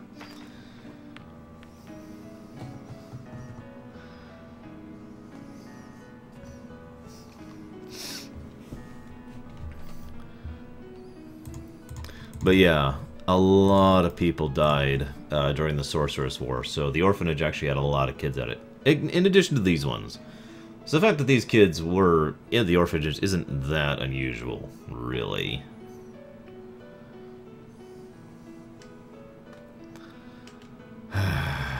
Now, some of you didn't hear it earlier, so I'm going to just give you my alternate version of this scene. Irving, as I mentioned, only junctioned GFs very recently, so he still has pretty much all his memories, so he completely recognizes the other guys. And so, at no point in the game, and I do mean literally at no point, I've paid attention, has Irving actually tried to convince them that he's actually, you know, that they all grew up together and they were all at the same orphanage together. Not even once. But I always figured it was Irving being, you know, weird because he didn't realize why they didn't remember him. So he was like, wow, this sucks. So naturally, taking a page from Bender's book, he decided to make a giant stone statue of himself, which belched fire every few moments and shouted, "Remember me!" And I like that version of this scene better, personally. Oh my god. I was going to voice act this scene, but I've lost the will to. This scene just saps my ability to enjoy this game.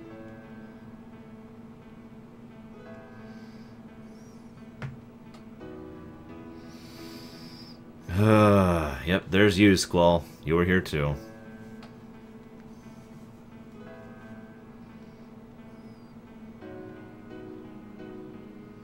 This is traveling through our memories, kind of literally, actually.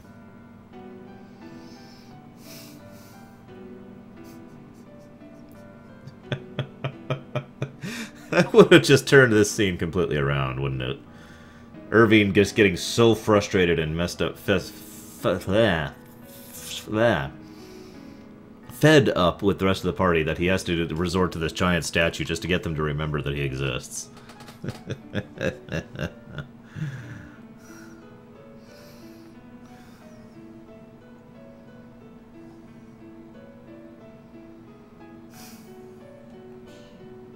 Remember me? Sadly will. Ah, god dang it. The areas you can actually maneuver around in here are actually really bad.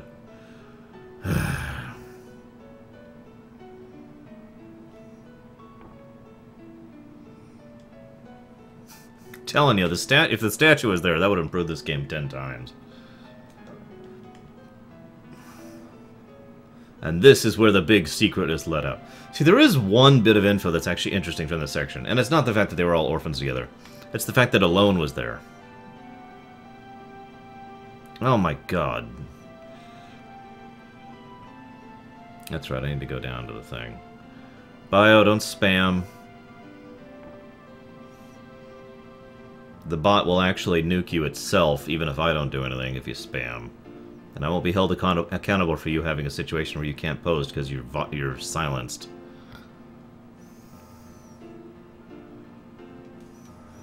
God, I hate this scene.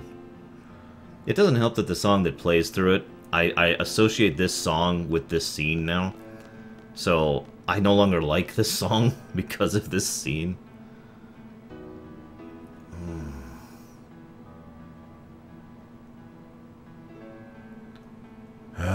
So, alright, fine. Just for you, Rory.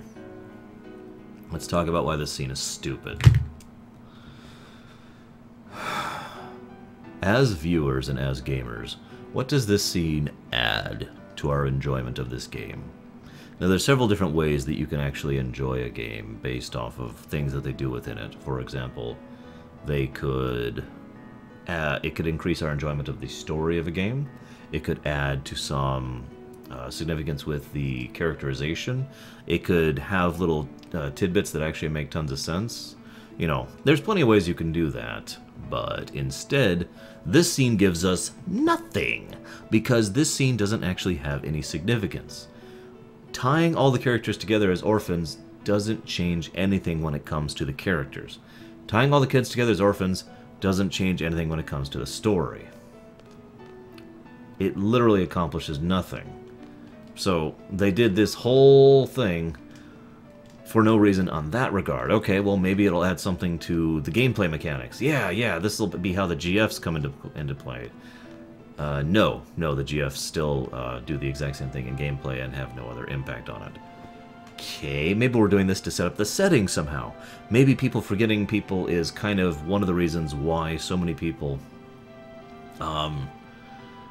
you know, why we're the only ones who use the Guardian Forces, because everyone else knows that Guardian Forces are evil and horrible. Well, you know, that would make sense if not for the fact that nobody actually knows about the memory-altering things. Seriously, it's not widely common knowledge. In fact, this is the first time we figure it out. Now, granted, we're kids, but still. So, let's see, what else could this scene possibly have to do that actually adds to the game, or in any way? Maybe if the scene actually involved some kind of thematic purpose. There we go. Okay, so the themes of the game. So we've got extremism. Nope, that's not in here.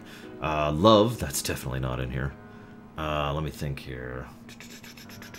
Maybe this is about... what's the other big theme I was talking about earlier? I can't even remember. This scene has destroyed my mind. Whatever. My point I'm trying to get across is, what's the theme of this scene? Contrivance? I guess that's what... Oh, destiny, that's right. And the time... inevitability thing. Okay, so... inevitability thing. Does this have anything to do with inevitability? No. There's nothing inevitable about any of this scene. It doesn't say anything, unless the inevitable thing is all the people who are all orphans at the same time and went in the same direction happen to still be together years later. That's not inevitable. That's nothing. That's just... dull. So ArchClone873 says, aha, of course, I have a reason. It was to set up the whole tension of fighting Matron, you know, the woman who actually raised them.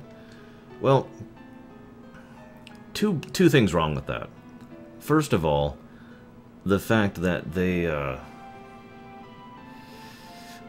don't actually emphasize that at all. They talk about, well, we have to go fight the Matron. Well, that sucks. And I think that's basically the full extent of the discussion about the Matron fight, is we have to fight her, that sucks, moving on. It's two blocks of dialogue.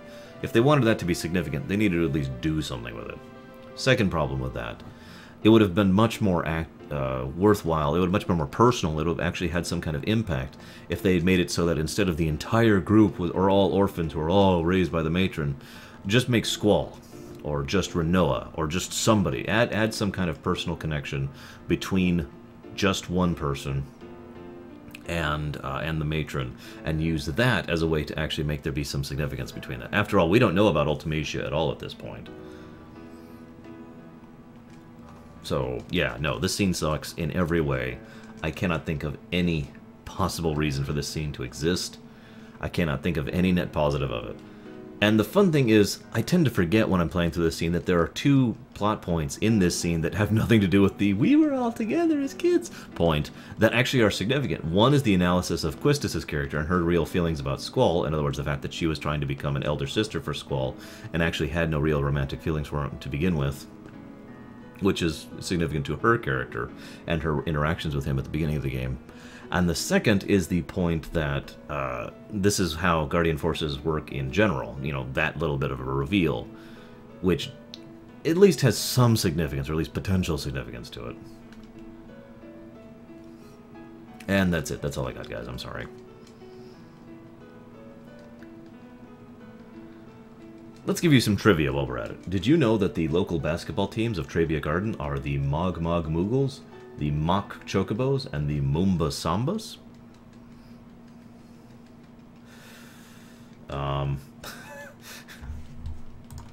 What else we got here? Hey, look. It's Adia. So, okay, some people have asked why it is that I keep calling her Adia. Once upon a time, I was part of a group that was going to do a voice-acted segment of Final Fantasy VIII. And we all had a problem. We had to come down to a consensus of how to pronounce her name. It's one that's used a lot. And that's what we settled on. We actually did some studies on how it was written out. We did some things on exactly how it mattered, that kind of a thing is. I'm sorry, this is the other relevant point. There is actually one other relevant point here. The matron, Edea, founded Seed, and yet the sorceress has no idea about Seed and what it does and how it works. So the sorceress kidnaps us, including Squall, that's why she made him live back in the end of Disc 1, specifically so she can interrogate him to figure out what the Seed's plan is. But she should know that because she's the one who started it in the first place. That is literally our very first hint that something else is going on with Edea. So, okay. 2 things that are significant. Well, 3 things that are significant about the scene. All of which could have done just fine without the scene itself.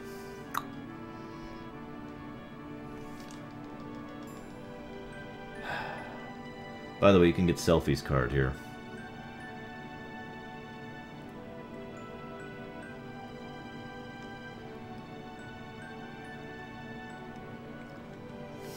Mock Chocobo is always the best team. And Rory, what is it with you and essays, huh? Why do you like essays, man?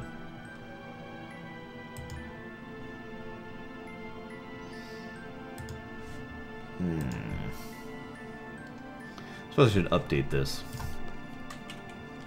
We're probably going to go ahead and stop for the night relatively soon, because we're just about to the end of Disc 2. There's going to be a really long, kind of dull fight sequence coming up. And, well, I shouldn't say fight sequence. It's a fight series of scenes.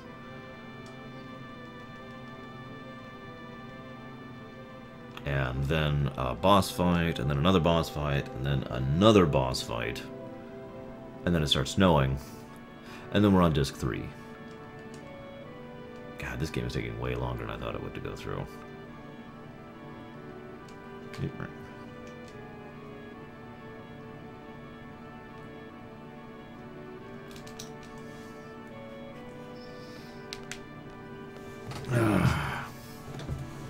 You're welcome, Lightsaber.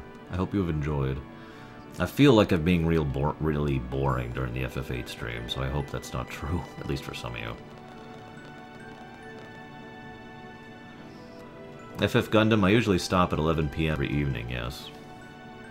11 AM to 11 PM is pretty much my schedule for the marathon. Rory, I'm going to strangle you through the computer, just so you know. And no, I'm not going to do the optional Shumi Village. Ever!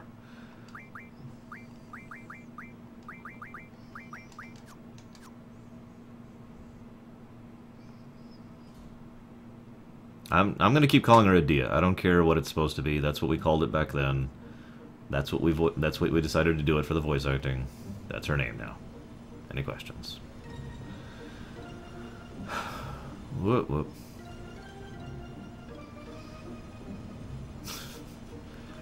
Yeah, the problem is, Bowman, the counter is going to go up quite a bit towards the end of the game. I'll go ahead and tell you why right now. When I get to Ultimecia's castle, the last dungeon of the game, the moment you walk in, your abilities are sealed. That includes your GFs, which means no Enknun, which means encounters. And those encounters suck, too. So my very first job in there is going to be fighting a particular boss pretty much as quickly as I can to unseal Enknun so I can get through the rest of the castle without issue.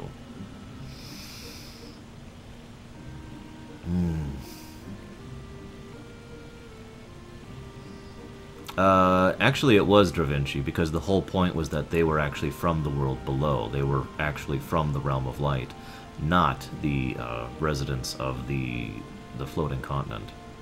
So it actually had something to do with why it is the crystals sought them out specifically, and why Sid had been taking care of them up to that point.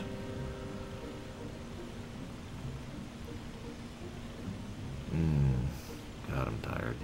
Oop, not far enough.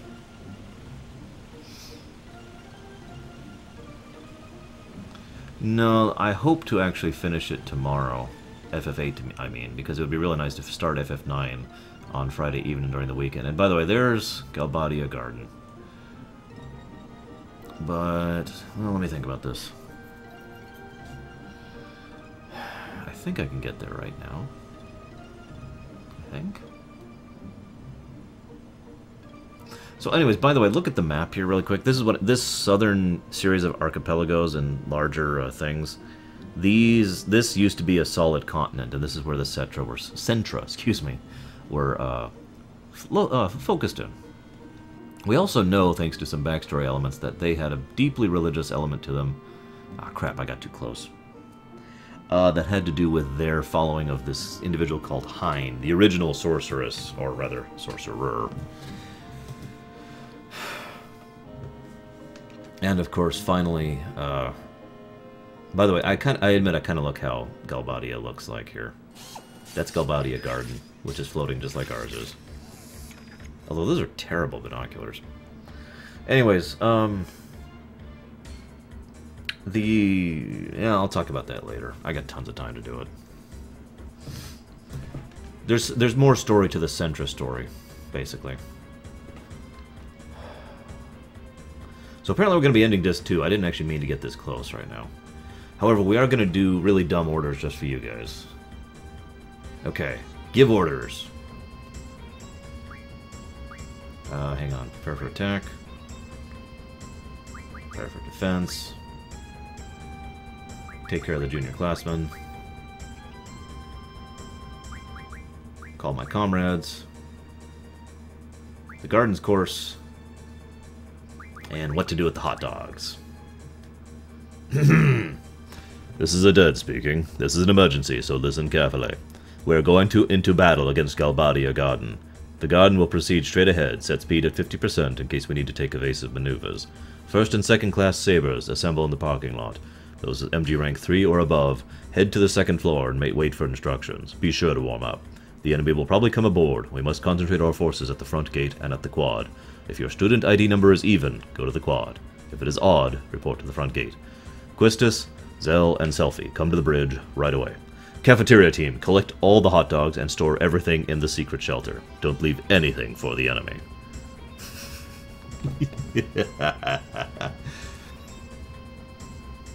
That's not the best option, but I always do the hot dogs thing.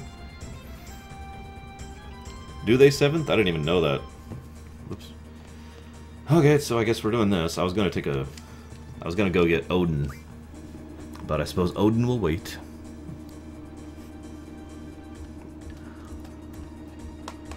I guess I can put my headphones back on here.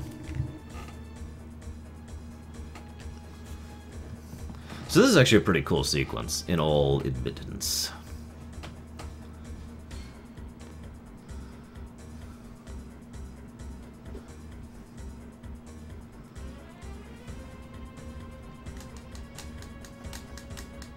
Yes, protect the ketchup. Make sure the relish gets next to the torch burners. If anything goes wrong, I want every single one of the condiments burnt immediately. Make sure no one takes the hot dogs. God dang it. Okay, fine, Selfie.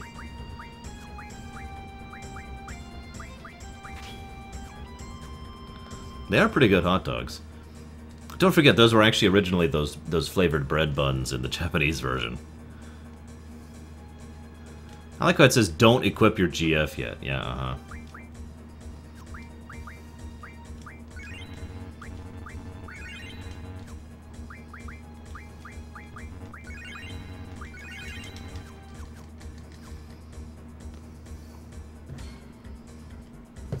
The only way we can weaken our enemy in both morale and in physical prowess is by stealing the hot dogs. One other thing I like about this is that I mentioned earlier about the significant difference between Galbadia Garden and Balam Garden. I wasn't just talking about that for the sake of, you know, ambiance and the setting. That's actually significantly relevant here, as we see the two forces actually fighting. FF Gundam, I talked about this earlier. Galbadia Garden is actually partially a political entity of the Galbadia Nation, which has a huge body of resources, finances, that kind of thing. So they've basically excuse me. They've basically funded Galbadia Garden to a much more significant D than Balam Garden. Even though Balam is a nation itself, it's a dinky little city-state kind of a nation, which doesn't have any actual real power or capacity to it. So that's really what it comes down to. I could also point out that Galbadia Garden is run by people from a purely military perspective, whereas Balam Garden is run by people who are trying to fight the sorceress and not, you know, become a military force of doom.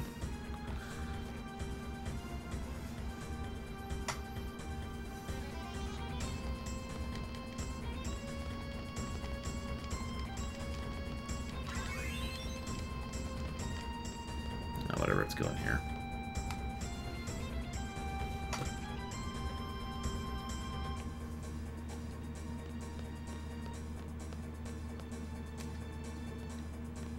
Meh. Also, we have junior classmen here, and the overall...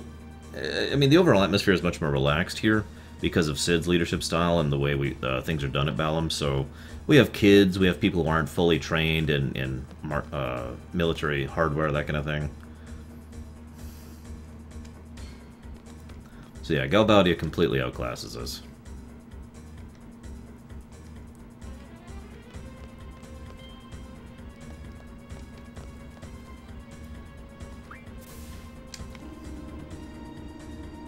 Oh god, not hope. Anything but hope. 3 hopes. Yeah, if only Norg was still around. Then we'd still be... Then we'd be dead, actually. I'm sensing a problem with this plan.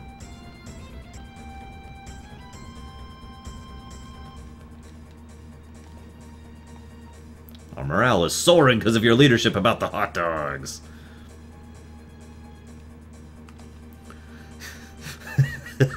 Oh my god, I just realized it. The most terrifying thing we could ever muster is if we actually had, if we weaponize Hope. We send Hope over to the enemy team and he just whines and whines at them until they all just break down and commit suicide. No, I can't, Ecodil. Or rather, I can, but it won't work forever.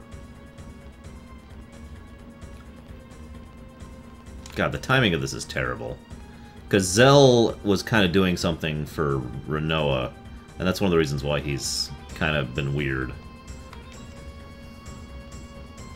By the way, I like how Zell automatically takes a leadership position here, and I just feel like pointing that out to get across the idea that I mentioned earlier, that Zell probably should have been in charge of that mission, that Quistis, in character, in lore, demonstrably, even before the screw-up at Galbadia, actually showed she didn't have leadership qualities, but Zell is actually pretty good at a leader in action. Hey, you. Hi. How was your day? My day went well. I'm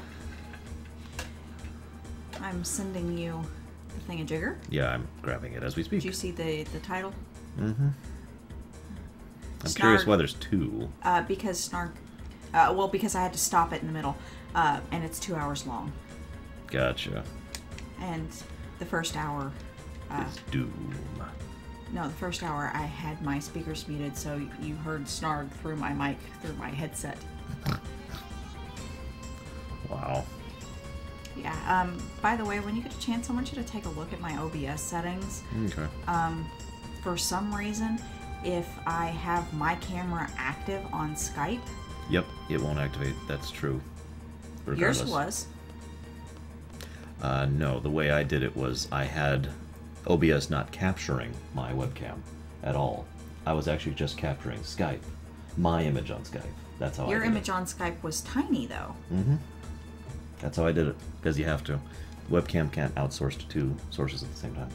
Ah, so how I did it is I had it captured directly from my webcam and had Snarg just not be able to see me. And I didn't realize that until I got to the very end, and I'm like, hey, my webcam thing is turned off. Why didn't you tell me my webcam thing? He's like, I told you I couldn't see. I was like, yeah, I just assumed you were all tapped. Nice, dear. Yeah. Hi, Final Cloud. Hi, Omni Wrench. Hi, Bandit. Hi, Lucas. Hi, Bowman. Hi, Nico. Holy crap, here it comes. Hi, Egodil. What is that? That is the enemy ship, if you could call it that. It's actually a school. Graphics have gotten better. What are you up to now? 8. Ah. Wait until you see 12. That game has amazing graphics. Oh god, that means you might actually... Will you hit 10-2 over the weekend? I really doubt it. But I do... one way or another, I will hit 9 over the weekend.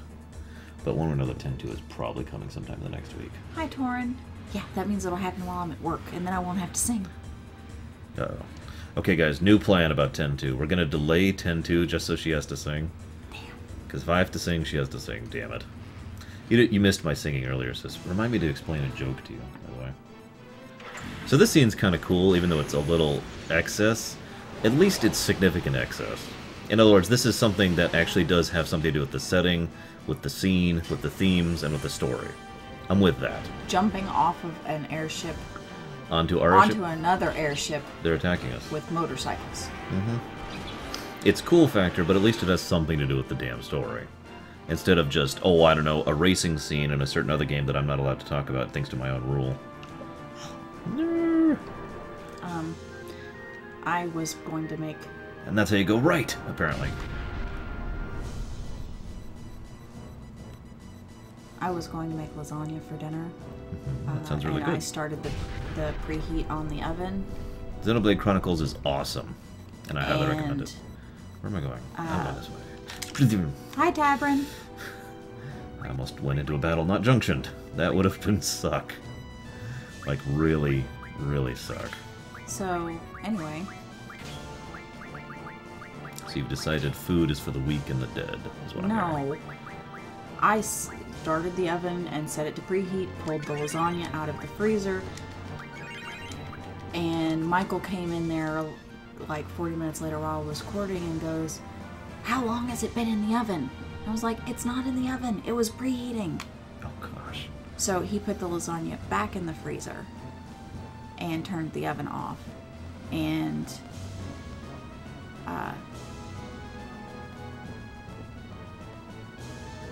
yeah, so there is no lasagna for dinner.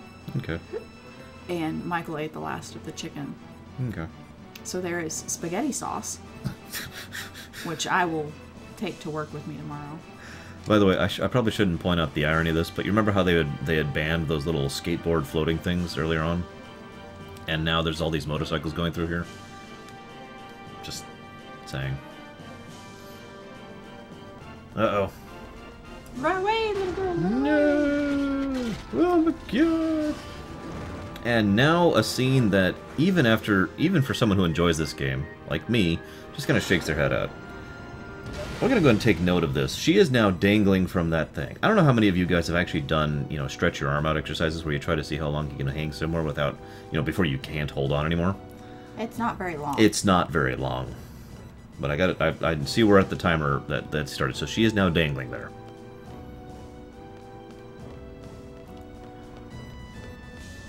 We're panicking. That's what's happening here. Oh my gosh! Oh my gosh! Get back on camera! Oh my gosh! Oh my gosh! Was that you spinning in circles? Yeah, that was me. The scene doesn't advance until the CGI is over, so I was just waiting. Oh. I could have bugged it out, but I didn't want to, because then I'd have to reset and reload a save. And do all this all over again.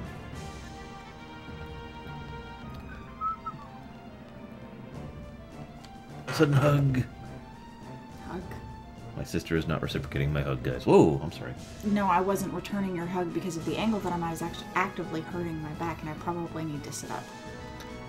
Third, don't even try that. I mean, I guess that is actually a way to explain it, but it's still kind of silly. We'll go ahead and get a safety save in here, because we got 3 She's bosses hanging to from fight. a limb, you don't have time to save. No, we're good. She'll be fine. Now, I don't remember, but I think there's at least one person you can actually play cards against in this sequence, which would be hilarious. Go play cards while she's hanging there? Yeah.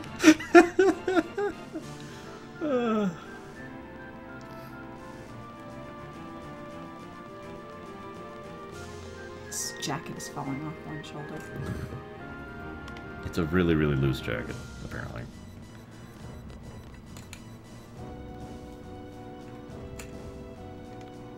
By the way, does the word name Tenjiao mean anything to you? Not off the top of my head. I'm told it's from an anime. It's blast. Oh my god. Oh my gosh. Oh my gosh. Oh my god. Yep. In a cutscene, hold on, have to act like I have a brain. Actually, the GFs do have a lot of plot significance, Rory. Anyway, it's late. 11, yeah. Going to bed. Oh crap! I don't even know what I just did. I was just kind of mashing A there. Something.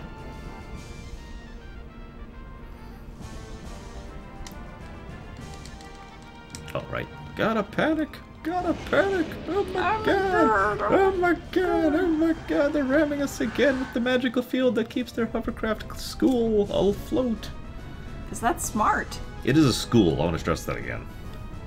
Or was a school. I don't know. However you want to put that. No. No, my shirt. I always knew it. I knew you hated me. Yes. Are you freaking people out? No, it's complicated. Are you playing but a different party? basically, try to picture as if your level has nothing to do with anything, right? So the only thing that makes you powerful is everything else. And you can just switch that. So everything that... I have 3 things that make me powerful, and so I just switch to whichever my 3 active party members are. See? It's probably the simplest way I could explain that. But seriously, levels mean nothing in this game. It is actually profitable to be low level. In fact, you notice what my levels are. I'm about halfway through the game, by the way. Actually, a little bit more than halfway. I don't... Okay. It makes sense, I swear. You should go play cards. I totally should. We're up to 3... Oh, actually, we're about up to 4 minutes of her hanging there, by the way. Already. We're already up to 4 minutes of her hanging there. Trust me, we're not done yet. We gotta do through a whole sequence, a couple of fights, and then we gotta do the stupidest minigame in the world. Even you have to do a minigame while Yes. she's dangling. Yes. Even while, The good news is that the other airship that rammed is moved, so she won't fall into this giant spinny thing of doom. She'll only fall into the abyss, which is further down. Uh-oh. She'll have a long time to contemplate her death before she dies. Awesome. It's always the best way to go. Oh, joy. It's okay, they also have these in addition to having the motorcycles. Fun fact, we actually saw these earlier. Fall, So, fall, this fall, isn't really fall. just out of nowhere. No, my god. It would have been hilarious if those didn't activate. I'm sorry, I just think that would have been really funny. Oh yeah, let's get them! Whoa! And then they're just soup. And pause before it rams us. And jump out of the suit, because that's... Why would you need a mechanical suit when we could go and attack with guns that do no damage? We're almost to the 5-minute mark. Wow.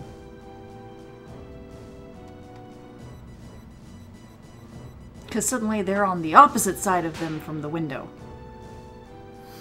You know, Hylisk, that is true. You little seed twerps. We're gonna kill you, and then you're gonna die. And oh my god, that kinda hurts. Holy crap! Oh. Magic! Oh my god, he's hitting me with Demi. No. And now he's hitting me with slow. That's actually kind of annoying, admittedly. Especially given how much it's slowing me down. Hurry the crap up. Any day now. We'd like to go save our fallen comrade. Hey, you with the whip. You would be great to go do that. No, she's fine. She's busy whipping people. You with the other whip. That's actually a nunchaku. Oh. She actually looks really Hi, Captain. cool if you actually see her using it properly. Which you almost never do.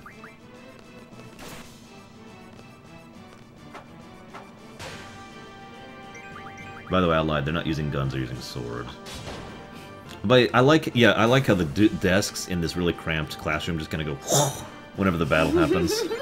Just so we have room to fight. It's okay, they go back. Here, watch. Look at that! Love this place! Now, granted, this place is literally a magical school, so maybe it's literally, that's actually what's happening. Whoops. Oh, I don't know, Lucas. I'd have to think about that. Okay. You didn't need to... Oh, you need to learn something. Left. What about that? Aw. You're still learning that. You're still learning that. You're still learning that. Nah. Okay, we're good. Everyone is learning something. Yes. Alright, we did that. The kids are okay. Yes, we have kids in our garden, Because by the the desk way. suddenly squished them, and that's why they were protected. Oh, okay. See, the desks are actually useful offensively and defensively. Mm. Yes, we're in Hogwarts Genova style. I'll have to check it out, Jazz. I'm not going back downstairs. It's bedtime. Third, remember that. I don't actually remember where I'm going. Left. No, I really don't. And left would take me exactly where I just was. Oh. Your other left. Torin, very careful usage. By the way, I like how I just got paid. That was my salary kicking in. Fun fact, the salary is partially based on time, but it's also partially based on footsteps. You may ask, what's a footstep? This is a footstep. Now, if that doesn't make any sense, basically anytime you're traveling, for every one interval of 3 that you are traveling, you gain a footstep. Where am I going? Left. I really don't remember. Where am I going, guys? Oh yeah, no, we're gonna go save Renoa. That's right. Okay, yeah. We're gonna go save Renoa and fail at it. You mean she's gonna die? Not quite. She's gonna fall into the magical thing and be destroyed in the abyss? Still not quite. But She's we are gonna going to fall fail for a to really save long her. time and be saved by someone else? No, but she's gonna dangle for even longer. By the way, yeah, it's been a while.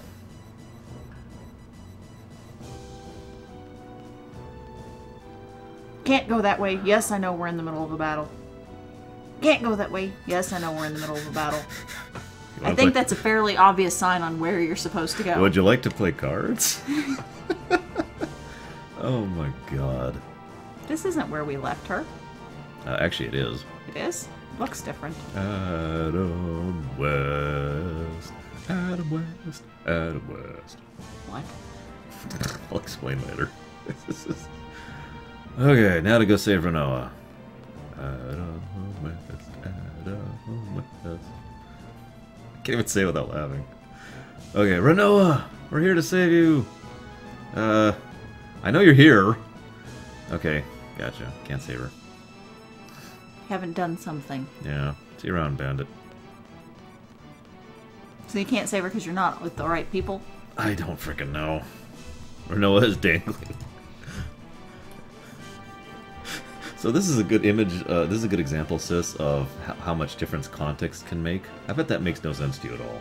Not at all. Yeah. I get that that's one of those Final Fantasy characters.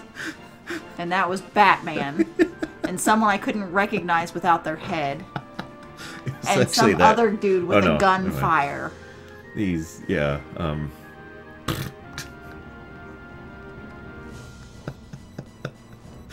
I'll explain. I have to explain.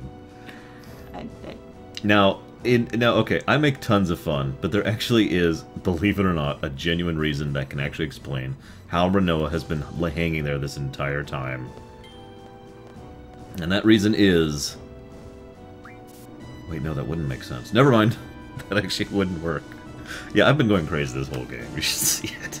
I've been pretty wacko, even for me. See you around, Bandit. Oh, guys, I'm going to bed.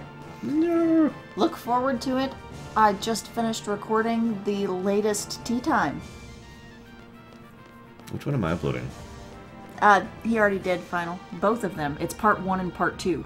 Oh, I thought the first one had No, something it's wrong a with the mic split. or something like Yeah, that. there was something wrong with the mic in the first half of it. But rather than record an hour's worth of stuff that we couldn't duplicate, he is audible. It's just really soft. From now on, Hitler will be the leader. He will decide our destination and our plan. Are you serious? I like it.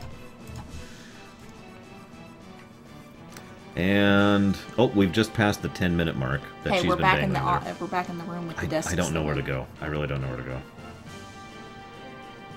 Wait, was I just supposed to talk to her this whole time? Really? That's it? And now they're not cowering. That is it. That was it. That's what I had to do. Oh my god. So yeah, she's been dangling there for 10 minutes.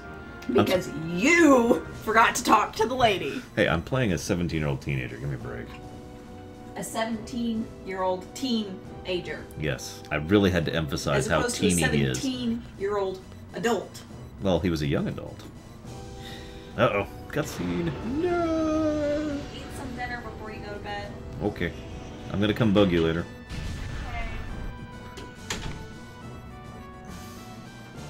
So I actually had a theory that I was going to be like, hey, you know, maybe it's because of this. But the theory was the fact that she is using her sorceress powers, which as we know is, you know, true magic as opposed to paramagic in order to keep her there. But then I remembered she's not a sorceress yet, so that actually doesn't work. Reboot, Lucas? I don't know. I could see them doing it, though, yeah.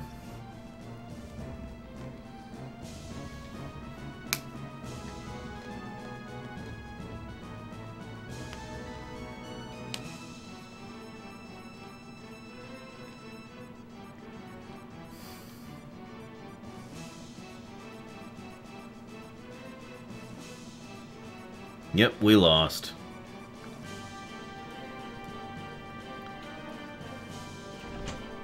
Don't freak out. What? Don't freak out. Freak out, out. Did you turn the heat off today? I believe so, yes. I need to go downstairs and turn it back on. That would explain why I'm cold. The sun went down. It is... Yeah, I turned it off way earlier when it was actually warm in here. Sorry.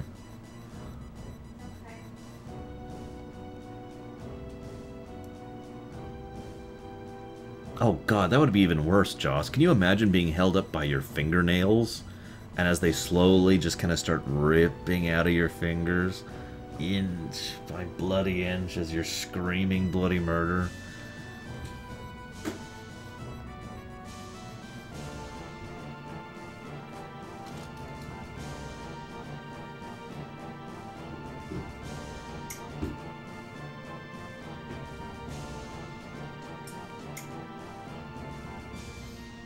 I would win, Tall, to both.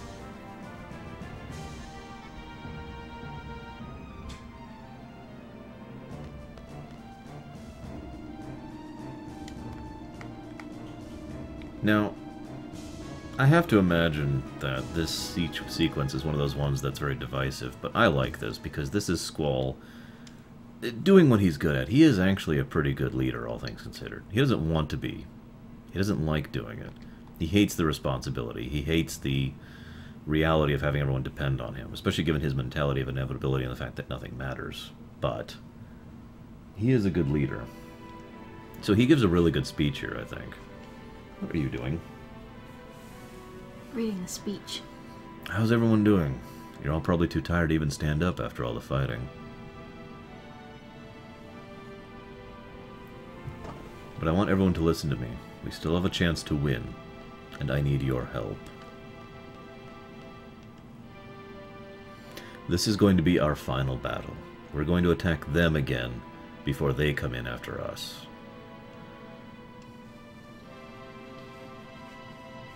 To do that, we're going to head straight into their garden. So I want everyone to prepare for a major collision. Take care of the junior classmen.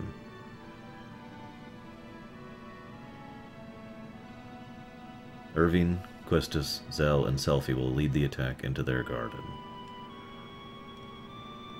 Remember, defend the hot dogs at all costs.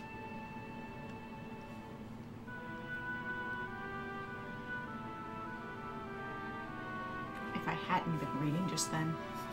Seed was formed to fight the sorceress. At least, that's what I've heard.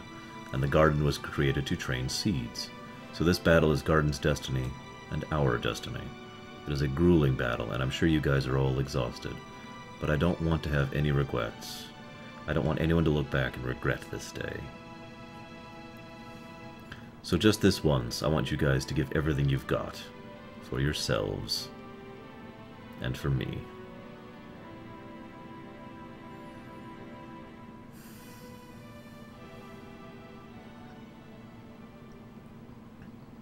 And then he tells him to ram the crap out of the other ship. And the music changes. I love it. And that's how we go straight to, apparently. Well, no, that's how you turn right. See? Oh. And props to them, they actually do turn right. It would be easy to make a continuity error right there. And we ram the crap out of them, too. We just get right up there. Get stuck in with the boys.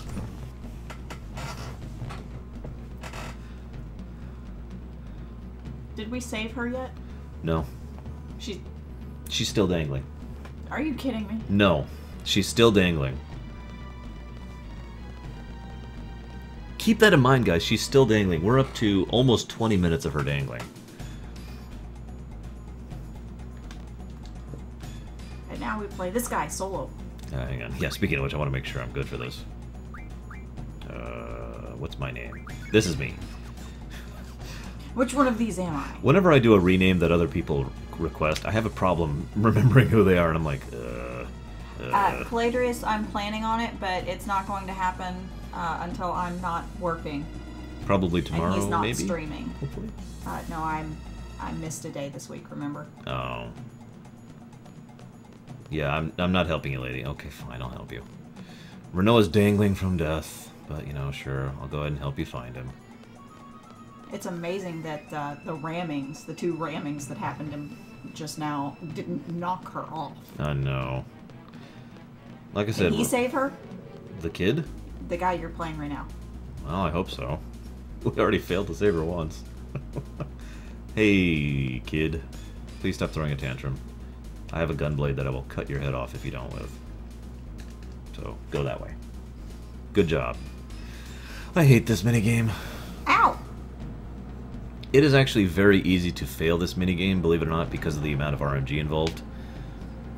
Even before, even on the tasks, it was one of those things that we had to really work through. I am not getting a haircut on air. Damn it.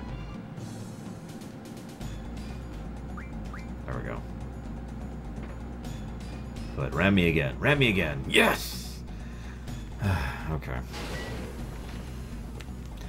So for anybody wondering, if you somehow manage to just endure for this whole cutscene, the moment the cutscene runs out is when you just fail. Really cool battle going in the background there. I just feel like pointing it out.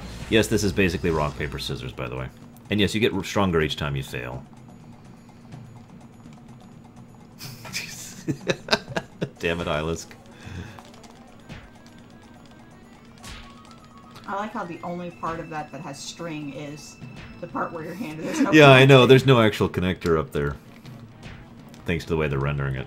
I'm kind of deliberately losing here because winning this first one is almost impossible. So we'll just go ahead and die. What happens when you die? You start over. Oh. Just this minigame. And we're down. No, we're dead. Sorry, Renoa. I know you've been hanging there for 19 minutes and 30 seconds. Don't worry, we'll come save you because Try again with HP plus 200. Hint, you can execute a special move by being stupid. Wow, really? Yes, you have to be stupid to execute a special move. Good night, Sis. Even though I'll be talking to you in a minute. No! No! Oh my god.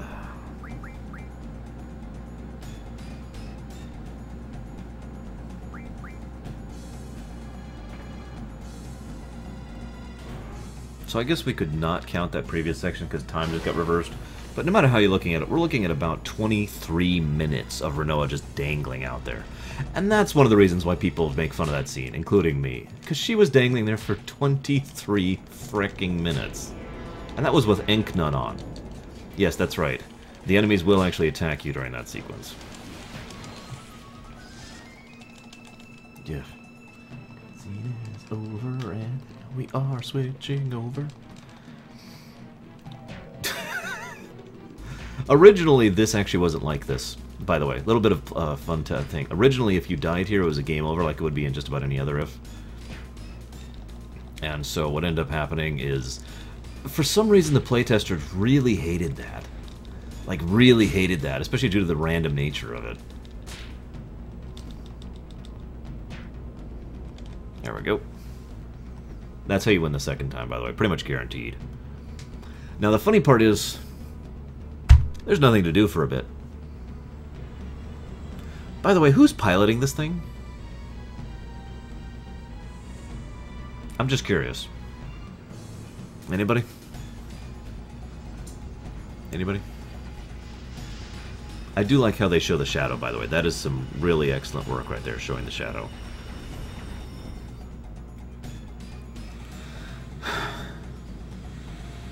Okay, now we're piloting.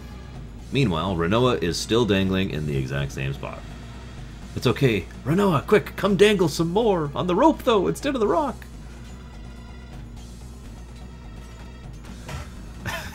I like this game, but God, really? Oh my God. Look at all this battle. That's really actually pretty cool, all things considered. It's a pity we're not part of that. I love that, by the way. You probably didn't catch it because it's really quick, but there's actually a guy who's running by on a motorcycle, and someone clotheslines him right off the motorcycle.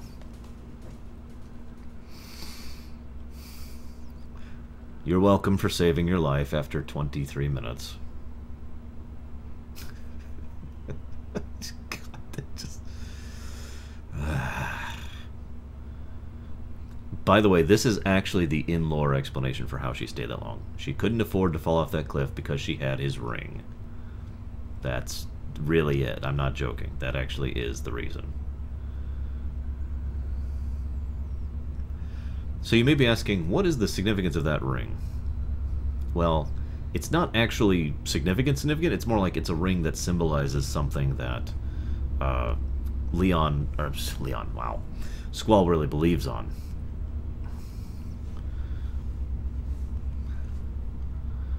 It's the idea that he believes in the individuality of strength, yada yada yada yada. So, Griever is actually requested rename. I don't know who requested this off the top of my head. If you're in chat, I hope you enjoy. You'll be seeing this name a lot later in the game. Vindex.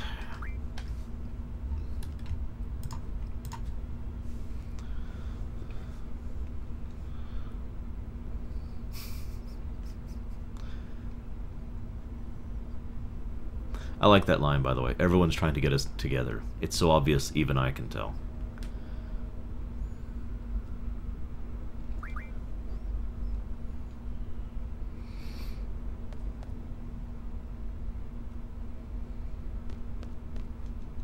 Alright, so... let's go ahead and...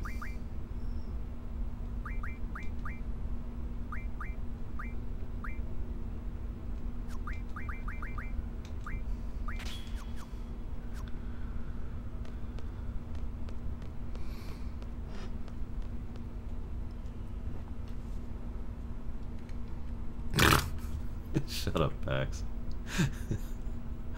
I don't know who named it that. I don't think that's what they were thinking, though.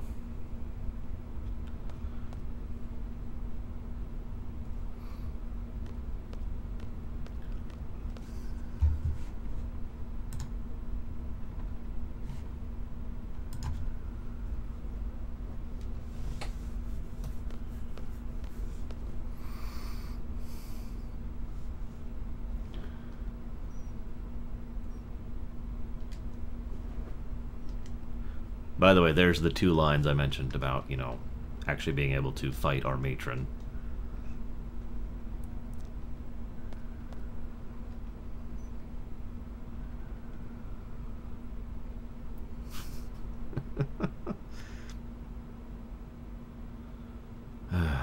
Come on.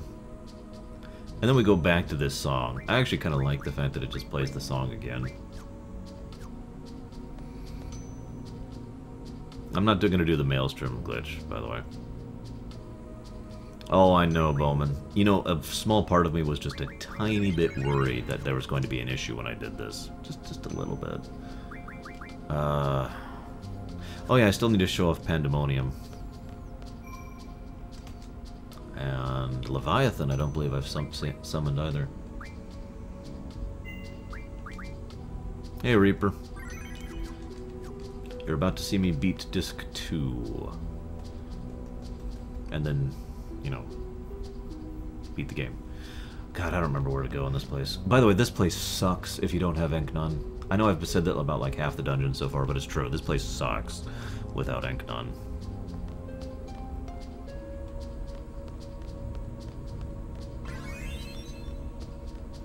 Apparently we've been doing a really good job, so we deserve a payment thing there.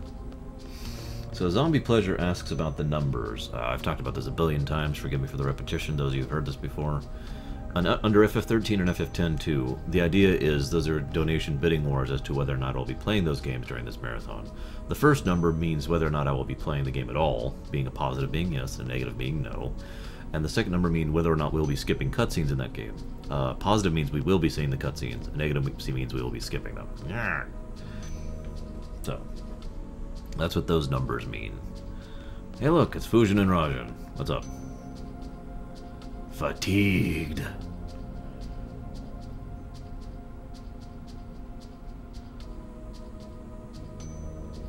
Now, I kind of like this, because this is the beginning of them losing their their blind loyalty to Cypher. So they basically just ask us to knock some sense into them. Pretty much literally.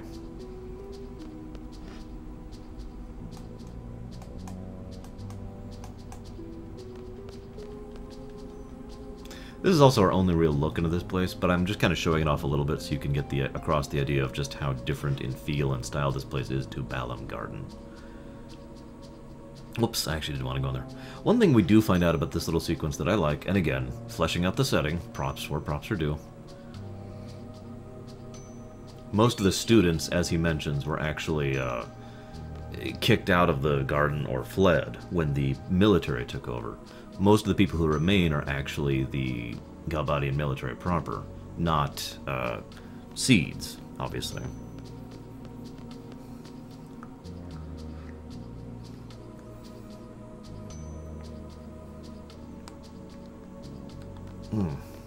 Ow. It's all good, zombie.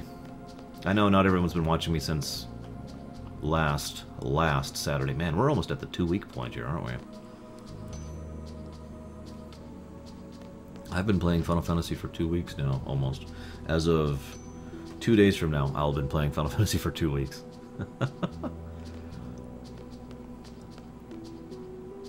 But yeah, I'll show off Leviathan, I'll show off Cerberus as soon as I get it, I'll show off Pandemona. I don't remember what else there is.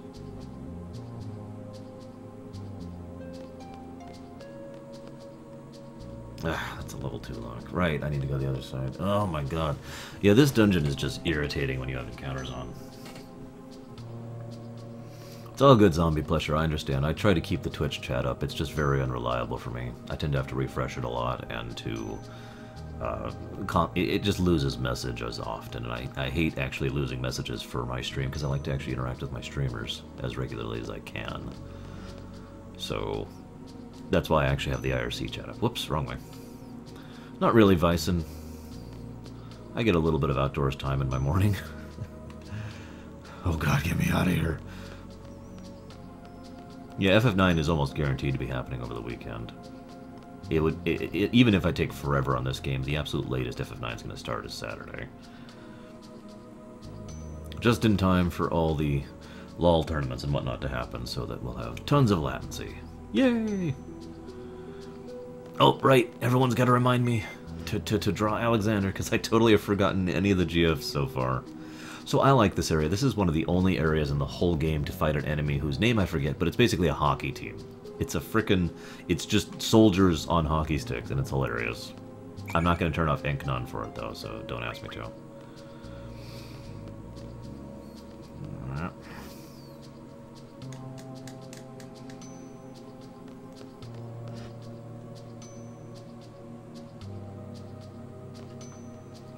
Give me the key, or I will take your soul. Oh, you already gave it to me. Damn, I had this whole threat ready and everything. Ah, whatever.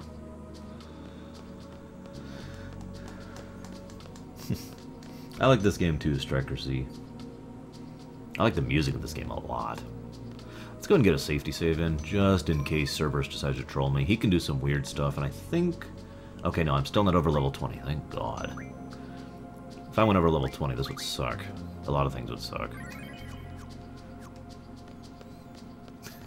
Okay, Tall, you're getting too obvious. Come on, man.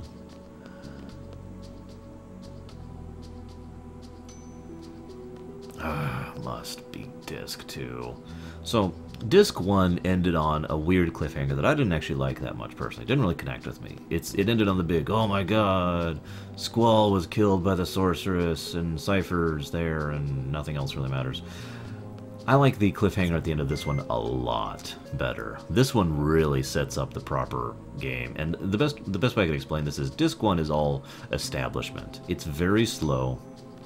It's very, its pacing is kind of off, to be a little bit frank, but it's, you know, the point is it's just all setting the stage, setting the course. Then we get to Disc 2, which is mostly about what is perceived to be the main plot, but it isn't. It's actually just has something to do with the main plot. We all think we know what's going on, but at the end of Disc 2 we find out that everything we thought we knew is actually basically completely wrong. And then Disc 3 is about the actual main plot, finally. And then Disc 4 is, you know, the finale. So as much as I complain about some of the finer details and subtleties of this game, the overall structure of it is quite good. Hey look, this is where we find out Cypher was dead. Ah, the good old days.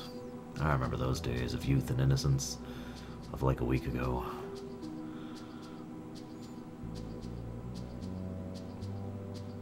Did I go the wrong way?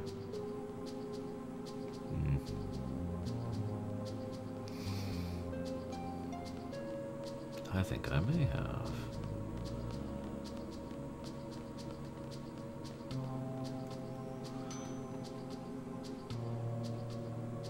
Yeah, I'm going the wrong way. Damn it.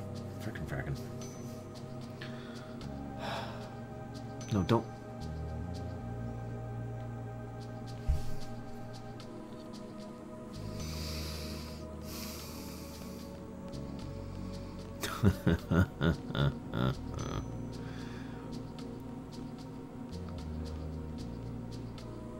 I know, King's Falls.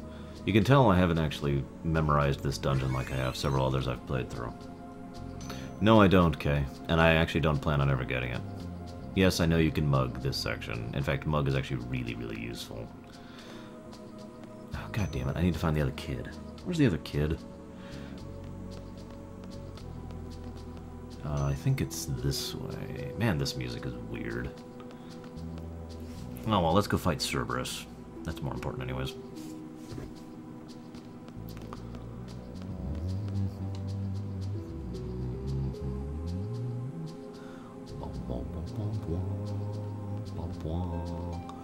Oh my god, boss fight out of absolutely nowhere. Boss encounter.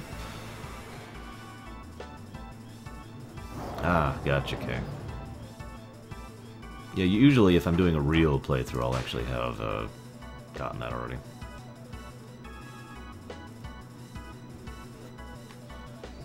So yeah, this is one of the only GFs that's actually in Galbadia Garden. Not that it really matters, I just thought I'd share that little tidbit.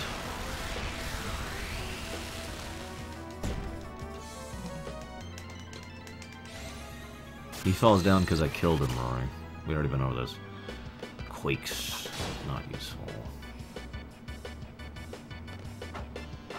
At least Squall is finally starting to hit hard.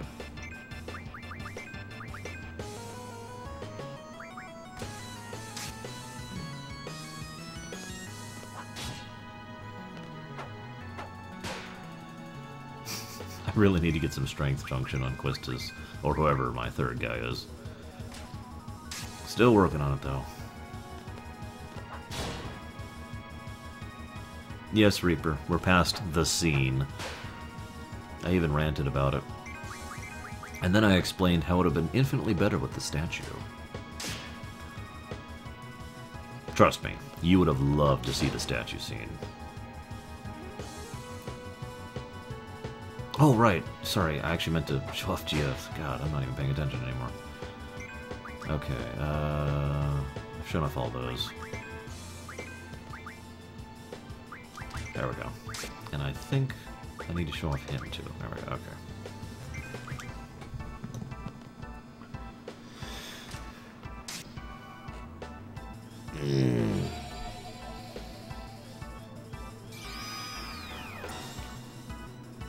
Trust me, Reaper, you're not really missing much. So this is Melodic, aka Leviathan. Like I said, I actually like a lot of FF8 summons, even though some of the later ones get way too long and a little bit too unnecessary. But several of them are quite cool. Fun fact, one of the very first things that was completed in the entire game is the Leviathan summon. In fact, this is the very first GF that was completed in the entire game.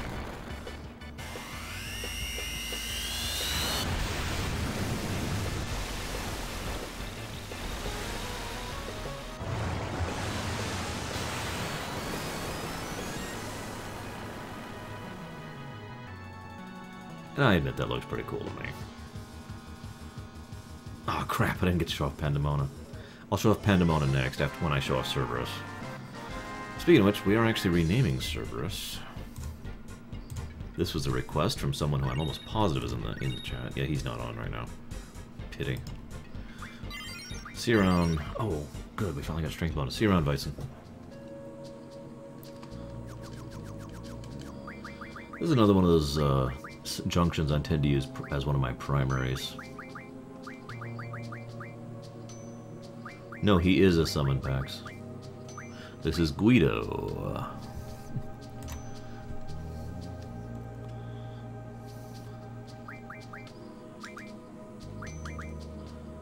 Now, this is why I like him. He's got strength, magic, spirit, and speed and hit as junction abilities, and he also has the incredibly important ability ×3, which is really useful. Like, beyond useful. He also has alert, which means you can't be back attacked. If only I didn't have Ink Nun. Now, I'm not even sure what he needs. Give me just a moment here. We're actually going to be putting that on him as well, because we put everything on the main character. Hit. Speed. Speed we're getting from that. Spirit we could go ahead and get. Okay, so we want to go ahead and lose this for strength bonus, because that gives us a... Wait, no, actually we don't want to do that. We want to do this one. Oh my god. I can't even believe I did that. Whatever.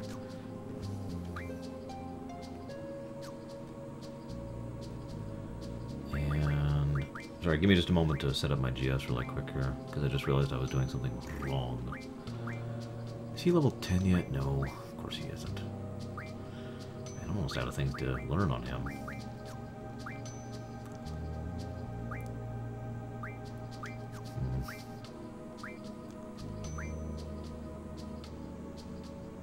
Yeah, we'll do that.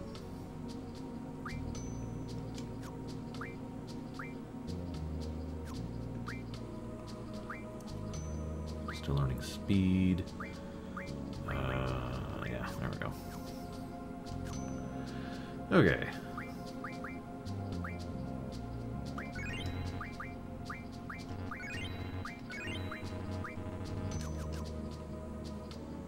I think we're good.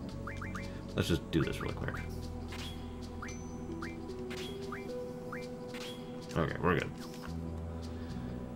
Wait, actually, I'm sorry. One last thing I want to check here. Yeah, that's what I thought.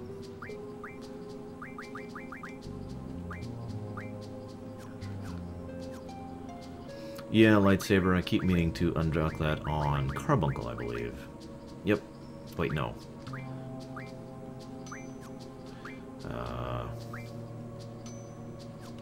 Hang on.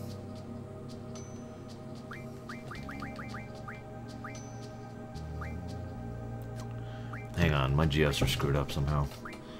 Okay. 7th has it. Arcanine has it. Chippendale has it. So.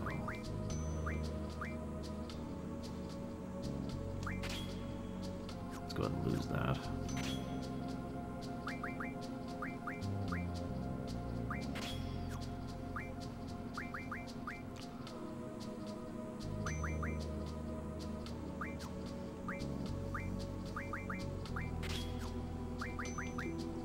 I don't know how that got screwed up, but whatever.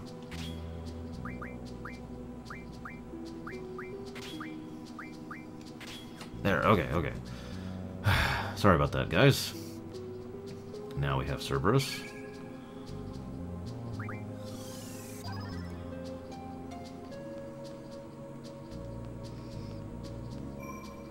Now we do the second boss.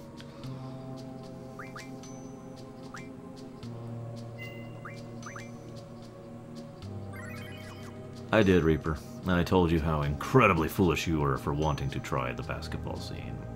Because seriously. Oops, wrong way. Wait.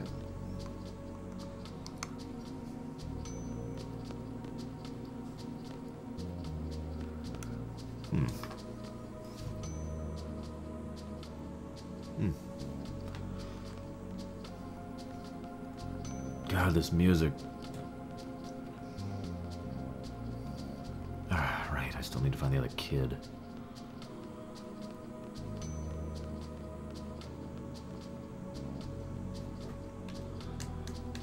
Which should be over here somewhere. So, I mentioned the weirdness of the music of this area. I kind of like it because it's the last time we were here, it just kind of adds a degree of almost creepiness to the whole thing. There we go. But as weird as this sounds, I like that. It really does add to the ambiance of how incredibly creepy this whole thing is. And it goes in contrary of what you would imagine what is effectively a last boss style dungeon, or a last dungeon style dungeon would be like. You know, it's just this quiet, slow tension because of the fact that we're all, you know, we're moving our way towards, you know, our adopted mother, the matron, and, you know, killing her and all that horrible stuff. There we go. Yeah, I know, Final Cloud. Like I said, as soon as I beat Edea, the sorceress, we'll have won the game. The world will be saved. It'll be great. And then we will win everything. As soon as we get through this place. God, you have no idea how slow and dull and boring this would be if I didn't have Enkanon on. I'm just going through how I just keep reminding myself how thankful I am that I have Enkanon on. Seriously.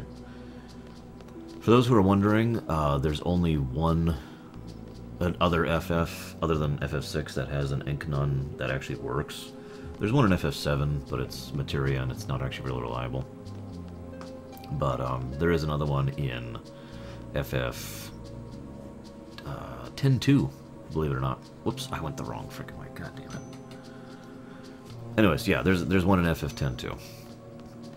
It's another reason I like playing 10-2. It has an Enkanon. I usually put it on Riku, if memory serves. Man, I just got 5 spam messages in a row saying, hey, you should come to our spam site and give us spam money so we can spam you. I might have been paraphrasing. I am really tired. I really want to be done with this. Oh, finally. Okay.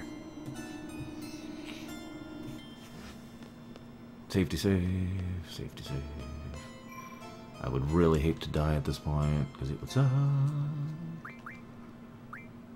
Am I out of... Yeah, sure.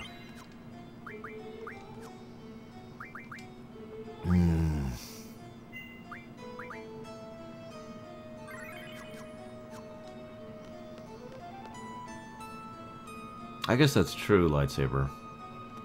I actually forgot about that.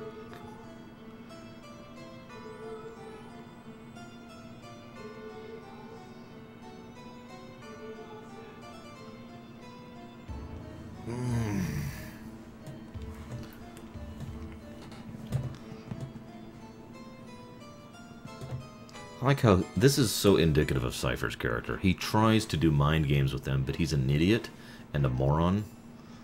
So, yeah, he can't do anything to get into their heads. But the funny thing is, Squall then says you're just an enemy like any of those other monsters. And that gets into Cypher's head without Squall having even tried to get into Cypher's head. I just like that. I like the total contrast there.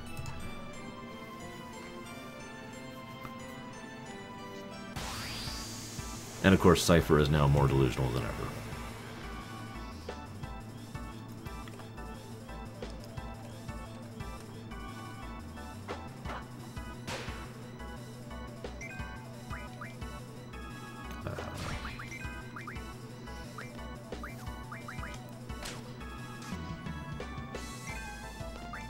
Okay, so we want to show off Guido. I'm sorry, I just don't like Cypher as a character. I get what they did with him. I get it, I do. But that doesn't mean I have to like him. So this is Cerberus.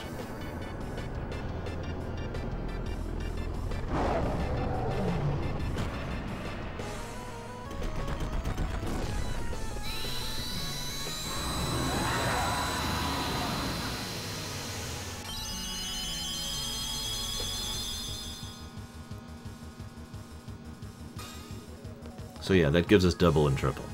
It's actually a pretty useful summon, all things considered.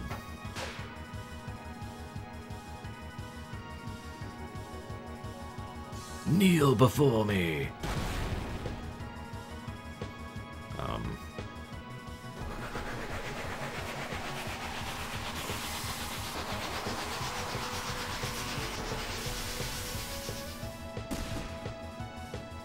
And he's like, oh, dizzy. So, oh my god, really, dude?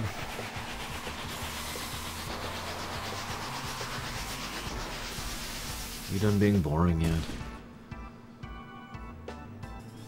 Don't do it a third time. Good boy, who's a good boy? Who's a good boy?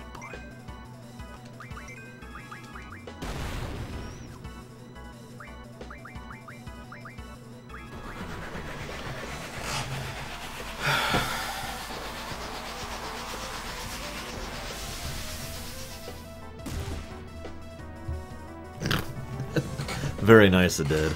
I like it. It's very appropriate. You even remember the remember her. I like how Cypher's attack looks retarded too. I mean, I'm sorry, but it kind of does. Okay, here's Pandemona.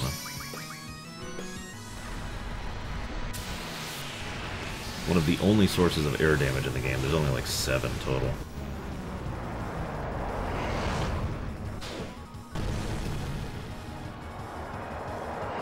Pay attention to its tail, by the way, as it sucks everything in.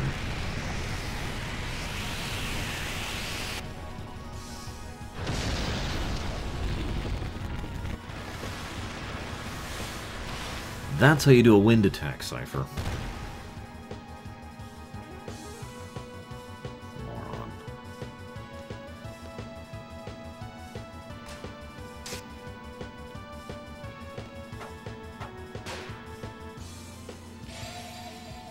No spoilers, Ekadil. I want to enjoy it.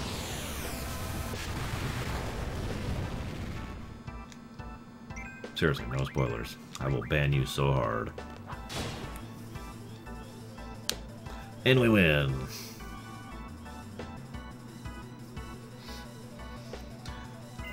No X because it's a boss.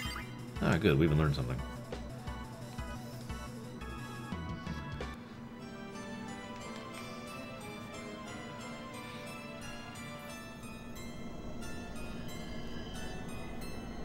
Would you stop showing off, Adia? Come on. Jeez Louise.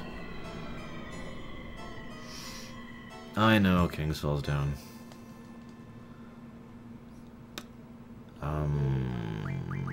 Just a second.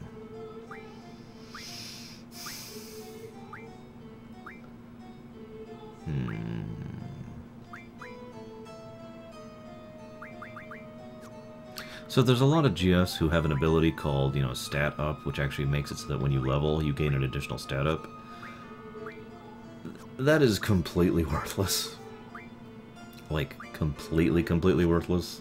Like, I can't put into words how worthless that is. I just wanted to make you guys aware of that.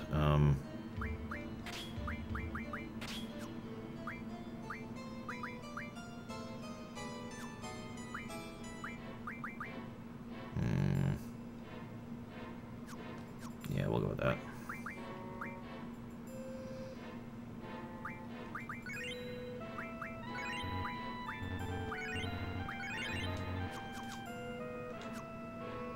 Safety save, because I don't feel like losing, just in case. Although at this point I have no real fear of anything in the game except for the Tonberry King and the Cactar, the giant Cactar. Those are the only boss fights I'm worried about in the rest of the game at this point. Unlike FF7, or like every other FF, there's no more, you know, this whole game's easy except for this boss kind of a situation.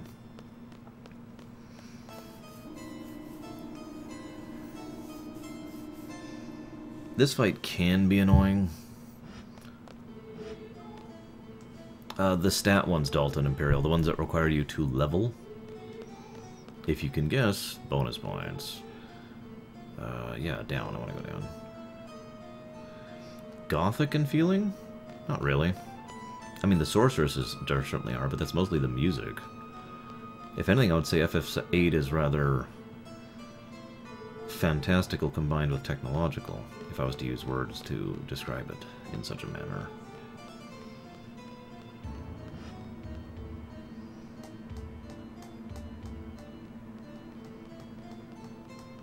Why do I feel like I'm going the wrong way? Because I am. Well, that explains it. Even though, in terms of architecture, this actually is where it would be, but whatever, it's just...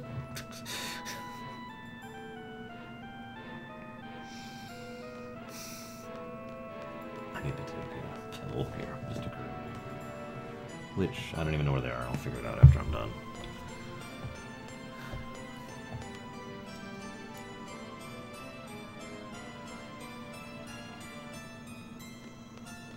Oh yeah, okay, I remember where I'm going. Sorry guys. No excuses.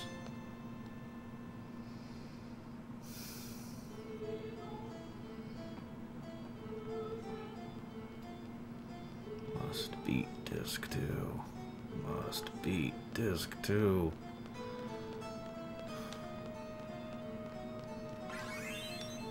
Must get more money.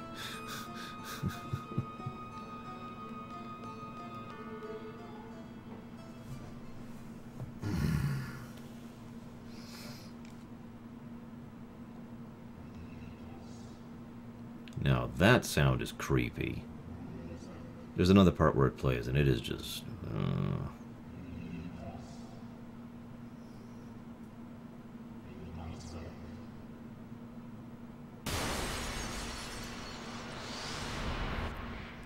Well, at least she knows how to make an entrance.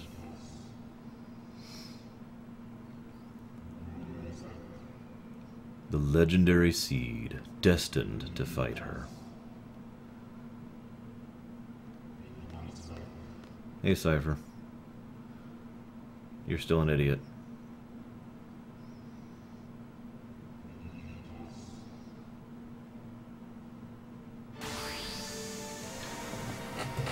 Okay. And now to fight Metal Gear! Or, I mean, Adia. Yeah. We have a little more HP than the last time we fought. And Cypher, how did you even get down here? I mean, I know how she got down here. How did you get down here?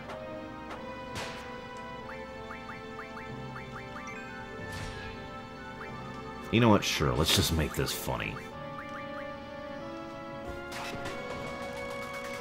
I'm telling you, Kay, she's got a sense of style. Ultimecia does.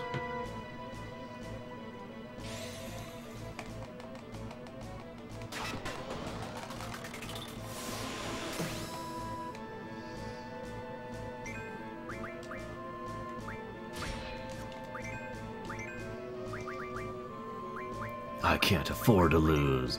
If I lose, it would be such a blow to my ego that I couldn't stand it.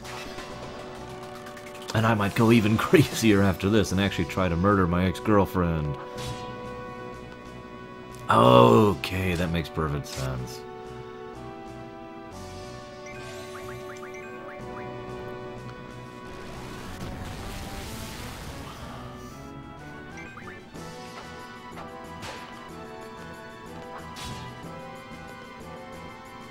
Hey, Cupcake.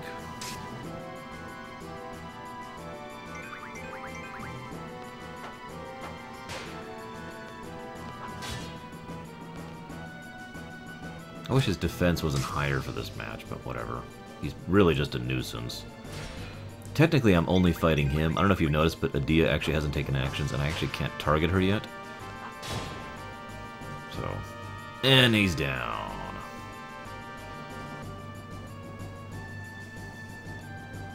Now we fight her.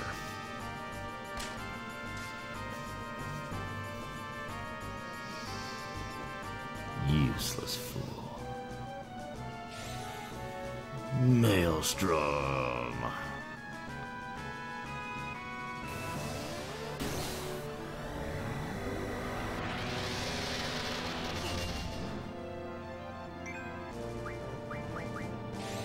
Alexander.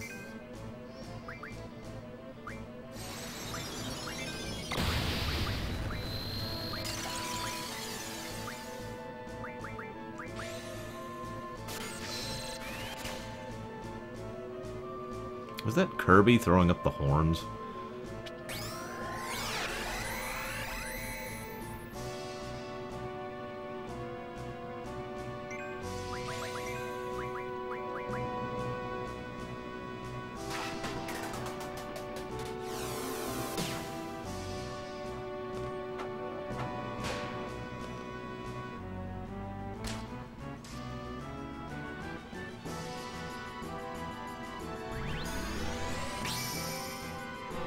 Hey, Bregvin, just in time to see me be about ready to finish for the night. Hope work went well for you.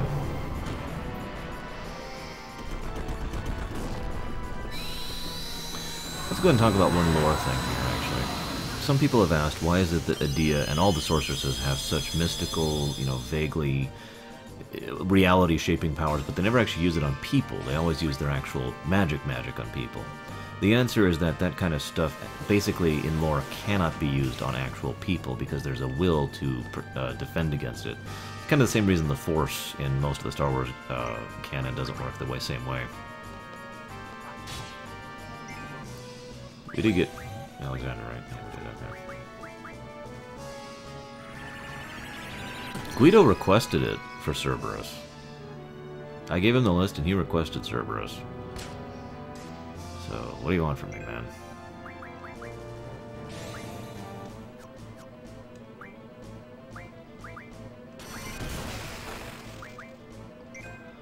I don't even know what status effect they're under right now, to be honest with you. I don't remember what Dark and Mealing is. It's not blind.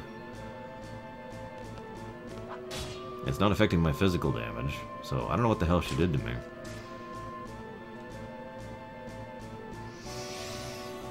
Bregwin, it's actually that reason, and in addition to that, it's an aesthetic choice because Ultimecia has a very specific sense of style to her.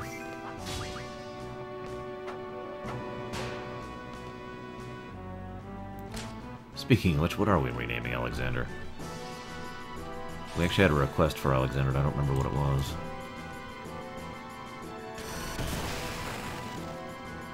I really don't. What should we name Alexander, guys? Tonberry, I don't believe, has been requested. Let me check. Yeah, Tonberry is... Oh no, Tonberry is requested. Tonberry is already taken. Oh, gotcha, Kay. Thank you for the information.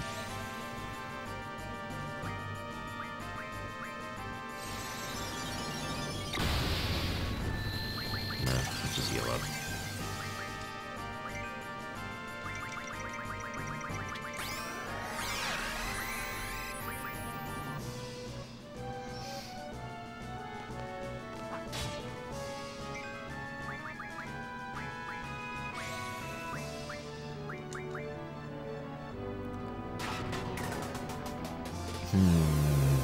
Well, if I was to go with my usual Pokemon thing, I would probably name him, oh, what's that guy's name? It's a dark, Earth type, or Rock type, excuse me, that came out in 2nd edition. Or 2nd edition. Wow, I'm really tired. 2nd generation. 2nd ed. Oh, she's dead. Yeah, we won! We did it! We're incredible.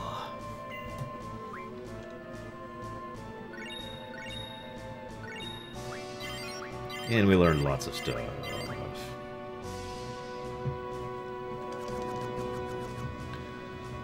Oh, okay, I actually don't remember the name of that Pokemon. It's one of my favorite heavy hitter type Pokemon. I'd use a fairy type, but I haven't played X and Y yet, so I don't actually know any good fairy types yet. I don't have a favorite yet.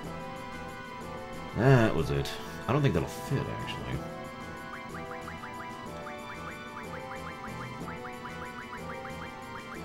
I like how the battle music still plays while you're renaming Alexander. Yeah, this'll fit. I'm really exhausted, Braven. I'm going to bed pretty much as soon as we finish up Disc 2 here. So like I said, Disc 1 ended kind of just as a, okay, yeah, it's the end thing. This is a much more effective Disc end, I think. Really, it is. We defeat Edea really, really badly. Reaper, actually, my friend Pax gave me Pokemon X, which was really, really awesome of him. I just haven't had time to play it because he gave me it during the marathon. So pay attention here. Renoa wanders over to Cypher, whispers something mournfully into his ears. Poor Cypher. Clearly she's mourning him, and she's regretting all the horrible things that have happened to him.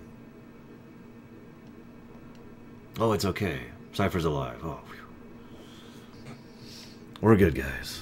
We're good. Cypher's alive. We didn't kill him, as much as we wanted to. Cactar actually is taken, too. I'm sorry. Cactar is taken. Tonberry is taken. Bahamut is not taken, and I don't think we get to rename Odin. I could be wrong. It's okay, Reaper. I appreciate the thought. And this is just a bombshell, because there's Edea, and she looks up and she says, Irvine, Zell, Quistis, you've all grown so much and become so strong. I have waited for this day to come, and feared this day would come. Is today a joyous day, or is it an odious day? Where is Alone? Have I protected Alone? Makes you wonder just how long it's been since she's been in control of her own faculties. But it's been a while. Favorite rival? The one in Platinum. Barry, I believe. He was pretty awesome. Although I really like, oh, I can't think of her name. The girl rival in White, Black and White 1.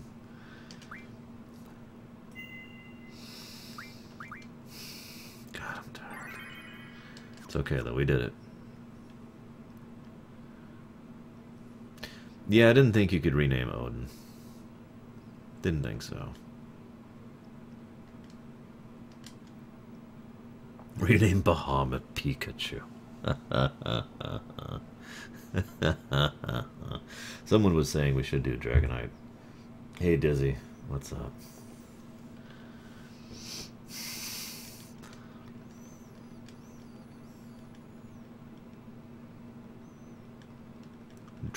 Dratney?